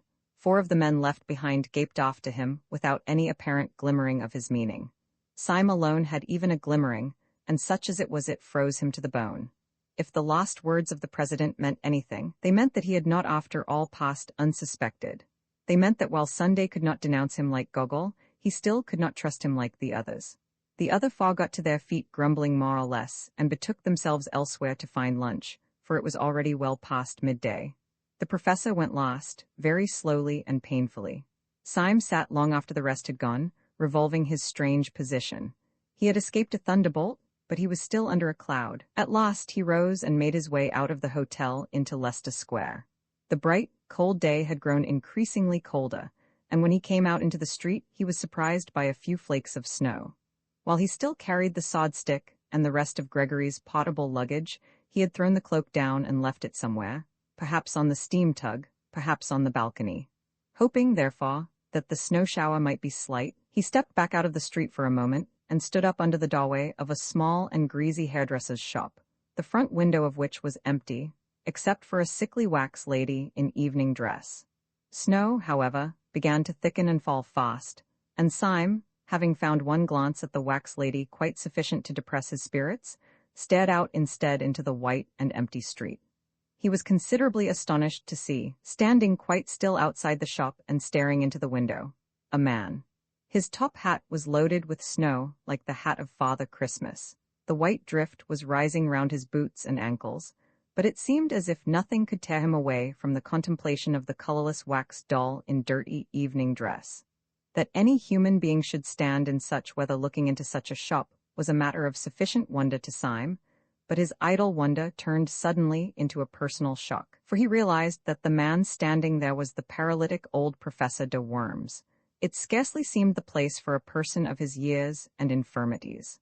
Syme was ready to believe anything about the perversions of this dehumanized brotherhood, but even he could not believe that the professor had fallen in love with that particular wax lady. He could only suppose that the man's malady, whatever it was, involved some momentary fits of rigidity or trance. He was not inclined, however, to feel in this case any very compassionate concern. On the contrary, he rather congratulated himself that the professor's stroke and his elaborate and limping walk would make it easy to escape from him and leave him miles behind. For Syme thirsted first and last to get clear of the whole poisonous atmosphere, if only for an hour. Then he could collect his thoughts, formulate his policy, and decide finally whether he should or should not keep faith with Gregory. He strolled away through the dancing snow, turned up 2 or 3 streets, down through 2 or 3 others, and entered a small Soho restaurant for lunch. He partook reflectively of 4 small and quaint courses, drank half a bottle of red wine, and ended up over black coffee and a black cigar, still thinking. He had taken his seat in the upper room of the restaurant, which was full of the chink of knives and the chatter of foreigners. He remembered that in old days he had imagined that all these harmless and kindly aliens were anarchists. He shuddered, remembering the real thing. But even the shudder had the delightful shame of escape. The wine, the common food, the familiar place, the faces of natural and talkative men, made him almost feel as if the council of the 7 days had been a bad dream, and although he knew it was nevertheless an objective reality, it was at least a distant one. Tall houses and populous streets lay between him and his lost sight of the shameful 7. He was free in free London, and drinking wine among the free. With a somewhat easier action, he took his hat and stick and strolled down the stair into the shop below. When he entered that lower room, he stood stricken and rooted to the spot. At a small table, close up to the blank window and the white street of snow, sat the old anarchist professor over a glass of milk, with his lifted livid face and pendant eyelids. For an instant Syme stood as rigid as the stick he leant upon.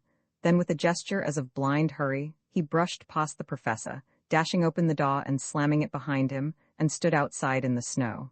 "Can that old copse be following me?" he asked himself, biting his yellow mustache. "I stopped too long up in that room so that even such leaden feet could catch me up. One comfort is, with a little brisk walking I can put a man like that as far away as Timbuktu. Or am I too fanciful? Was he really following me? Surely Sunday would not be such a fool as to send a lame man." He set off at a smart pace, twisting and whirling his stick, in the direction of Covent Garden. As he crossed the great market, the snow increased, growing blinding and bewildering as the afternoon began to darken. The snowflakes tormented him like a swarm of silver bees. Getting into his eyes and beard, they added their unremitting futility to his already irritated nerves. And by the time that he had come at a swinging pace to the beginning of Fleet Street, he lost patience, and finding a Sunday tea shop, turned into it to take shelter. He ordered another cup of black coffee as an excuse. Scarcely had he done so, when Professor de Worms hobbled heavily into the shop, sat down with difficulty, and ordered a glass of milk. Syme's walking stick had fallen from his hand with a great clang, which confessed the concealed steel. But the professor did not look round. Syme, who was commonly a cool character, was literally gaping as a rustic gapes at a conjuring trick. He had seen no cab following, he had heard no wheels outside the shop. To all mortal appearances the man had come on foot, but the old man could only walk like a snail, and Syme had walked like the wind. He started up and snatched his stick, half crazy with the contradiction in mere arithmetic, and swung out of the swinging doors, leaving his coffee untasted. An omnibus going to the bank went rattling by with an unusual rapidity. He had a violent run of 100 yards to reach it, but he managed to spring, swaying upon the splashboard, and, pausing for an instant to pant, he climbed onto the top. When he had been seated for about half a minute, he heard behind him a sort of heavy and asthmatic breathing. Turning sharply, he saw rising gradually higher and higher up the omnibus steps a top hat soiled and dripping with snow, and under the shadow of its brim the short-sighted face and shaky shoulders of Professor de Worms. He let himself into a seat with characteristic care, and wrapped himself up to the chin in the mackintosh rug. Every movement of the old man's tottering figure and vague hands, every uncertain gesture and panic-stricken pause, seemed to put it beyond question that he was helpless, that he was in the lost imbecility of the body. He moved by inches, he let himself down with little gasps of caution. And yet, unless the philosophical entities called time and space have no vestige even of a practical existence, it appeared quite unquestionable that he had run after the omnibus. Syme sprang erect upon the rocking car, and after staring wildly at the wintry sky, that grew gloomier every moment, he ran down the steps. He had repressed an elemental impulse to leap over the side. Too bewildered to look back or to reason, he rushed into one of the little cots at the side of Fleet Street as a rabbit rushes into a hole. He had a vague idea, if this incomprehensible old jack-in-the-box was really pursuing him, that in that labyrinth of little streets he could soon throw him off the scent. He dived in and out of those crooked lanes, which were more like cracks than thoroughfares, and by the time that he had completed about 20 alternate angles and described an unthinkable polygon, he paused to listen for any sound of pursuit. There was none. There could not in any case have been much, for the little streets were thick with the soundless snow.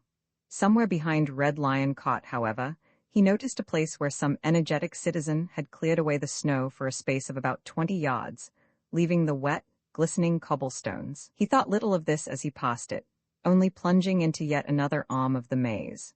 But when a few hundred yards farther on, he stood still again to listen, his heart stood still also, for he heard from that space of rugged stones the clinking crutch and laboring feet of the infernal cripple. The sky above was loaded with the clouds of snow, leaving London in a darkness and oppression premature for that hour of the evening. On each side of Syme, the walls of the alley were blind and featureless. There was no little window or any kind of eave. He felt a new impulse to break out of this hive of houses and to get once more into the open and lamplit street.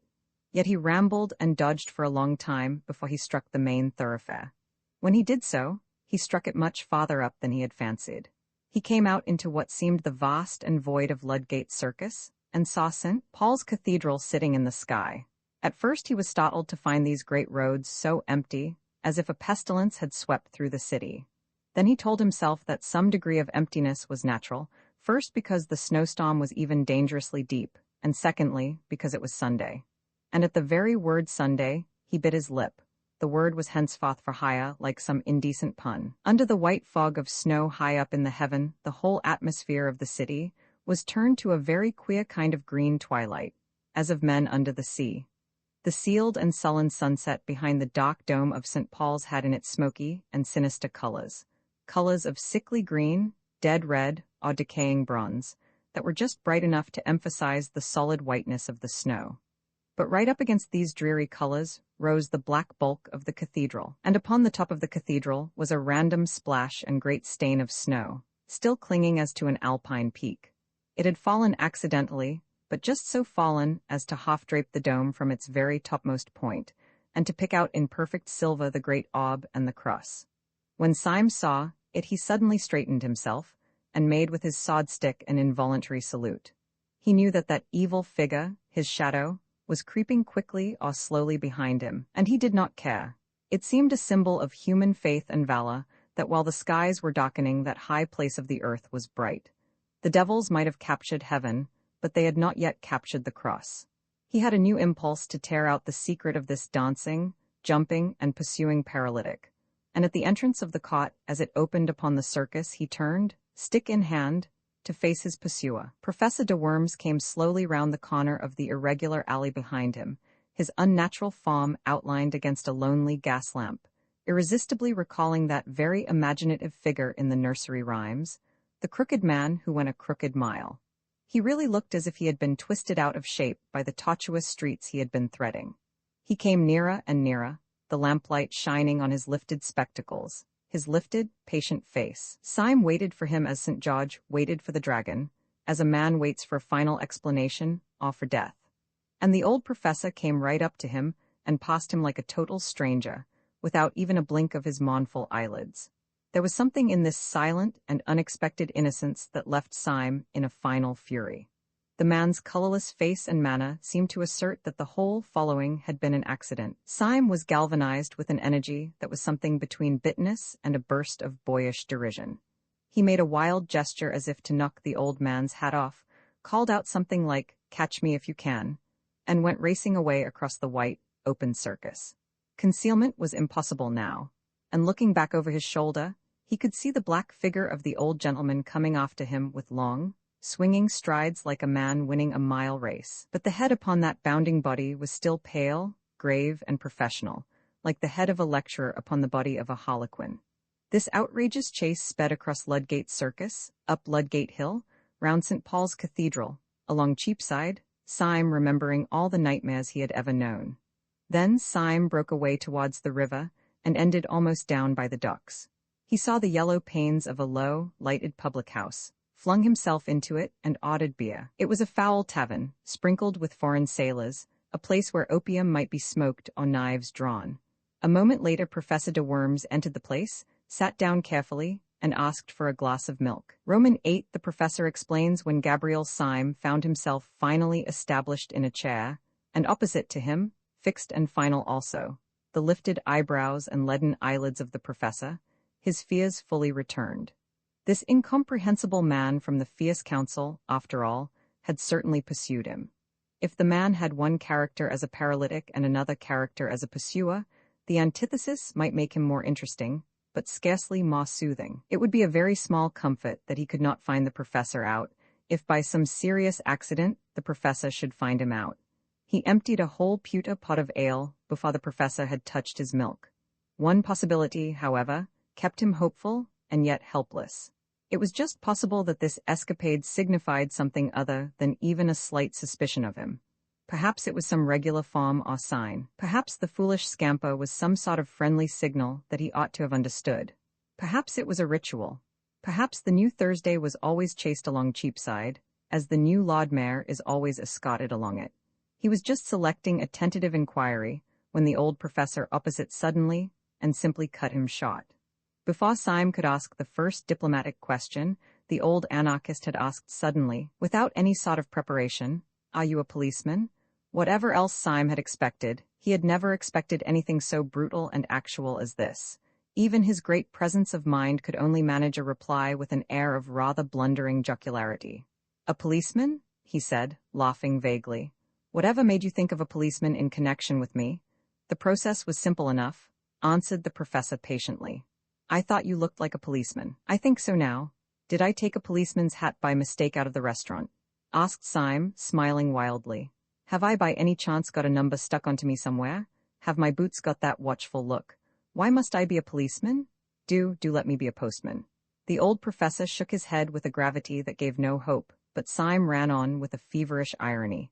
But perhaps I misunderstood the delicacies of your German philosophy. Perhaps policeman is a relative term. In an evolutionary sense, sir, the ape fades so gradually into the policeman that I myself can never detect the shade. The monkey is only the policeman that may be. Perhaps a maiden lady on Clapham Common is only the policeman that might have been. I don't mind being the policeman that might have been. I don't mind being anything in German thought. Are you in the police service? Said the old man, ignoring all Syme's improvised and desperate raillery. Are you a detective? Syme's heart turned to stone, but his face never changed. Your suggestion is ridiculous, he began. Why on earth? The old man struck his palsied hand passionately on the rickety table, nearly breaking it.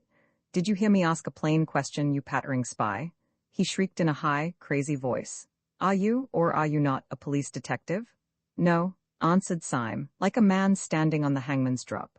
You swear it, said the old man, leaning across to him, his dead face becoming as it were loathsomely alive. You swear it? You swear it? If you swear falsely, will you be damned? Will you be sure that the devil dances at your funeral? Will you see that the nightmare sits on your grave? Will there really be no mistake? You are an anarchist, you are a dynamiter. Above all, you are not in any sense a detective. You are not in the British police. He leant his angular elbow far across the table and put up his large, loose hand like a flap to his ear. I am not in the British police, said Syme with insane calm. Professor de Worms fell back in his chair with a curious air of kindly collapse. That's a pity, he said, because I am. Syme sprang up straight, sending back the bench behind him with a crash. Because you are what? He said thickly. You are what? I am a policeman, said the professor with his first broad smile, and beaming through his spectacles. But as you think policeman only a relative term, of course I have nothing to do with you. I am in the British police force, but as you tell me you are not in the British police force, I can only say that I met you in a dynamiters club. I suppose I ought to arrest you. And with these words he laid on the table before Syme an exact facsimile of the blue card which Syme had in his own waistcoat pocket, the symbol of his power from the police. Syme had for a flash the sensation that the cosmos had turned exactly upside down, that all trees were growing downwards, and that all stars were under his feet. Then came slowly the opposite conviction. For the last 24 hours, the cosmos had really been upside down, but now, the capsized universe had come right side up again. This devil from whom he had been fleeing all day was only an elder brother of his own house, who on the other side of the table lay back and laughed at him. He did not for the moment ask any questions of detail.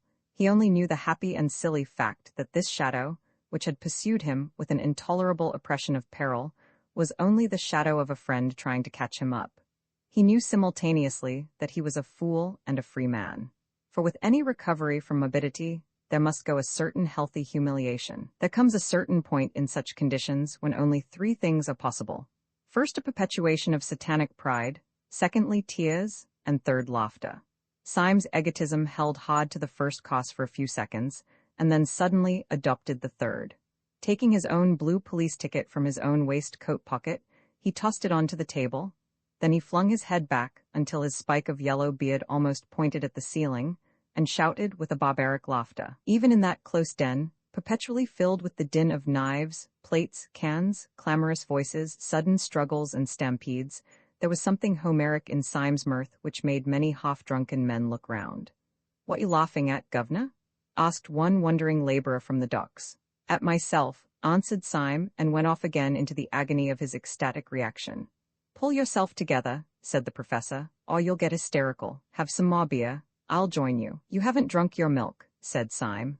"My milk?" said the other, in tones of withering and unfathomable contempt. "My milk. Do you think I'd look at the beastly stuff when I'm out of sight of the bloody anarchists? We're all Christians in this room, though perhaps," he added, glancing around at the reeling crowd, "not strict ones. Finish my milk? Great blazes? Yes, I'll finish it right enough." And he knocked the tumbler off the table, making a crash of glass and a splash of silver fluid. Syme was staring at him with a happy curiosity. "I understand now," he cried. Of course you're not an old man at all. I can't take my face off here, replied Professor de Worms. It's rather an elaborate makeup. As to whether I'm an old man, that's not for me to say. I was 38 last birthday. Yes, but I mean, said Syme impatiently, there's nothing the matter with you? Yes, answered the other dispassionately. I am subject to colds. Syme's laughter at all this had about it a wild weakness of relief. He laughed at the idea of the paralytic professor being really a young actor dressed up as if for the footlights, but he felt that he would have laughed as loudly if a pepper pot had fallen over. The false professor drank and wiped his false beard. Did you know, he asked, that man Gogol was one of us? No, I didn't know it, answered Syme in some surprise. But didn't you? I knew no more than the dead, replied the man who called himself de Worms. I thought the president was talking about me and I rattled in my boots.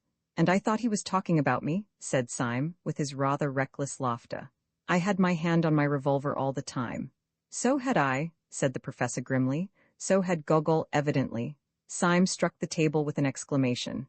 Why, there were 3 of us there, he cried. 3 out of 7 is a fighting number. If we had only known that we were 3, the face of Professor de Worms darkened and he did not look up. We were 3, he said. If we had been 300 we could still have done nothing. Not if we were 300 against 4? Asked Syme, jeering rather boisterously. No, said the professor with sobriety, not if we were 300 against Sunday. And the mere name struck Syme cold and serious. His laughter had died in his heart before it could die on his lips. The face of the unforgettable president sprang into his mind as startling as a colored photograph, and he remarked this difference between Sunday and all his satellites, that their faces, however fierce or sinister, became gradually blurred by memory like other human faces, whereas Sunday's seemed almost to grow more actual during absence, as if a man's painted portrait should slowly come alive. They were both silent for a measure of moments, and then Syme's speech came with a rush, like the sudden foaming of champagne.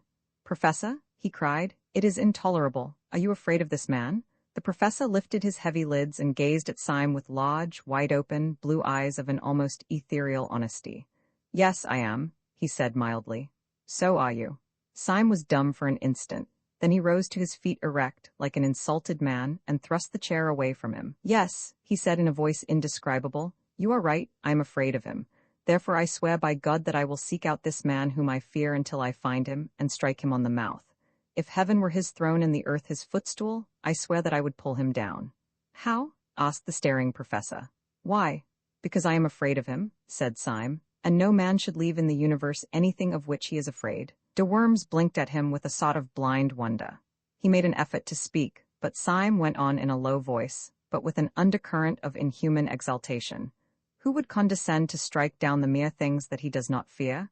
Who would debase himself to be merely brave, like any common prize-fighter? Who would stoop to be fearless, like a tree? Fight the thing that you fear. You remember the old tale of the English clergyman who gave the last rites to the brigand of Sicily, and how on his deathbed the great robber said, I can give you no money, but I can give you advice for a lifetime. Your thumb on the blade and strike upwards. So I say to you, strike upwards if you strike at the stars. The other looked at the ceiling, one of the tricks of his pose. Sunday is a fixed star, he said. You shall see him a falling star, said Syme, and put on his hat. The decision of his gesture drew the professor vaguely to his feet. Have you any idea, he asked, with a sort of benevolent bewilderment, exactly where you are going? Yes, replied Syme shortly. I am going to prevent this bomb being thrown in Paris. Have you any conception how? Inquired the other. No, said Syme with equal decision. You remember, of course, resumed the soi-disant de Worms, pulling his beard and looking out of the window, that when we broke up rather hurriedly the whole arrangements for the atrocity were left in the private hands of the Marquis and Dr. Bull. The Marquis is by this time probably crossing the Channel, but where he will go and what he will do it is doubtful whether even the President knows. Certainly we don't know. The only man who does know is Dr. Bull. Confound it, cried Syme, and we don't know where he is. Yes, said the other in his curious, absent-minded way, I know where he is myself. Will you tell me? Asked Syme with eager eyes. I will take you there, said the professor, and took down his own hat from a peg. Syme stood looking at him with a sort of rigid excitement. What do you mean? He asked sharply. Will you join me? Will you take the risk? Young man, said the professor pleasantly, I am amused to observe that you think I am a coward. As to that, I will say only one word, and that shall be entirely in the manner of your own philosophical rhetoric. You think that it is possible to pull down the president? I know that it is impossible, and I am going to try it." And opening the tavern door, which let in a blast of bitter air, they went out together into the dark streets by the docks. Most of the snow was melted or trampled to mud, but here and there a clot of it still showed gray rather than white in the gloom. The small streets were sloppy and full of pools, which reflected the flaming lamps irregularly, and by accident, like fragments of some other and fallen world. Syme felt almost dazed as he stepped through this growing confusion of lights and shadows, but his companion walked on with a certain briskness towards where, at the end of the street, an inch or two of the lamplit river looked like a bar of flame. "Where are you going?" Syme inquired. "Just now," answered the professor. "I am going just round the corner to see whether Dr. Bull has gone to bed. He is hygienic and retires early." "Dr. Bull?" exclaimed Syme. "Does he live round the corner?" "No," answered his friend. "As a matter of fact, he lives some way off, on the other side of the river, but we can tell from here whether he has gone to bed." Turning the corner as he spoke, and facing the dim river, flecked with flame, he pointed with his stick to the other bank.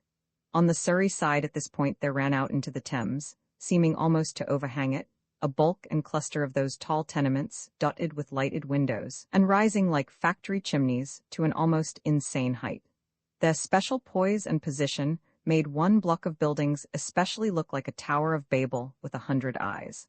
Syme had never seen any of the skyscraping buildings in America, so he could only think of the buildings in a dream. Even as he stared, the highest light in this innumerably lighted turret abruptly went out, as if this black Argus had winked at him with one of his innumerable eyes. Professor de Worms swung round on his heel and struck his stick against his boot. "We are too late," he said. "The hygienic doctor has gone to bed." "What do you mean?" asked Syme. "Does he live over there, then?" "Yes," said de Worms, "behind that particular window which you can't see. Come along and get some dinner. We must call on him tomorrow morning." Without further parley, he led the way through several byways, until they came out into the flare and clamor of the East India Dock Road. The professor, who seemed to know his way about the neighborhood, proceeded to a place where the line of lighted shops fell back into a sort of abrupt twilight and quiet, in which an old white inn, all out of repair, stood back some 20 feet from the road. "You can find good English inns left by accident everywhere, like fossils," explained the professor. "I once found a decent place in the West End."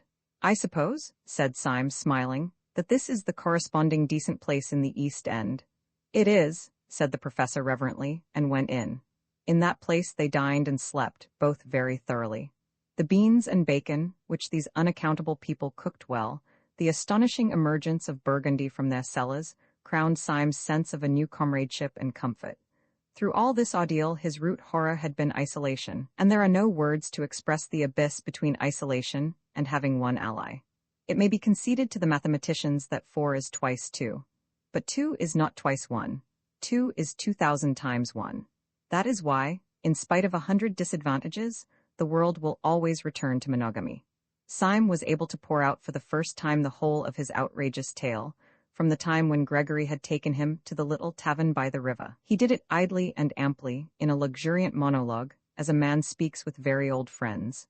On his side, also, the man who had impersonated Professor de Worms was not less communicative. His own story was almost as silly as Syme's. "That's a good get-up of yours," said Syme, draining a glass of Mackin. "A lot better than old Gogol's. Even at the start, I thought he was a bit too hairy."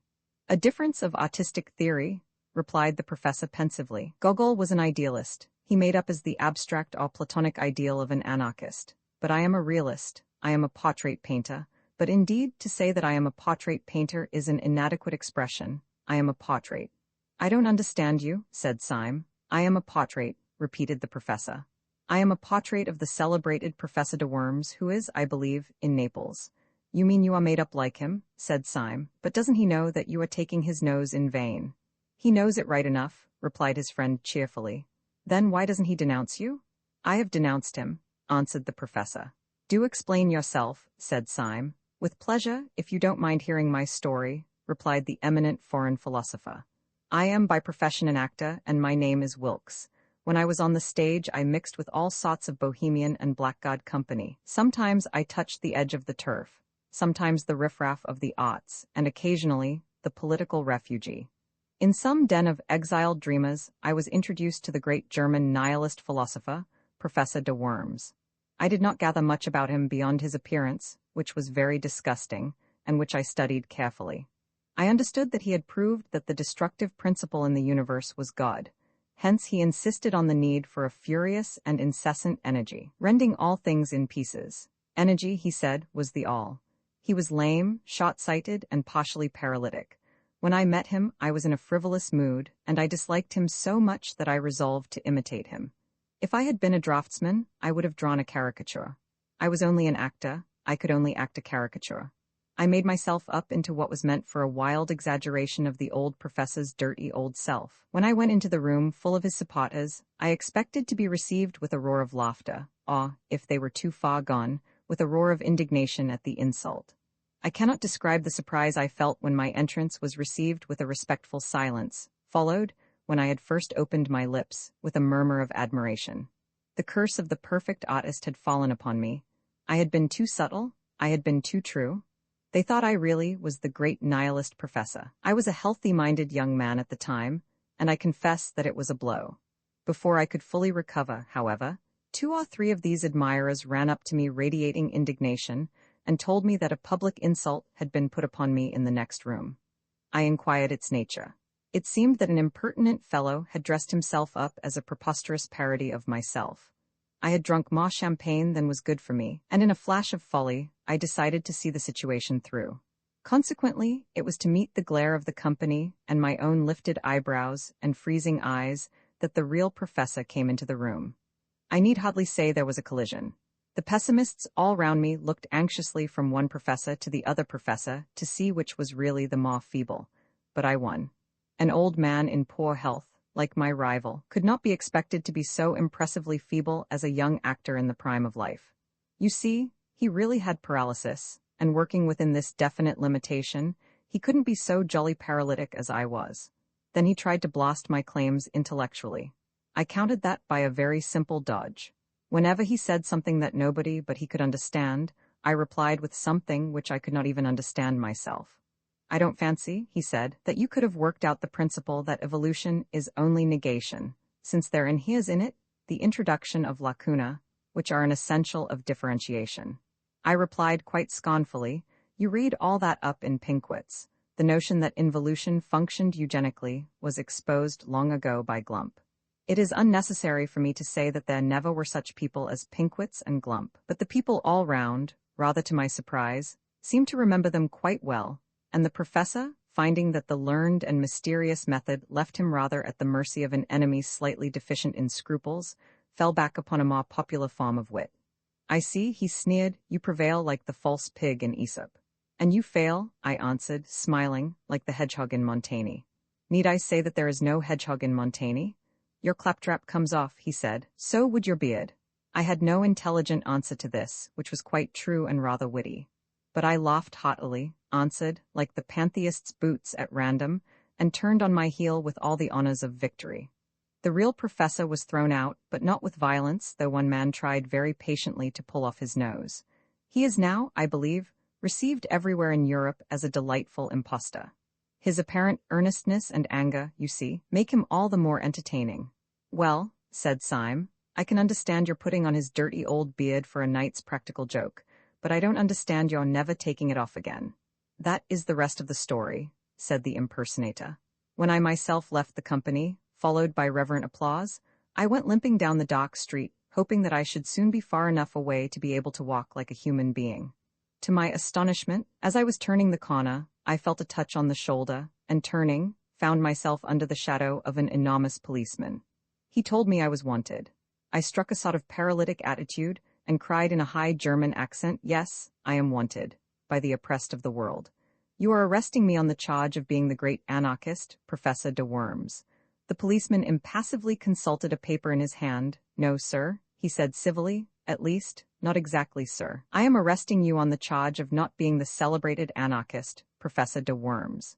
This charge, if it was criminal at all, was certainly the lighter of the two, and I went along with the man, doubtful, but not greatly dismayed. I was shown into a number of rooms and eventually into the presence of a police officer, who explained that a serious campaign had been opened against the centers of anarchy, and that this, my successful masquerade, might be of considerable value to the public safety. He offered me a good salary and this little blue card. Though our conversation was short, he struck me as a man of very massive common sense and humor, but I cannot tell you much about him personally, because Syme laid down his knife and fork. I know, he said, because you talked to him in a dark room. Professor de Worms nodded and drained his glass. Roman 9 The man in spectacles burgundy is a jolly thing, said the professor sadly, as he set his glass down. You don't look as if it were, said Syme. You drink it as if it were medicine. You must excuse my manner, said the professor dismally. My position is rather a curious one. Inside I am really bursting with boyish merriment, but I acted the paralytic professor so well that now I can't leave off. So that when I am among friends, and have no need at all to disguise myself, I still can't help speaking slow and wrinkling my forehead, just as if it were my forehead.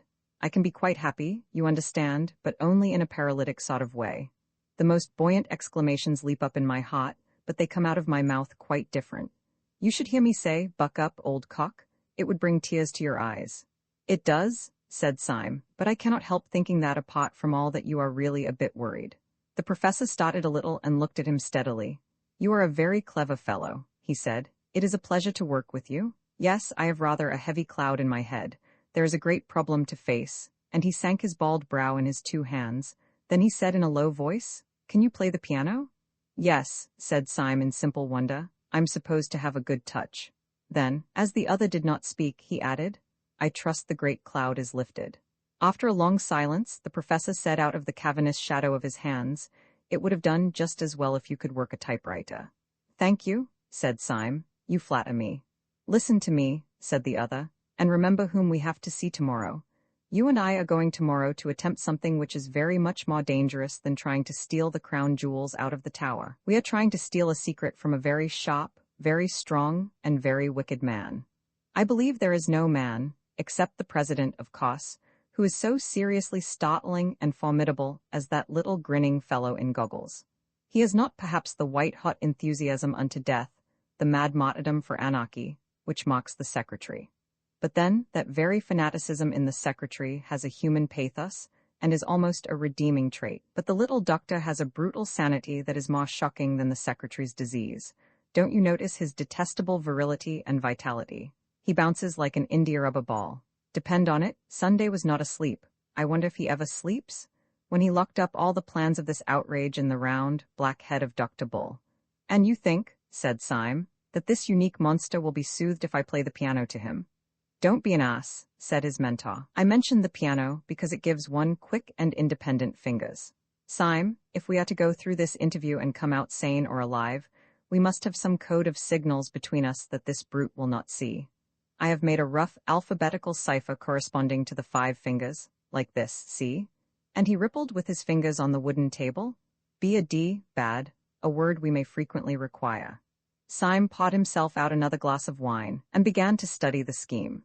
He was abnormally quick with his brains at puzzles, and with his hands at conjuring, and it did not take him long to learn how he might convey simple messages by what would seem to be idle taps upon a table or knee. But wine and companionship had always the effect of inspiring him to a farcical ingenuity, and the professor soon found himself struggling with the too vast energy of the new language, as it passed through the heated brain of Syme. We must have several word signs, said Syme seriously, words that we are likely to want, fine shades of meaning. My favorite word is coeval. What's yours? Do stop playing the goat, said the professor plaintively. You don't know how serious this is. Lush, too, said Syme, shaking his head sagaciously. We must have lush, word applied to grass, don't you know? Do you imagine, asked the professor furiously, that we are going to talk to Dr. Bull about grass? There are several ways in which the subject could be approached, said Syme reflectively, and the word introduced without appearing forced. We might say, Dr. Bull, as a revolutionist, you remember that a tyrant once advised us to eat grass, and indeed many of us, looking on the fresh lush grass of summer. Do you understand, said the other, that this is a tragedy? Perfectly, replied Syme. Always be comic in a tragedy. What the deuce else can you do? I wish this language of yours had a wider scope. I suppose we could not extend it from the fingers to the toes? That would involve pulling off our boots and socks during the conversation, which however unobtrusively performed. Syme, said his friend with a stern simplicity, go to bed. Syme, however, sat up in bed for a considerable time, mastering the new code. He was awakened next morning while the east was still sealed with darkness, and found his gray-bearded ally standing like a ghost beside his bed. Syme sat up in bed blinking, then slowly collected his thoughts, threw off the bedclothes, and stood up. It seemed to him in some curious way that all the safety and sociability of the night before fell with the bedclothes off him, and he stood up in an air of cold danger. He still felt an entire trust and loyalty towards his companion, but it was the trust between two men going to the scaffold. "Well," said Syme with a fast cheerfulness as he pulled on his trousers, "I dreamt of that alphabet of yours. Did it take you long to make it up?" The professor made no answer, but gazed in front of him with eyes the color of a wintry sea. So Syme repeated his question. "I say, did it take you long to invent all this? I'm considered good at these things, and it was a good hour's grind. Did you learn it all on the spot?" The professor was silent, his eyes were wide open, and he wore a fixed but very small smile. "How long did it take you?" The professor did not move. "Confound you, can't you answer?" called out Syme, in a sudden anger that had something like fear underneath. Whether or no the professor could answer, he did not. Syme stood staring back at the stiff face like parchment and the blank, blue eyes. His first thought was that the professor had gone mad, but his second thought was more frightful. After all, what did he know about this queer creature whom he had heedlessly accepted as a friend? What did he know, except that the man had been at the anarchist breakfast, and had told him a ridiculous tale? How improbable it was that there should be another friend there beside Gogol. Was this man's silence a sensational way of declaring war? Was this adamantine stare, after all, only the awful sneer of some threefold traitor, who had turned for the last time? He stood and strained his ears in this heartless silence. He almost fancied he could hear dynamiters come to capture him shifting softly in the corridor outside. Then his eye strayed downwards, and he burst out laughing. Though the professor himself stood there as voiceless as a statue, his 5 dumb fingers were dancing alive upon the dead table. Syme watched the twinkling movements of the talking hand, and read clearly the message, "I will only talk like this. We must get used to it." He rapped out the answer with the impatience of relief. "All right, let's get out to breakfast." They took their hats and sticks in silence, but as Syme took his sawed stick, he held it hard. They paused for a few minutes only to stuff down coffee and toss thick sandwiches at a coffee stall, and then made their way across the river, which under the gray and growing light looked as desolate as Akron. They reached the bottom of the huge block of buildings which they had seen from across the river, and began in silence to mount the naked and numberless stone steps, only pausing now and then to make short remarks on the rail of the banisters. At about every other flight, they passed a window. Each window showed them a pale and tragic dawn lifting itself laboriously over London. From each, the innumerable roofs of slate looked like the leaden surges of a gray, troubled sea after rain. Syme was increasingly conscious that his new adventure had somehow a quality of cold sanity worse than the wild adventures of the past. Last night, for instance, the tall tenements had seemed to him like a tower in a dream. As he now went up the weary and perpetual steps, he was daunted and bewildered by their almost infinite series.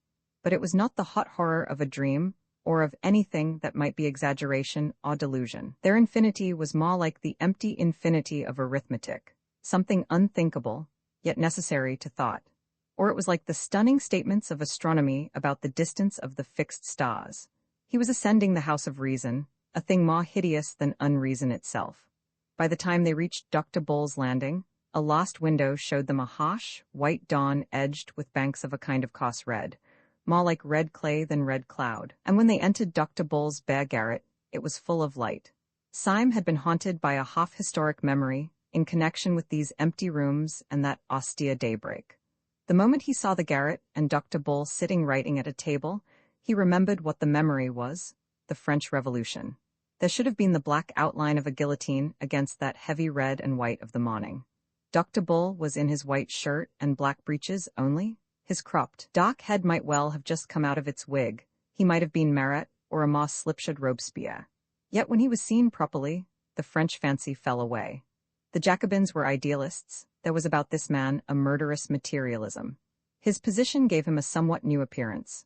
The strong, white light of morning coming from one side creating sharp shadows made him seem both more pale and more angular than he had looked at the breakfast on the balcony. Thus the 2 black glasses that encased his eyes might really have been black cavities in his skull, making him look like a death's head. And indeed, If ever Death himself sat writing at a wooden table, it might have been he. He looked up and smiled brightly enough as the men came in, and rose with the resilient rapidity of which the professor had spoken. He set chairs for both of them, and going to a peg behind the door, proceeded to put on a coat and waistcoat of rough, dark tweed. He buttoned it up neatly, and came back to sit down at his table. The quiet good humor of his manner left his two opponents helpless. It was with some momentary difficulty that the professor broke silence and began. "I'm sorry to disturb you so early, comrade," said he, with a careful resumption of the slow de Worms manner. "You have no doubt made all the arrangements for the Paris affair." Then he added with infinite slowness, "We have information which renders intolerable anything in the nature of a moment's delay." Dr. Bull smiled again, but continued to gaze on them without speaking. The professor resumed, a pause before each weary word. "Please do not think me excessively abrupt, but I advise you to alter those plans, or if it is too late for that, to follow your agent with all the support you can get for him. Comrade Syme and I have had an experience which it would take more time to recount than we can afford, if we are to act on it. I will, however, relate the occurrence in detail, even at the risk of losing time, if you really feel that it is essential to the understanding of the problem we have to discuss."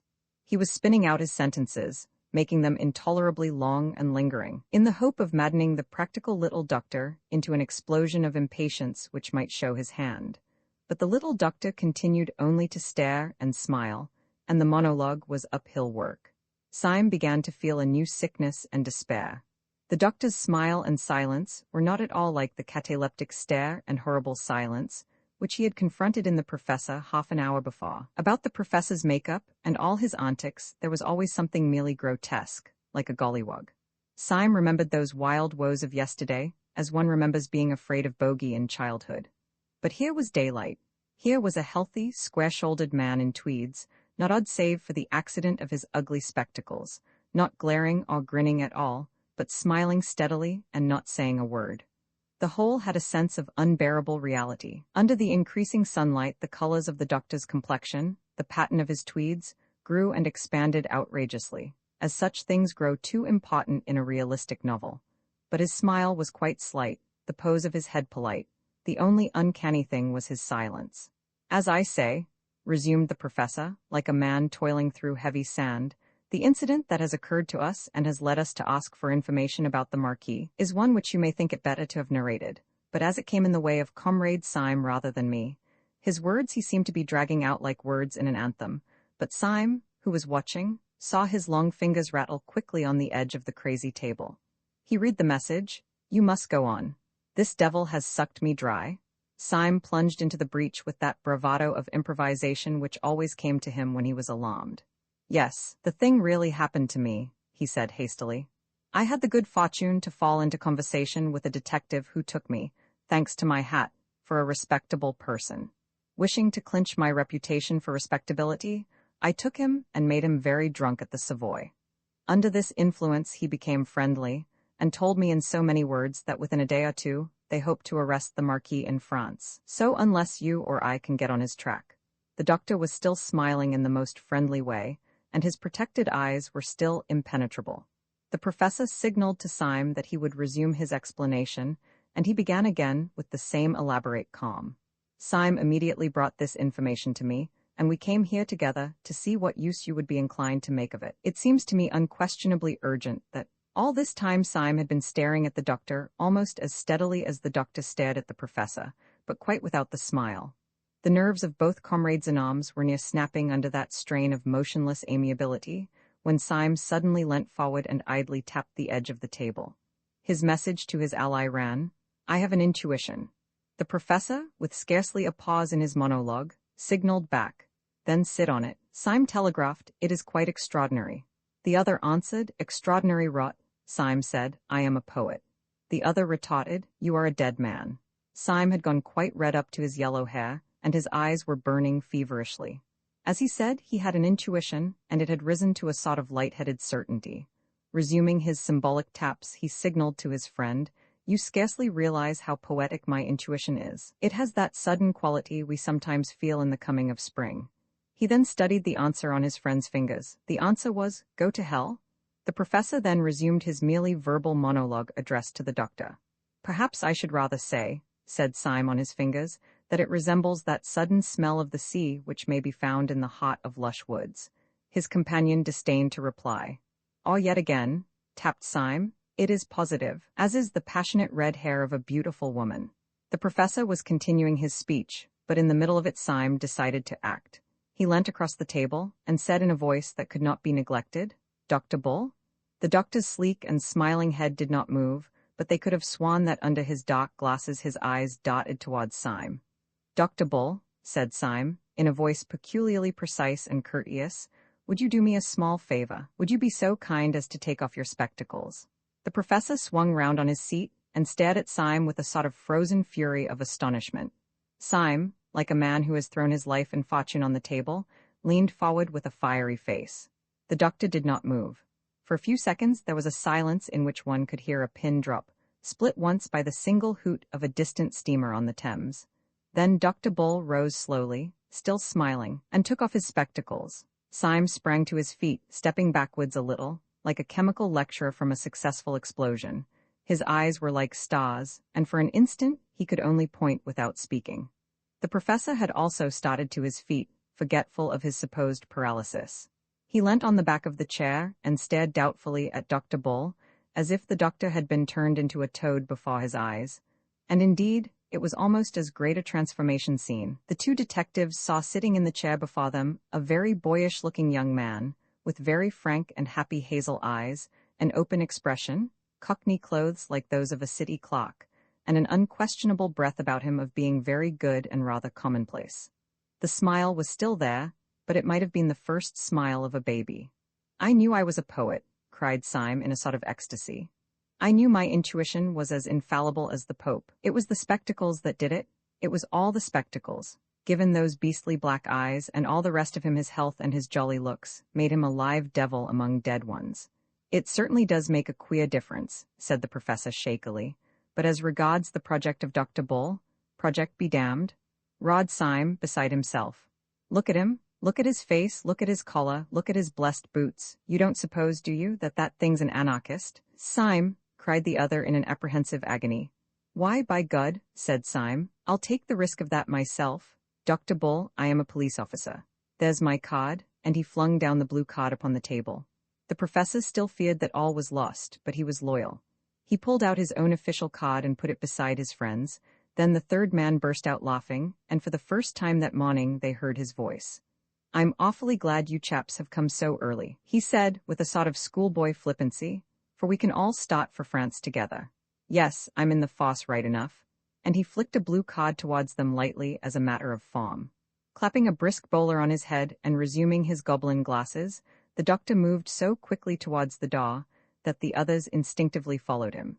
Syme seemed a little distrait, and as he passed under the doorway, he suddenly struck his stick on the stone passage so that it rang. "But Lord God Almighty," he cried out, "if this is all right, there were more damned detectives than there were damned dynamiters at the damned council." "We might have fought easily," said Bull. "We were 4 against 3. The professor was descending the stairs, but his voice came up from below. "No," said the voice, "we were not 4 against 3, we were not so lucky, we were 4 against 1. The others went down the stairs in silence. The young man called Bull, with an innocent courtesy characteristic of him, insisted on going last until they reached the street. But there his own robust rapidity asserted itself unconsciously, and he walked quickly on ahead towards a railway inquiry office, talking to the others over his shoulder. "It is jolly to get some pals," he said. "I've been half dead with the jumps, being quite alone. I nearly flung my arms round Gogol and embraced him, which would have been imprudent. I hope you won't despise me for having been in a blue funk." "All the blue devils in blue hell," said Syme, "contributed to my blue funk, but the worst devil was you and your infernal goggles." The young man laughed delightedly. "Wasn't it a rag?" he said. "Such a simple idea, not my own. I haven't got the brains. You see, I wanted to go into the detective service, especially the anti-dynamite business. But for that purpose, they wanted someone to dress up as a dynamiter. And they all swore by blazes that I could never look like a dynamiter. They said my very walk was respectable, and that seen from behind, I looked like the British Constitution. They said I looked too healthy and too optimistic, and too reliable and benevolent. They called me all sorts of names at Scotland Yard. They said that if I had been a criminal, I might have made my fortune by looking so like an honest man. But as I had the misfortune to be an honest man, there was not even the remotest chance of my assisting them by ever looking like a criminal. But at last I was brought before some old josser who was high up in the fosse, and who seemed to have no end of a head on his shoulders. And there the others all talked hopelessly. One asked whether a bushy beard would hide my nice smile. Another said that if they blacked my face I might look like a Negro anarchist. But this old chap chipped in with a most extraordinary remark. "A pair of smoked spectacles will do it," he said positively. "Look at him now, he looks like an angelic office boy. Put him on a pair of smoked spectacles, and children will scream at the sight of him." And so it was, by George. When once my eyes were covered, all the rest, smile and big shoulders and short hair, made me look a perfect little devil. As I say, it was simple enough when it was done, like miracles, but that wasn't the really miraculous part of it. There was one really staggering thing about the business, and my head still turns at it. "What was that?" asked Syme. "I'll tell you," answered the man in spectacles. "This big pot in the police who sized me up so that he knew how the goggles would go with my hair and socks. By God, he never saw me at all." Syme's eyes suddenly flashed on him. "How was that?" he asked. "I thought you talked to him." "So I did," said Bull brightly, "but we talked in a pitch-dark room like a coal cellar. There, you would never have guessed that." "I could not have conceived it," said Syme gravely. "It is indeed a new idea," said the professor. The new ally was in practical matters a whirlwind. At the inquiry office he asked with business-like brevity about the trains for Dover. Having got his information, he bundled the company into a cab and put them and himself inside a railway carriage before they had properly realized the breathless process. They were already on the Calais boat before conversation flowed freely. "I had already arranged," he explained, "to go to France for my lunch, but I am delighted to have someone to lunch with me. You see, I had to send that beast, the Marquis, over with his bomb, because the president had his eye on me, though God knows how. I'll tell you the story some day. It was perfectly choking. Whenever I tried to slip out of it, I saw the president somewhere, smiling out of the bow window of a club, or taking off his hat to me from the top of an omnibus. I tell you, you can say what you like, that fellow sold himself to the devil. He can be in 6 places at once." "So you sent the Marquis off, I understand?" asked the professor. "Was it long ago? Shall we be in time to catch him?" "Yes," answered the new guide. "I've timed it all. He'll still be at Calais when we arrive." "But when we do catch him at Calais," said the professor, "what are we going to do?" At this question the countenance of Dr. Bull fell for the first time. He reflected a little and then said, "Theoretically, I suppose we ought to call the police." "Not I," said Syme. "Theoretically, I ought to drown myself first. I promised a poor fellow, who was a real modern pessimist, on my word of honor not to tell the police. I'm no hand at casuistry, but I can't break my word to a modern pessimist. It's like breaking one's word to a child." "I'm in the same boat," said the professor. "I tried to tell the police and I couldn't because of some silly oath I took. You see, when I was an actor, I was a sort of all-round beast. Perjury or treason is the only crime I haven't committed. If I did that, I shouldn't know the difference between right and wrong. I've been through all that," said Dr. Bull, "and I've made up my mind. I gave my promise to the secretary. You know him, man who smiles upside down. My friends, that man is the most utterly unhappy man that was ever human. It may be his digestion, or his conscience, or his nerves, or his philosophy of the universe, but he's damned, he's in hell. Well, I can't turn on a man like that and hunt him down. It's like whipping a leper. I may be mad, but that's how I feel, and there's jolly well the end of it." "I don't think you're mad," said Syme. "I knew you would decide like that when first you—" "Eh?" said Dr. Bull. "When first you took off your spectacles." Dr. Bull smiled a little and strolled across the deck to look at the sunlit sea. Then he strolled back again, kicking his heels carelessly, and a companionable silence fell between the 3 men. "Well," said Syme, "it seems that we have all the same kind of morality or immorality, so we had better face the fact that comes of it." "Yes," assented the professor, "you're quite right, and we must hurry up, for I can see the grey nose standing out from France." "The fact that comes of it," said Syme seriously, "is this, that we 3 are alone on this planet. Gogol has gone, God knows where. Perhaps the president has smashed him like a fly. On the council we are 3 men against 3, like the Romans who held the bridge. But we are worse off than that. First, because they can appeal to their organization, and we cannot appeal to ours, and second, because one of those other 3 men, said the professor, is not a man." Syme nodded and was silent for a second or two. Then he said, "My idea is this. We must do something to keep the Marquis in Calais till tomorrow midday. I have turned over 20 schemes in my head. We cannot denounce him as a dynamiter, that is agreed. We cannot get him detained on some trivial charge, for we should have to appear, he knows us, and he would smell a rat. We cannot pretend to keep him on anarchist business, he might swallow much in that way, but not the notion of stopping in Calais while the Tsar went safely through Paris. We might try to kidnap him and lock him up ourselves, but he is a well-known man here. He has a whole bodyguard of friends, he is very strong and brave, and the event is doubtful. The only thing I can see to do is actually to take advantage of the very things that are in the Marquis's favor. I am going to profit by the fact that he is a highly respected nobleman. I am going to profit by the fact that he has many friends and moves in the best society. What the devil are you talking about? Asked the professor. The Symes are first mentioned in the 14th century, said Syme, but there is a tradition that one of them rode behind Bruce at Bannockburn. Since 1350 the tree is quite clear. He's gone off his head, said the little doctor, staring. Our bearings, continued Syme calmly, are Argent a chevron gules charged with 3 crosslets of the field. The motto varies. The professor seized Syme roughly by the waistcoat. We are just inshaw, he said. Are you seasick or joking in the wrong place? My remarks are almost painfully practical, answered Syme in an unhurried manner. The house of St. Eustache also is very ancient. The Marquis cannot deny that he is a gentleman. He cannot deny that I am a gentleman. And in order to put the matter of my social position quite beyond a doubt, I propose at the earliest opportunity to knock his hat off. But here we are in the harbour. They went on shore under the strong sun in a sort of daze. Syme, who had now taken the lead as Bull had taken it in London, led them along a kind of marine parade until he came to some cafes, embowered in a bulk of greenery and overlooking the sea. As he went before them, his step was slightly swaggering, and he swung his stick like a sod. He was making apparently for the extreme end of the line of cafes, but he stopped abruptly. With a sharp gesture he motioned them to silence, but he pointed with one gloved finger to a café table under a bank of flowering foliage at which sat the Marquis de St. Eustache, his teeth shining in his thick, black beard, and his bold, brown face shadowed by a light yellow straw hat and outlined against the violet sea.